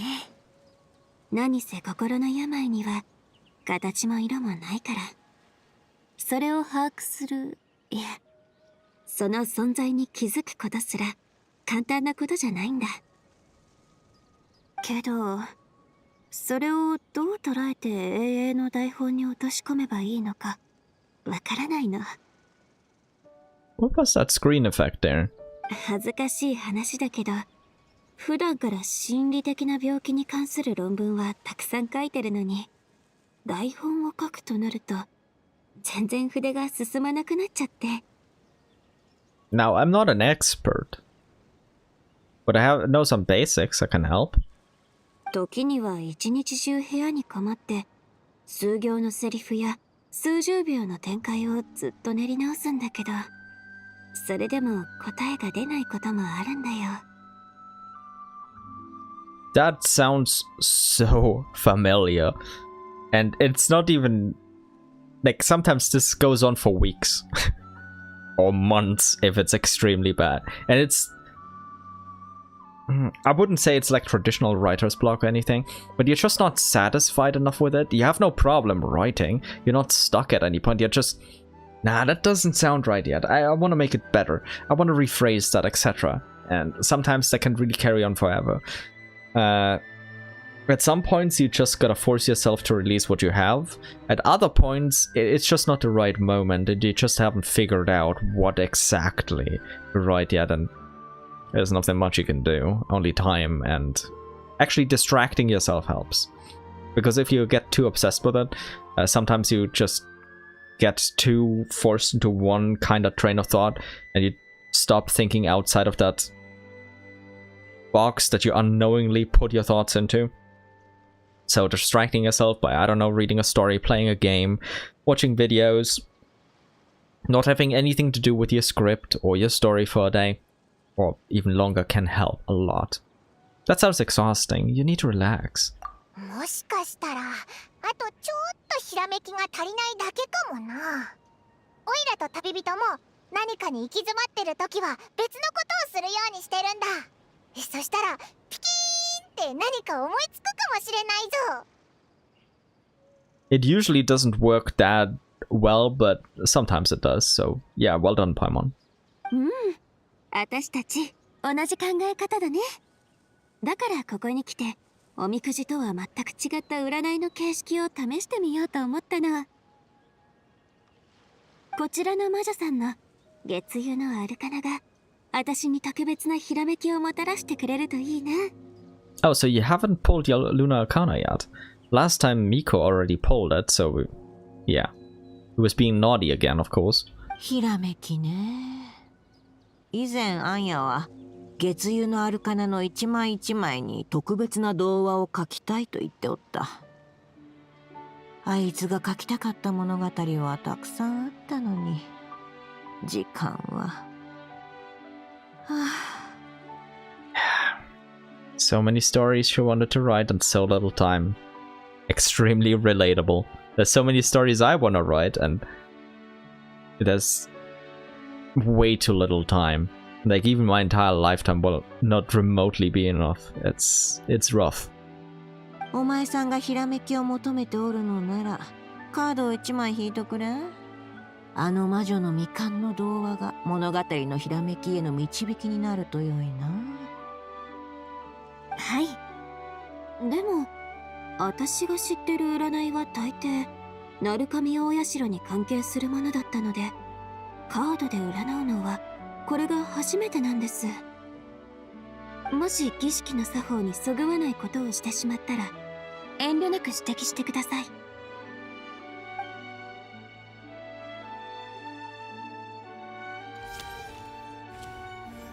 おや、逆位置の月だね。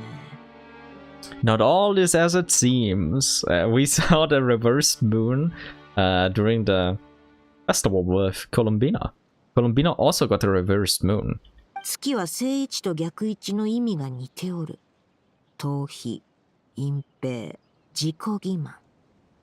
Oh wait, did she get the reversed moon or the moon? Am I misremembering? But I could have sworn she got the reversed moon.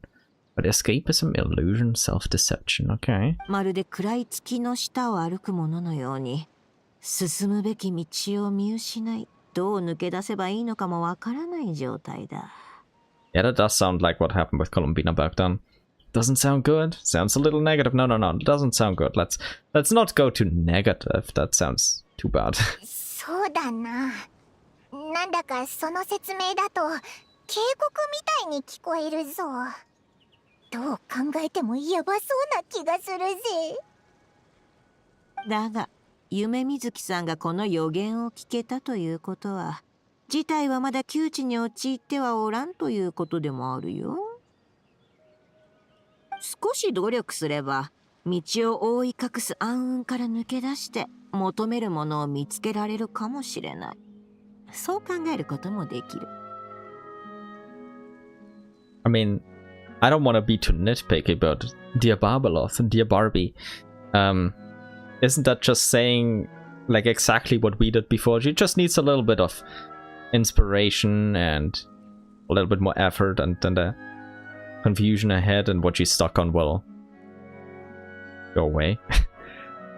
So we kind of didn't need the fortune telling to begin with. 逃避と隠蔽、そして自己欺瞞。But yeah, maybe these terms can help her to realize something.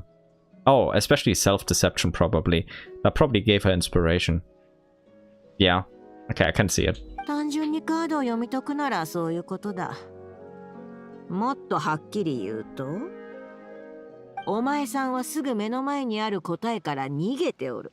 わざわざ遠回りをしてまでそれから離れようとね。つまり私の台本を批評してくれる人は実はすぐ目の前にいるということですか？ Yeah, kind of. Hand it over, please. 台本に限った話じゃないがね。ただ具体的にカードが持つ意味をどう理解するかは自分次第だよ。目の前にある答え、遠回りの逃避。何を指してるのかだいたい分かってきたよ。言われてみれば確かに私は自己欺瞞してる。それか無意識のうちに遠回りをするようになってたみたい。以前から八重堂を訪ねて宮司様に永遠の台本について助言をもらおうと思ってたんだけど、心理療法の観点から言えばそれも無意識の逃避ってことになるね。Yeah, I guess Miko is a little bit more experienced at this. ありがとうございます、バーベロスさん。やっぱりカードは私にひらめきをもたらしてくれました。Kind of funny that both Miko's and Mizuki's are the first two buff quests that I'm doing, or which is revelation quests, and they're both connected. 礼には及ばないよ。運命の糸を解きほぐしたのはお前さんで、わしはその糸口を渡してやっただけさ。ただその宮司もまた運命に翻弄される者の一人だ。Oh, damn. She's revealing it to her. 絡み合う意図は往々にして厄介事を引き起こすものだよ。その観点からすれば、お前さんがそのものと距離を置くのも決して悪いこととは言い切れないね。宮司様に原稿を見てもらって少し意見をもらうだけならその運命に関わることはありませんよね。さっきも言った通り、解釈はお前さん次第だよ。わしは1枚のカードから未来の細部まで見通せるわけじゃない。Yeah, that would be hella impressive if she could actually do that. 実際に運命につまずいてみなければ、自分が歩む道に張られた糸に気づくことなどできやしないのさ。あの小娘も言っておったな。変えられない、逆らえない、受け入れる以外何もできないのが運命の運命たるゆえんなのです。だったか。Not that I agree with that statement, though.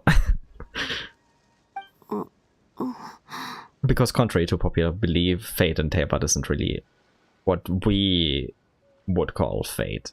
It's also not immovable. It's basically an artificial construct, a system now ruling over Tevat.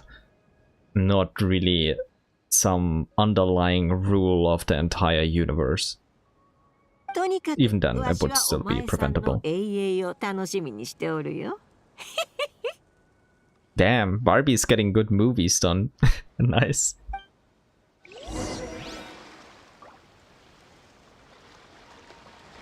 Oh, listen to the story.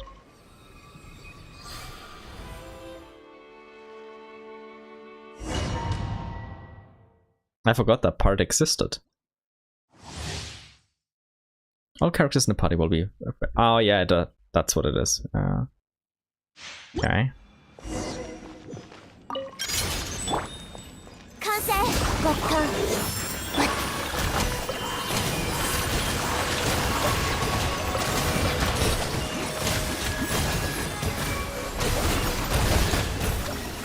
春風の夢、バクとサメ。邪魔しないで、怖がらないで。顔が曇ってるぞ。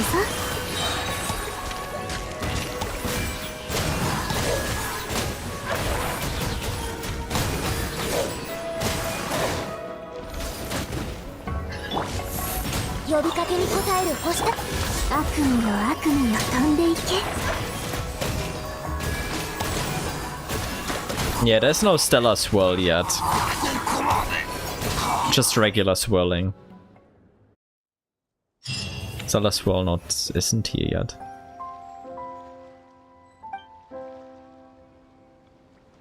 Okay. And what's the next character that shows up here? Gigi. Witch's Revelation. Instruction of curious form. Encounter Gigi at Barbalov's fortune-telling booth. This herb gatherer from Bubu Pharmacy appears to be one of the subjects of Barbalov's readings.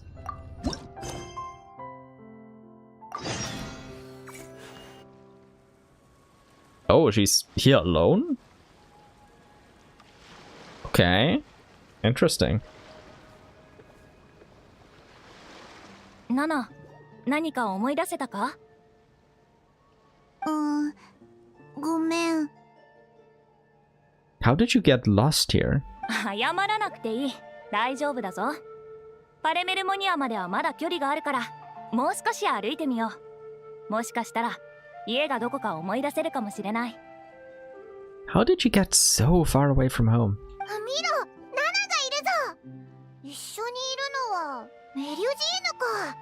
見たことない組み合わせだな。あ、旅人、それとパイモン。 Okay, she struggled a little there with Paimon, which makes me feel better because she remembered me immediately. But hello there, Gigi. ナナの知り合いか？よかった。私がルミルースハーバーの近くで捜査をしていた時にこの迷子を見かけて。迷子だよな。体型からして人間の子供のはずだ。Well, about that, that's a bit complicated. Like, yes and no. But let's just go with yes for simplicity's sake.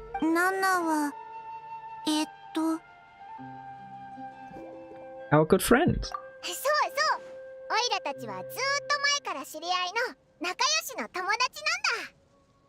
I mean, she came home very early on in my Genshin journey for sure.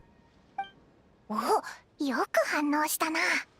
もしナナが自分をキョンシーだって言ってたら、このメリュジーヌを怖がらせちゃうところだったぜ。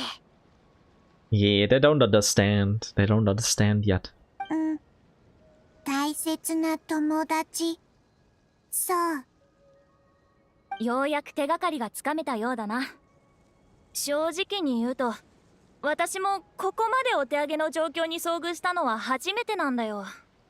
This is your first time dealing with an amnesiac then, huh? 友達なら知ってると思うけど、彼女の記憶には少し問題があるようで、名前以外のことがなかなか思い出せないんだ。Yeah, no worries, we can handle that. ナナはたまにこうなっちゃうんだ。かわいそうにな。私はひとまずマレショーセファントムに連れて行って保護するつもりでいた。そこへ向かう道中で彼女が少しでも記憶を取り戻せないか様子を見つつな。Yeah, but that won't be necessary now. We'll take care of her, don't worry. 君たちは彼女の家がどこにあるか知ってるか？教えてくれれば私が直接送り届けよう。その方がいろいろと面倒事も省ける。I mean, her home is in Leo, but how did she even end up in Fontaine?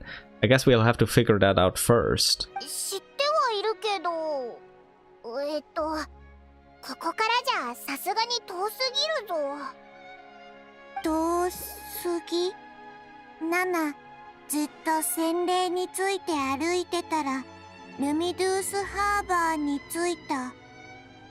Ah, so Babalov hired Nicole, who hired one of her people, to bring Chichi here. Okay.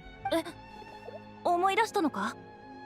じゃあさらに前のことは？ Yeah, she was probably just out gathering herbs as usual. その前は、白先生と一緒に、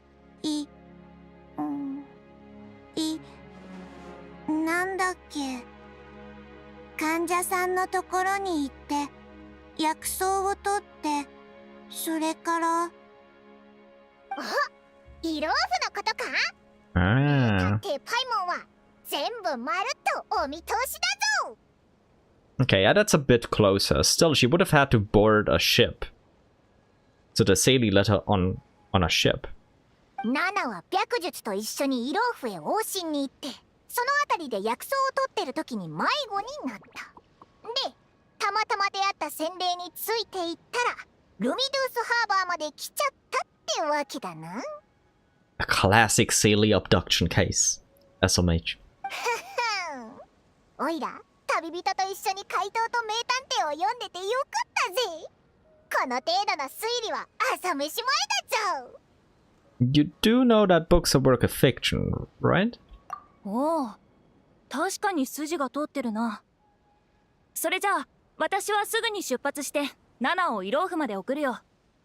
白術さんはナナの保護者なんだろ？きっとすごく心配しているはずだ。Wait, those people in Babalov's prophecy, wasn't Chichi one of them? あ、そうだ。うっかり忘れちゃうところだったぞ。おーい、バーベロス、いるか？聞こえて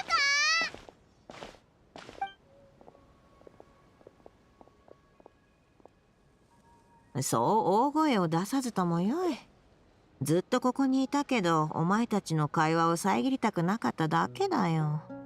傾聴は優秀な占い師の本能だからね。いわゆる洗礼の道案内もある種の運命の導きと言えるだろう。せっかくここまで来たんだ。ついでに占いなんてどうだい？ I don't believe you, Babalov. You made Nicole contact her people, right? I don't believe this was coincidence or fate. I don't believe that for a moment. 占い？もう待ってよ、バービー。そんな形式的な態度じゃ子供が怖がっちゃうじゃない。Damn, okay, so the girlies are together again. Hi there, Alice. ちょっとどいて。よく見ててね。サプライズプレゼントはこうやって渡すのが正解なの。ち小さな魔女界のナナちゃん、私はあなたの盟友クレイのママで、この世界で一番すごい大魔女アリスおばさんよ。 I mean, she's not wrong. That's the clear hierarchy between them. Nice. アリスおばさん、こんにちは。 No. 本当に礼儀正しくて可愛いいい子ね。さあ、大魔女が小さな魔女のためにサプライズで予言の儀式を行ってあげる。予言儀式？そう、目の前にあるカードを見てみて。綺麗でしょ？どう？素敵じゃない？ Wait, but isn't she just only supposed to draw one? Can she keep it? Because it almost sounds like, oh my god, it's gonna be a present. 気に入った。 Also, she likes them. Like, if you ask a kid if they like something and then you don't give it to them, that would be kind of mean. よかった。それじゃ、そこから1枚引いてね。これでいい？ Let's see. What did she draw?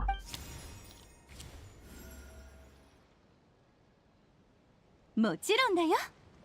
ちゃんと協力してくれたご褒美に、そのカードはあなたにあげちゃう。 Barbie, where's my explanation? I need it. ありがとう。 Also, it's lovely that she gets to keep the card. That's cute. さあ、バービー、あなたの休憩時間はもう終わりよ。ナナちゃんのために解読してあげて。肩を揺さぶるんじゃない。ちゃんと見ておるよ。吊るされた男の聖地会。それを弾ける者はそう多くない。Why is that? つまり、ナナちゃんはとっても特別な存在ってこと。 Oh, she definitely is. 超越と忍耐を象徴し、世俗からの徴奪をも意味しておる。一定の制限の中におるが、お前さん自身はそこから抜け出そうとは思っておらんようだね。制限、勅令のこと？ I mean, she sets them herself so she can live a semblance of a life. 表面的に言えば、その理解でも間違ってないよ。Oh, wait. No. Her existence as a Jiangxi, or a sort of zombie, is... She has to follow orders. But she is the one who sets her own orders. But I don't know if she could break free from those orders. I don't know. Could she? 未来のことはただ待つだけでよい。当然お前さんにとって一番有り余っているのは時間だろう。だが、おや、こいつはおかしいね。Elaborate, Barbie? はいはい、ストップ。そんなに一気に喋ると小さい子が疲れちゃうでしょ。まずはナナちゃんにこのプレゼントをじっくり堪能してもらおうよ。子供にはもっと気長にたっぷり時間を設けて接しなきゃ。ねえ、ナナちゃん、このささやかなサプライズ喜んでもらえたかな？カード、きれい。ありがとう。アリスおばさん。No. あら、お利口さん。頑張っておばさんの名前を覚えてくれたの？本当はもっとあなたとお話ししたいけど、そろそろ時間ね。いい子はお家に帰らなくちゃ。I need an event where the regular Hexen Circle members just babysit the little Hexen Circle members. Even if it's just Alice, it would be fine. But I want the whole gang to be there. I want Rhindaughter to be there too. I want Octavia to come back. I don't care. Just have Octavia travel back. I want the whole gang to babysit them and just have fun. Just a wholesome event. That's what I'd like to see. バービー、もしまだ言いたいことがあれば、次に小さな魔女会が集まるときに小さな魔女一人一人に予言をしてあげて。きっとみんな喜ぶはずよ。 Aw, yeah, that would be cool. Also, that gives me more hope. 勝手にわしの仕事を増やさないでくれないかい？ It's fine, isn't it, Barbie? はい、決まり。それじゃあまたね、ナナちゃんと立会人さんたち。バイバイ。アリスおばさんとアリスおばさんのお友達。Aw. ふう。話は終わったのかな。さっきの二人の声、このぬいぐるみから聞こえてたのか。これは新型のおもちゃか何か。すごくかわいい。どこで売って？ You know, there's this one merchant, Lord Sangema Bay. She should have quite a stock. Maybe you can hit her up. 違う。そんなことを考えている場合じゃない。ナナ、白術さんを探しに行こう。うん。時間になった。ナナ、帰らないと。また今度。旅人、タイモン。Take care and stay safe, Chichi. Nice to see you again. カード、プレゼント。きれい。Aww. Now we do the battle, I assume. What kind of party are we gonna get? I mean, Chi-Chi is obviously gonna be in there, but who else? Kuching. Okay. 先鋒開け、権限せよ。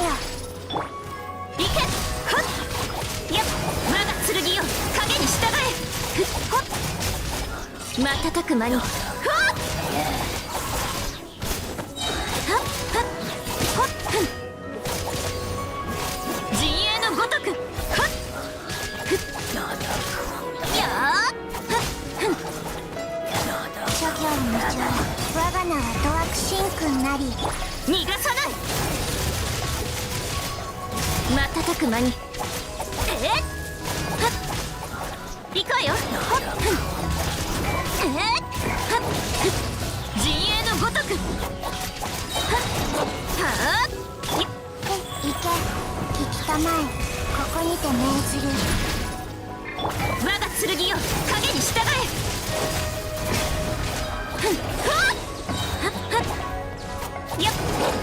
Okay, these are a bit annoying to hit with Kuching. 瞬く間に。健康よ、世の乱れを切り尽くせ。諸行無常、我が名はドワクシンクになる。行け。一休みしたい。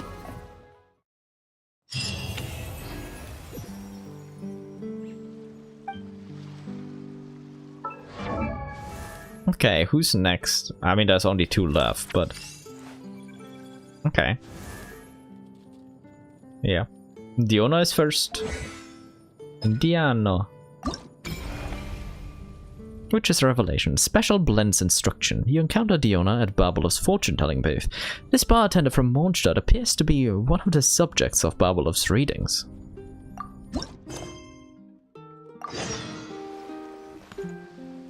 つまり、あなたも私の厄介な体質を解決できないってこと？ Oh, she's talking about OC and its blessing. Also, let me pour some more tea. So I can drink some again in a bit.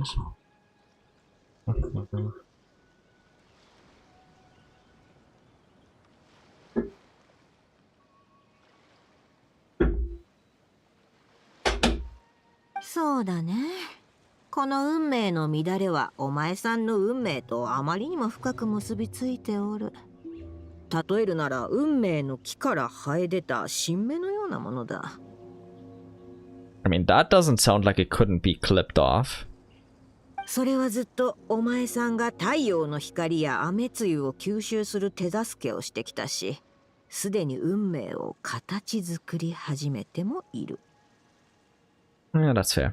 もしむやみにその芽を切り落とせば、残された傷口から何か良くないものが入り込んで木全体が病気になってしまうかもしれないよ。Is that a risk you're willing to take, Diano? はあ、まるでこの体質がいいものだと思ってるような言い方にゃ。これのせいでいつまでたっても本当に作りたいお酒が作れないっていうのに。I mean, you're making a good living, but it's going against all your goals and values. It's rough. 新芽っていうより大樹に絡みついて苦しめようとしてる鶴みたいじゃない。もしそうだったら運命の拒絶反応に従えば簡単に切り落とせるんだがね。だが残念ながらそれはそういうものじゃないんだよ。さて無駄話はここまでだ。これでわしがれっきとした占い師だと信じてくれただろう。 Yeah, if that's not enough, I can vouch for Barbie. ほら、さっき言った通りにこっちへ来て適当にカードを1枚引いとくれ。お前さんの未来に少しだけアドバイスをしてやろう。じゃあ適当に引くよ。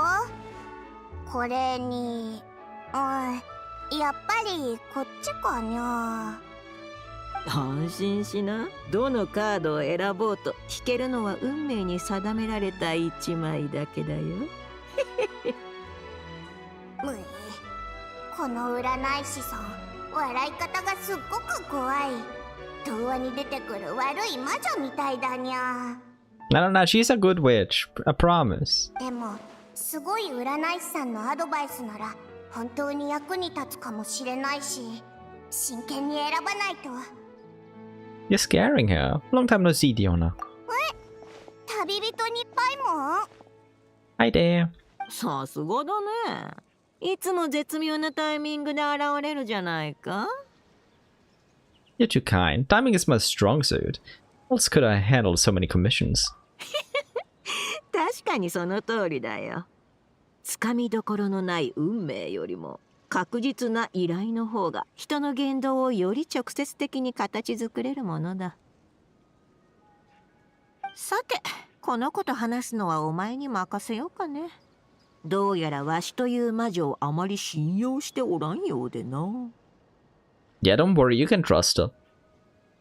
Like, really, I know she just sounds a bit, but she's just old. She doesn't mean anything bad. こんな場所で露店を出してる怪しい占い師なんてどう考えても信用できないだろう。 Yeah, but she's a friend. She's good. 旅人はこの占い師さんと知り合いなの？よかった。やっと信頼できる人に話が聞ける。旅人、パイもこっちこっち。ちょっと聞きたいことがあって。Okay, sure. What do you wanna ask me? I was just about to ask, what are you doing in Fontaine? もちろん、新しいお酒の材料を探すためだよ。これまでの私は視野が狭すぎたの。お酒を作るのに食材ばっかり探してたから。I'm not sure I'd call a lizard's tail food, but I mean, it's more of a food than a piece of metal, I suppose. お前が使う材料全部が食材ってわけでもないと思うけどな。Yeah, I'm glad Paimon and I are on the same wavelength there. とにかくどれも口に入れられるものばかりでしょ。目をつぶって歯を食いしばれば飲み込めはするにゃ。So you're planning to find completely inedible ingredients? そうだよ。例えば錆びたネジに廃棄されたケーブル、固まった油汚れの塊とか。That sounds devious as hell. フォンテーヌ科学院でフォンタを作ってるおじさんが手伝ってくれたおかげでこんなにたくさんいい材料を見つけられたの。 You know Heinrich? Where do you run into him? あの美味しい炭酸飲料はフォンテーヌ科学院が作ってるって聞いてたからもともと興味はあったの。行ってみたらハインリーおじさんが気前よく新しい味のフォンタを何本も飲ませてくれてね。Aw, that's kind of him. あのおじさんからはお酒の匂いが全然しなくて、甘酸っぱいフンタの香りしかしないんだよ。一嗅ぎしただけで頼りになる大人だってわかったにゃ。Two things. One, you're not wrong, Diona. You can't trust anyone who drinks alcohol. And secondly, you also shouldn't trust someone who doesn't drink alcohol because they could still be a bad person. Gotta watch out for you here. それにここへ来るようにも勧めてくれたんだ。私みたいな特殊体質は科学院の技術じゃ解析できないかもしれないんだって。Yeah, he's correct about that. でも最近フンテーヌ邸の近くにすっごくよく当たるって評判の不思議な占い屋があるっていう話を聞いたらしくてね。I mean, she's probably the best fortune teller in this world. Not necessarily the most outstanding visionary, because we have Vedafol here, but definitely the best fortune teller in Teyvat. もしかしたら占いによって原理がわかるかもしれません。それさえ判明すれば解決方法も見つかる可能性がありますよって言われたんだにゃ。なかなか筋が通ってるし、考え方もはっきりしてるな。さすがはフォンテーヌ科学院の研究員っていうか。So, Diona, I don't know how to tell you this, but you should probably have a chat with Kaliroy, or the Spring Fairy. それでこの占い屋に来たんだけど、来てすぐに彼女に呼び止められて、私の体に奇妙な乱れがあるって言われたんだよね。何も言ってないのに私の体質の問題を全部言い当てたんだよ。で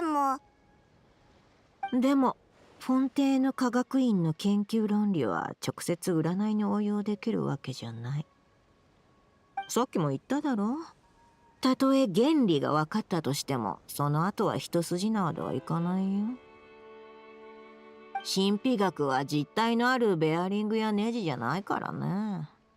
わしにもお前さんの運命を直接修理してやることはできないのさ。Yeah, that's the bad part about it. それってつまり何も変えられないってことだよね。だったらカードを引いても意味ないにゃ。To have a clearer direction of where to go, maybe. Or just one possible direction. それがそうとも限らない。カードを引けば運命に欠けていた小さな歯車が見つかるかもしれないよ。一見ちっぽけな部品に見えてもしっかりと装置に取り付けてやればそれが巨大なシステムを動かすことだってある。私を騙そうとしてるんじゃないよね。旅人はどう思う？ Babalov is very reliable. Just relax and draw a card. わかった。旅人がそう言うなら引いてみる。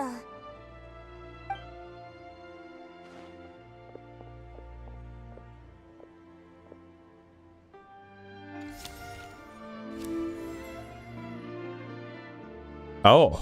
引いたよ。このカードは。That one's interesting. おや？これはまた奇妙だね。まさかお前さんの体の乱れがこれほどまでにたくましく成長しておったとは。もはや新芽ではなく一本の丈夫な枝になっておる。実に奇妙だ。どういう意味にゃ？それってこれから私が作るお酒がどんどん美味しくなっちゃうってこと？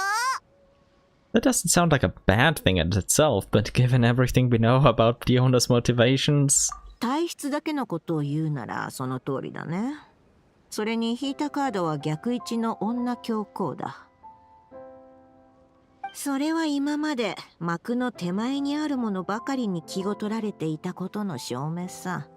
だからこそいつまでたってもその幕の先に行くことができなかった。お酒の調合とはあんまり関係なさそうだね。このカードがどんな食材を探しに行けばいいか教えてくれると思ってたのに。I mean, if it's like a Chi-Chi situation and you get the card as a gift, how about using the card as an ingredient? 確かに月湯のアルカナにそれはできないな。少なくとも今はまだ。At least not yet. What are you hinting at, Barbie? Hmm? Please tell me. だがお前さんも必ずしもお酒の調合という行為を通して人生の本当の答えを探す必要はないんだよ。私の人生の本当の答えは酔っ払いのおじさんを全員懲らしめて二度と酔って暴れたりできないようにすることだにゃ。I mean, if you break all their limbs and they end up in the hospital and you just feed them normal water, maybe after a couple of decades they'll stop drinking alcohol. 大した行動力だ。だが体は行動していても心はずっと立ち止まったままのようだね。そんなことない。私は心の底からお酒を飲む変なおじさんのことが大嫌いなの。特に Especially your dad. なるほど。ならそいつと話したことはあるのかい？誰のことを考えてるかも分かっちゃうの？私何も。 I mean, you said especially, hinting at there being one person, especially. 占ったに決まってるだろう。焦りによる行動や混乱した感情は捨てて、一度本心からそいつと向き合ってみるのもいいかもしれないよ。Yeah, come to think of it, has she ever done that? Or has she always just criticized him and never told him why she feels that horrible about it and why she hates it? その方が世界一まずい酒を調合するより有意義かもね。Yeah, an honest conversation is worth far more than trying, like, indirect routes to achieve your goal. そんなの絶対無理だよ。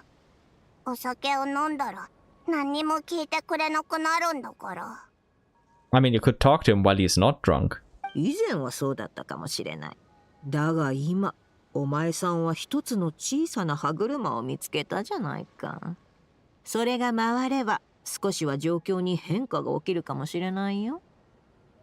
Okay, so she definitely talked to him while he wasn't drunk. And this time Barbie is telling her that even if he's drunk, she can still try. Okay. Yeah, let's hope it works. I genuinely hope it works. I despise drunkards as well. I feel what the owner feels. So, yeah. I genuinely hope their bond can heal. And her dad can stop being such a despicable drunkard. このカードのこと？でもこれ、ただのカードじゃない。もちろん違う。わしが言っておるのはすでに変化し始めたお前さんの心のことさ。No. 私の心なんて少しも変わってないよ。もうお酒の材料を探しに行くから。Do you want our company or do you want to go alone? 占い代はいくら？ちゃんと払わないと。本当に礼儀正しい子だね。あの小娘よりずっと可愛げがある。だが代金は不要だよ。魔女からのささやかな贈り物だと思いな。ありがとう。もしモンドに来ることがあれば飲み物をおごってあげる。美味しさは保証するにゃ。Aw. Okay, Barbie, you better take up on that offer and also terrify Mona to death when you visit Mondstadt. わしがモンドに？機会があれば一度行ってみるのも悪くないね。Mona, your days are numbered. Oh, please, pretty please. あなたたちも付き合ってくれてありがとう。旅人、それとパイモンも。You're welcome. If you ever need help, just let me know. Genuinely, no matter what. だな。どんな面倒事でも、オイラたちがすぐに駆けつけて手伝ってやるぞ。Couldn't have put it better myself, Paimon. Thanks for stealing my brain cell again. でも、いひひ。その後は、美味しい飲み物をおごってもらわないとな。I wasn't even thinking about that. I didn't want to take advantage, Paimon, but sure. あなたたちがモンドに遊びに来たら絶対に一番美味しい飲み物をご馳走してあげるにゃ。もちろんお酒が一滴も入ってないやつをね。 Perfect. I wouldn't drink them otherwise anyway. そうそう。もしカードについてまだ疑問があれば、モナという小娘を訪ねるんだよ。あいつのことは知っておるな。Ooh, okay, okay. Yeah. Let Mona work a little bit. モナ姉さんのこと知ってるよ。よくお店に来て一番安い飲み物を頼んでるけど、彼女もすごい占い師なの？ Yeah, more like a powerful fortune teller in training. わしの足元にも及ばんよ。だが月遊のアルカナの解読すらできんようなら占い師を名乗る資格はないね。Fair point. お前さんはただ偉大なるアストロマンサーバーベロス・トリスメギストスに代わって試練として予言を持ってきたと伝えればいいのさ。Oh, I love how they're teasing each other. 安心しな。そう言っておけばあいつは必ず全力を尽くして解読してくれるよ。Yeah, she'll be terrified. 覚えたよ。アストロマンサーバーベロストリスメギストス。すっごく長い名前。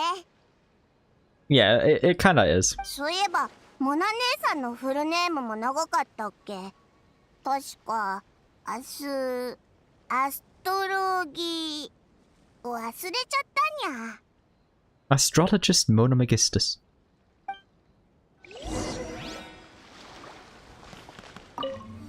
Let's see what team they give us this time. Please a good DPS, because Diona is not a good DPS. Razor. 私は甘く見ないで。リオナの特製の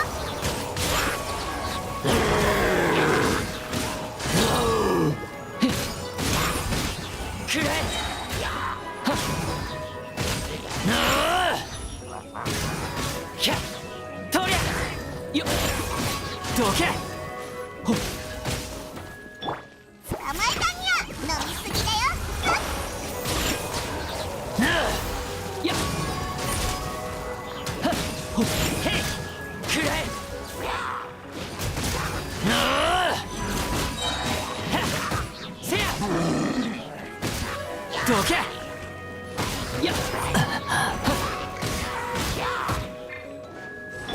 私は甘く見ないで。リオナの特製ドリンクじゃ。貫け。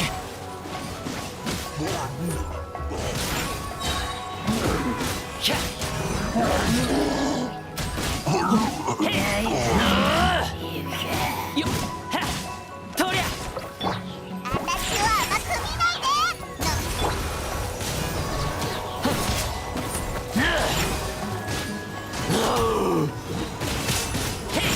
口の中しょっぱい。くだらない。 Okay, we have one more. One more.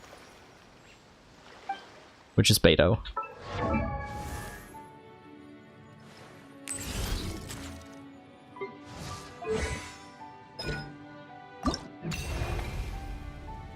Which is Revelation. Voyaging Instruction. You encounter Beto at Barbalov's fortune-telling booth. The ship captain from Lewa appears to be one of the subjects of Barbalov's readings.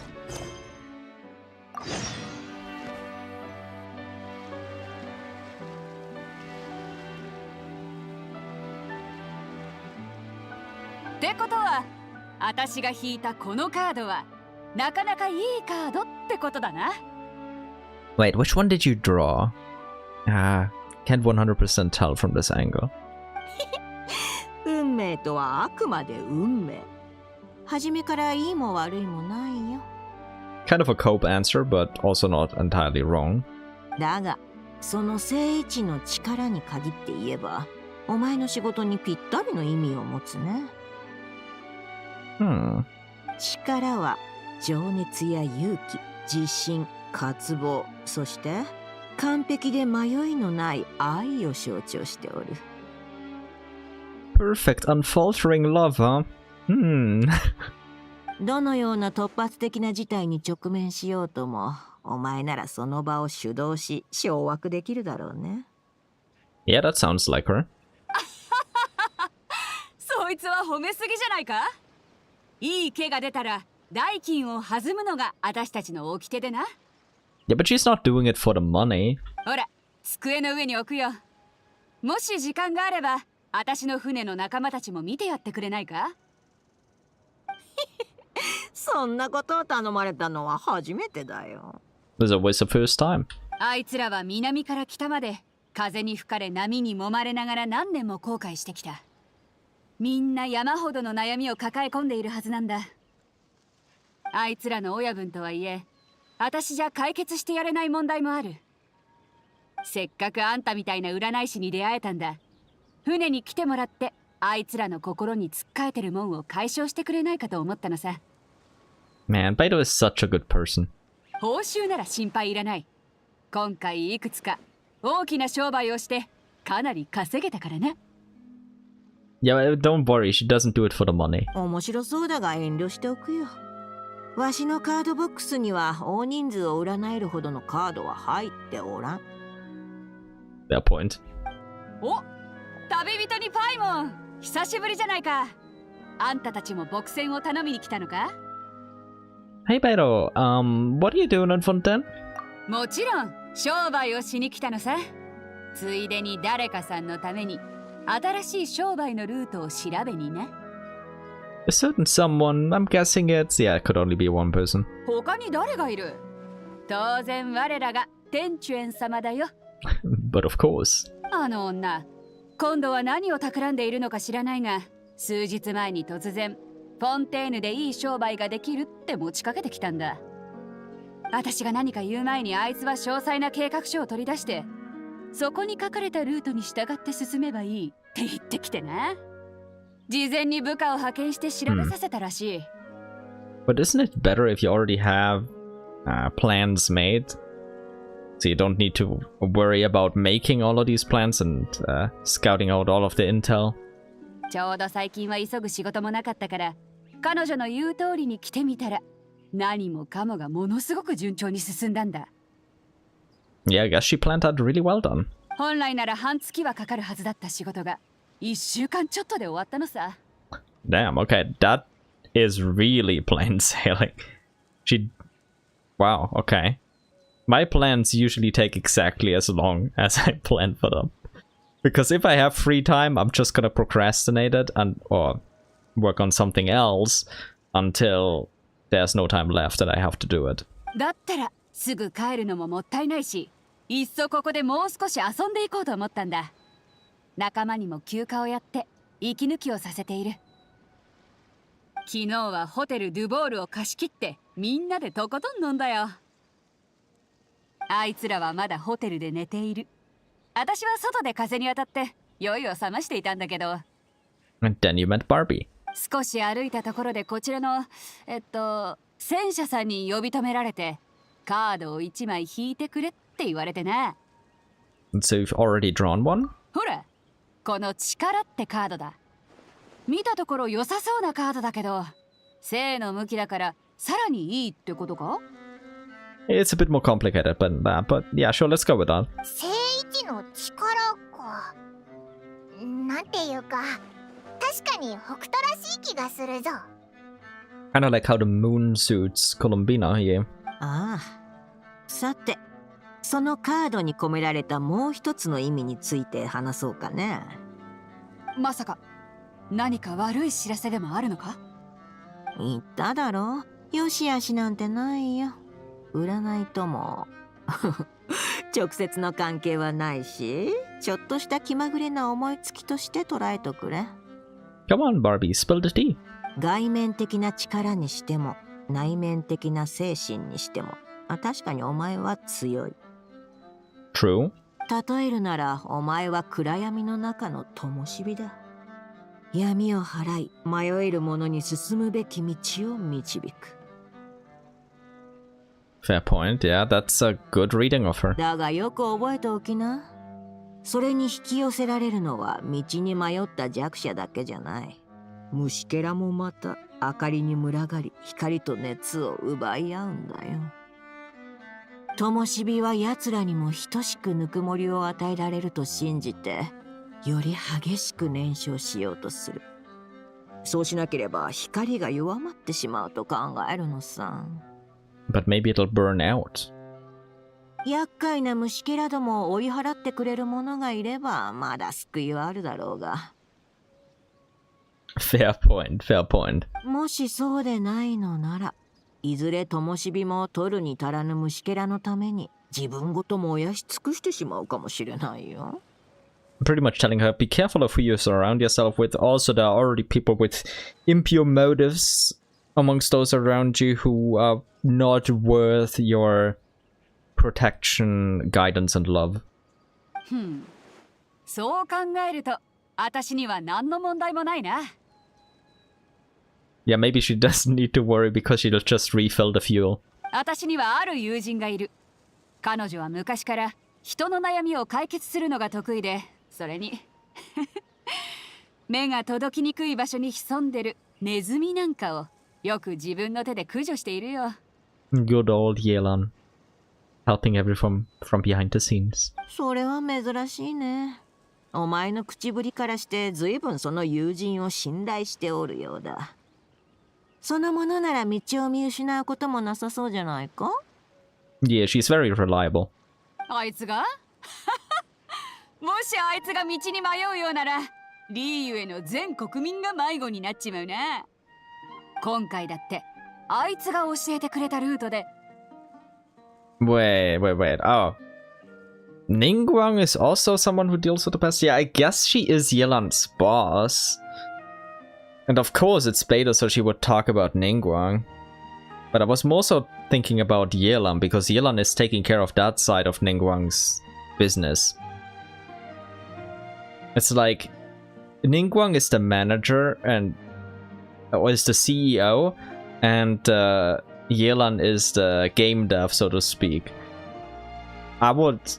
Like, the CEO makes the decisions and maybe points them in the right direction, not IRL, they usually just mess everything up. But, yeah, I would still put that more as Yelan's cup of tea. No wonder I was confused before. And misinterpreted it. Because I would never say that Ningguang is actually the one dealing with them, but more so Yelan. But I guess, yeah, indirectly Ningguang is too. Oh well. 道理でな。おかしいと思っていたんだ。あの女が本気ででかい商売をする気なら、私がここでのんびり過ごしているのを許すわけがない。I suppose this is what you should expect from the Chuan-Chuan. Even giving someone time off requires an elaborate ruse. 簡単に言うと、行幸は北斗に休みをあげたかったんだな。でも、なんでこんな回りくどいことをしたんだ？あの女ならきっとこう言うだろう。回り道をしなければならないこともあるわ。それこそが近道なのよ。ってな。True though. 彼女の複雑な考えなんてさっぱりわからない。けど、商売のルート拡大には私が不可欠なんだ。悪いようにはされないだろう。Yeah, even if you were useless, she wouldn't, because she's your friend. And she does treasure her friends, even if some might think differently.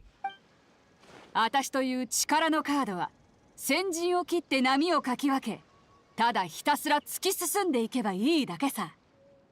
No. おっと、もうこんな時間か。仲間の様子を見に戻るとしよう。ついでに酔いを覚まさせて出航の準備をさせないと。Yeah, stay safe out there. Stay safe out there, Beiro.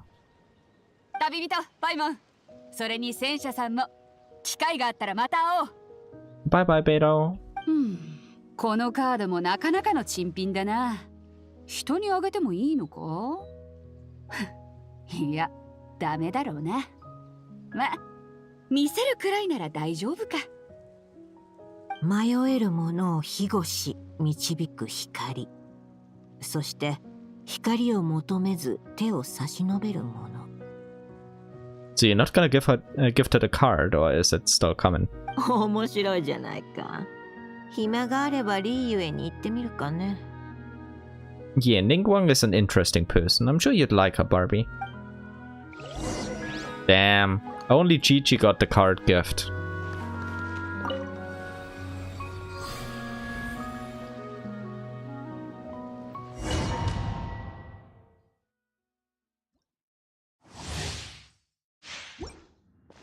Jongyun, okay. Okay.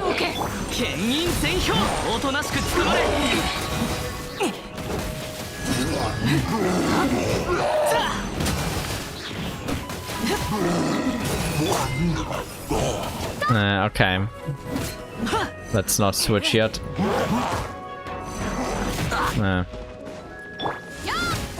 炭になるがいい。我が命を聞きたまえ、妖豆。立ち去れ。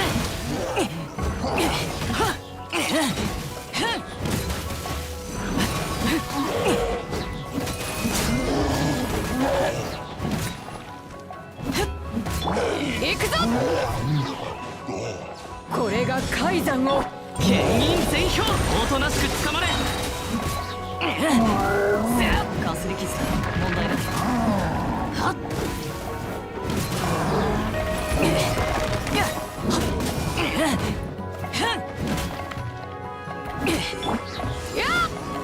よく見ておけ。 I'm not used to not getting a shield when using Beidou.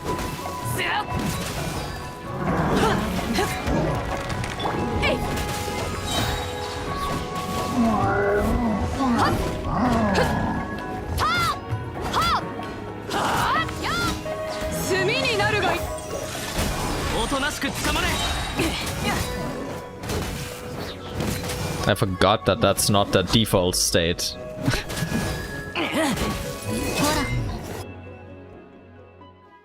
See, I let Jongyun get hit there because I didn't even know I didn't have a shield.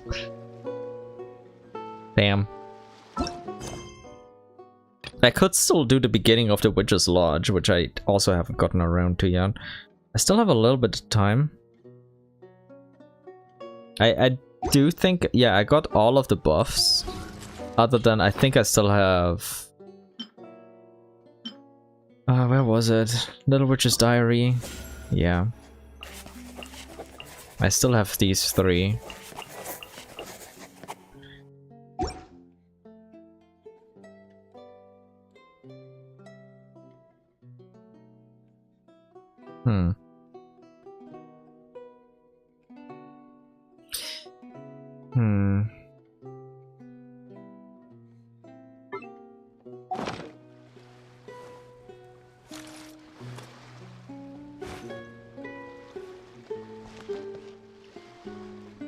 Nah.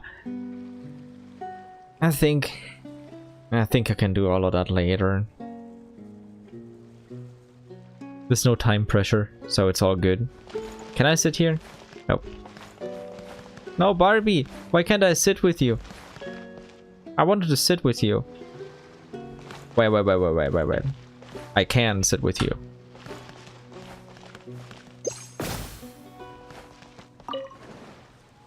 Good. Just hanging out with Barbie, don't mind me.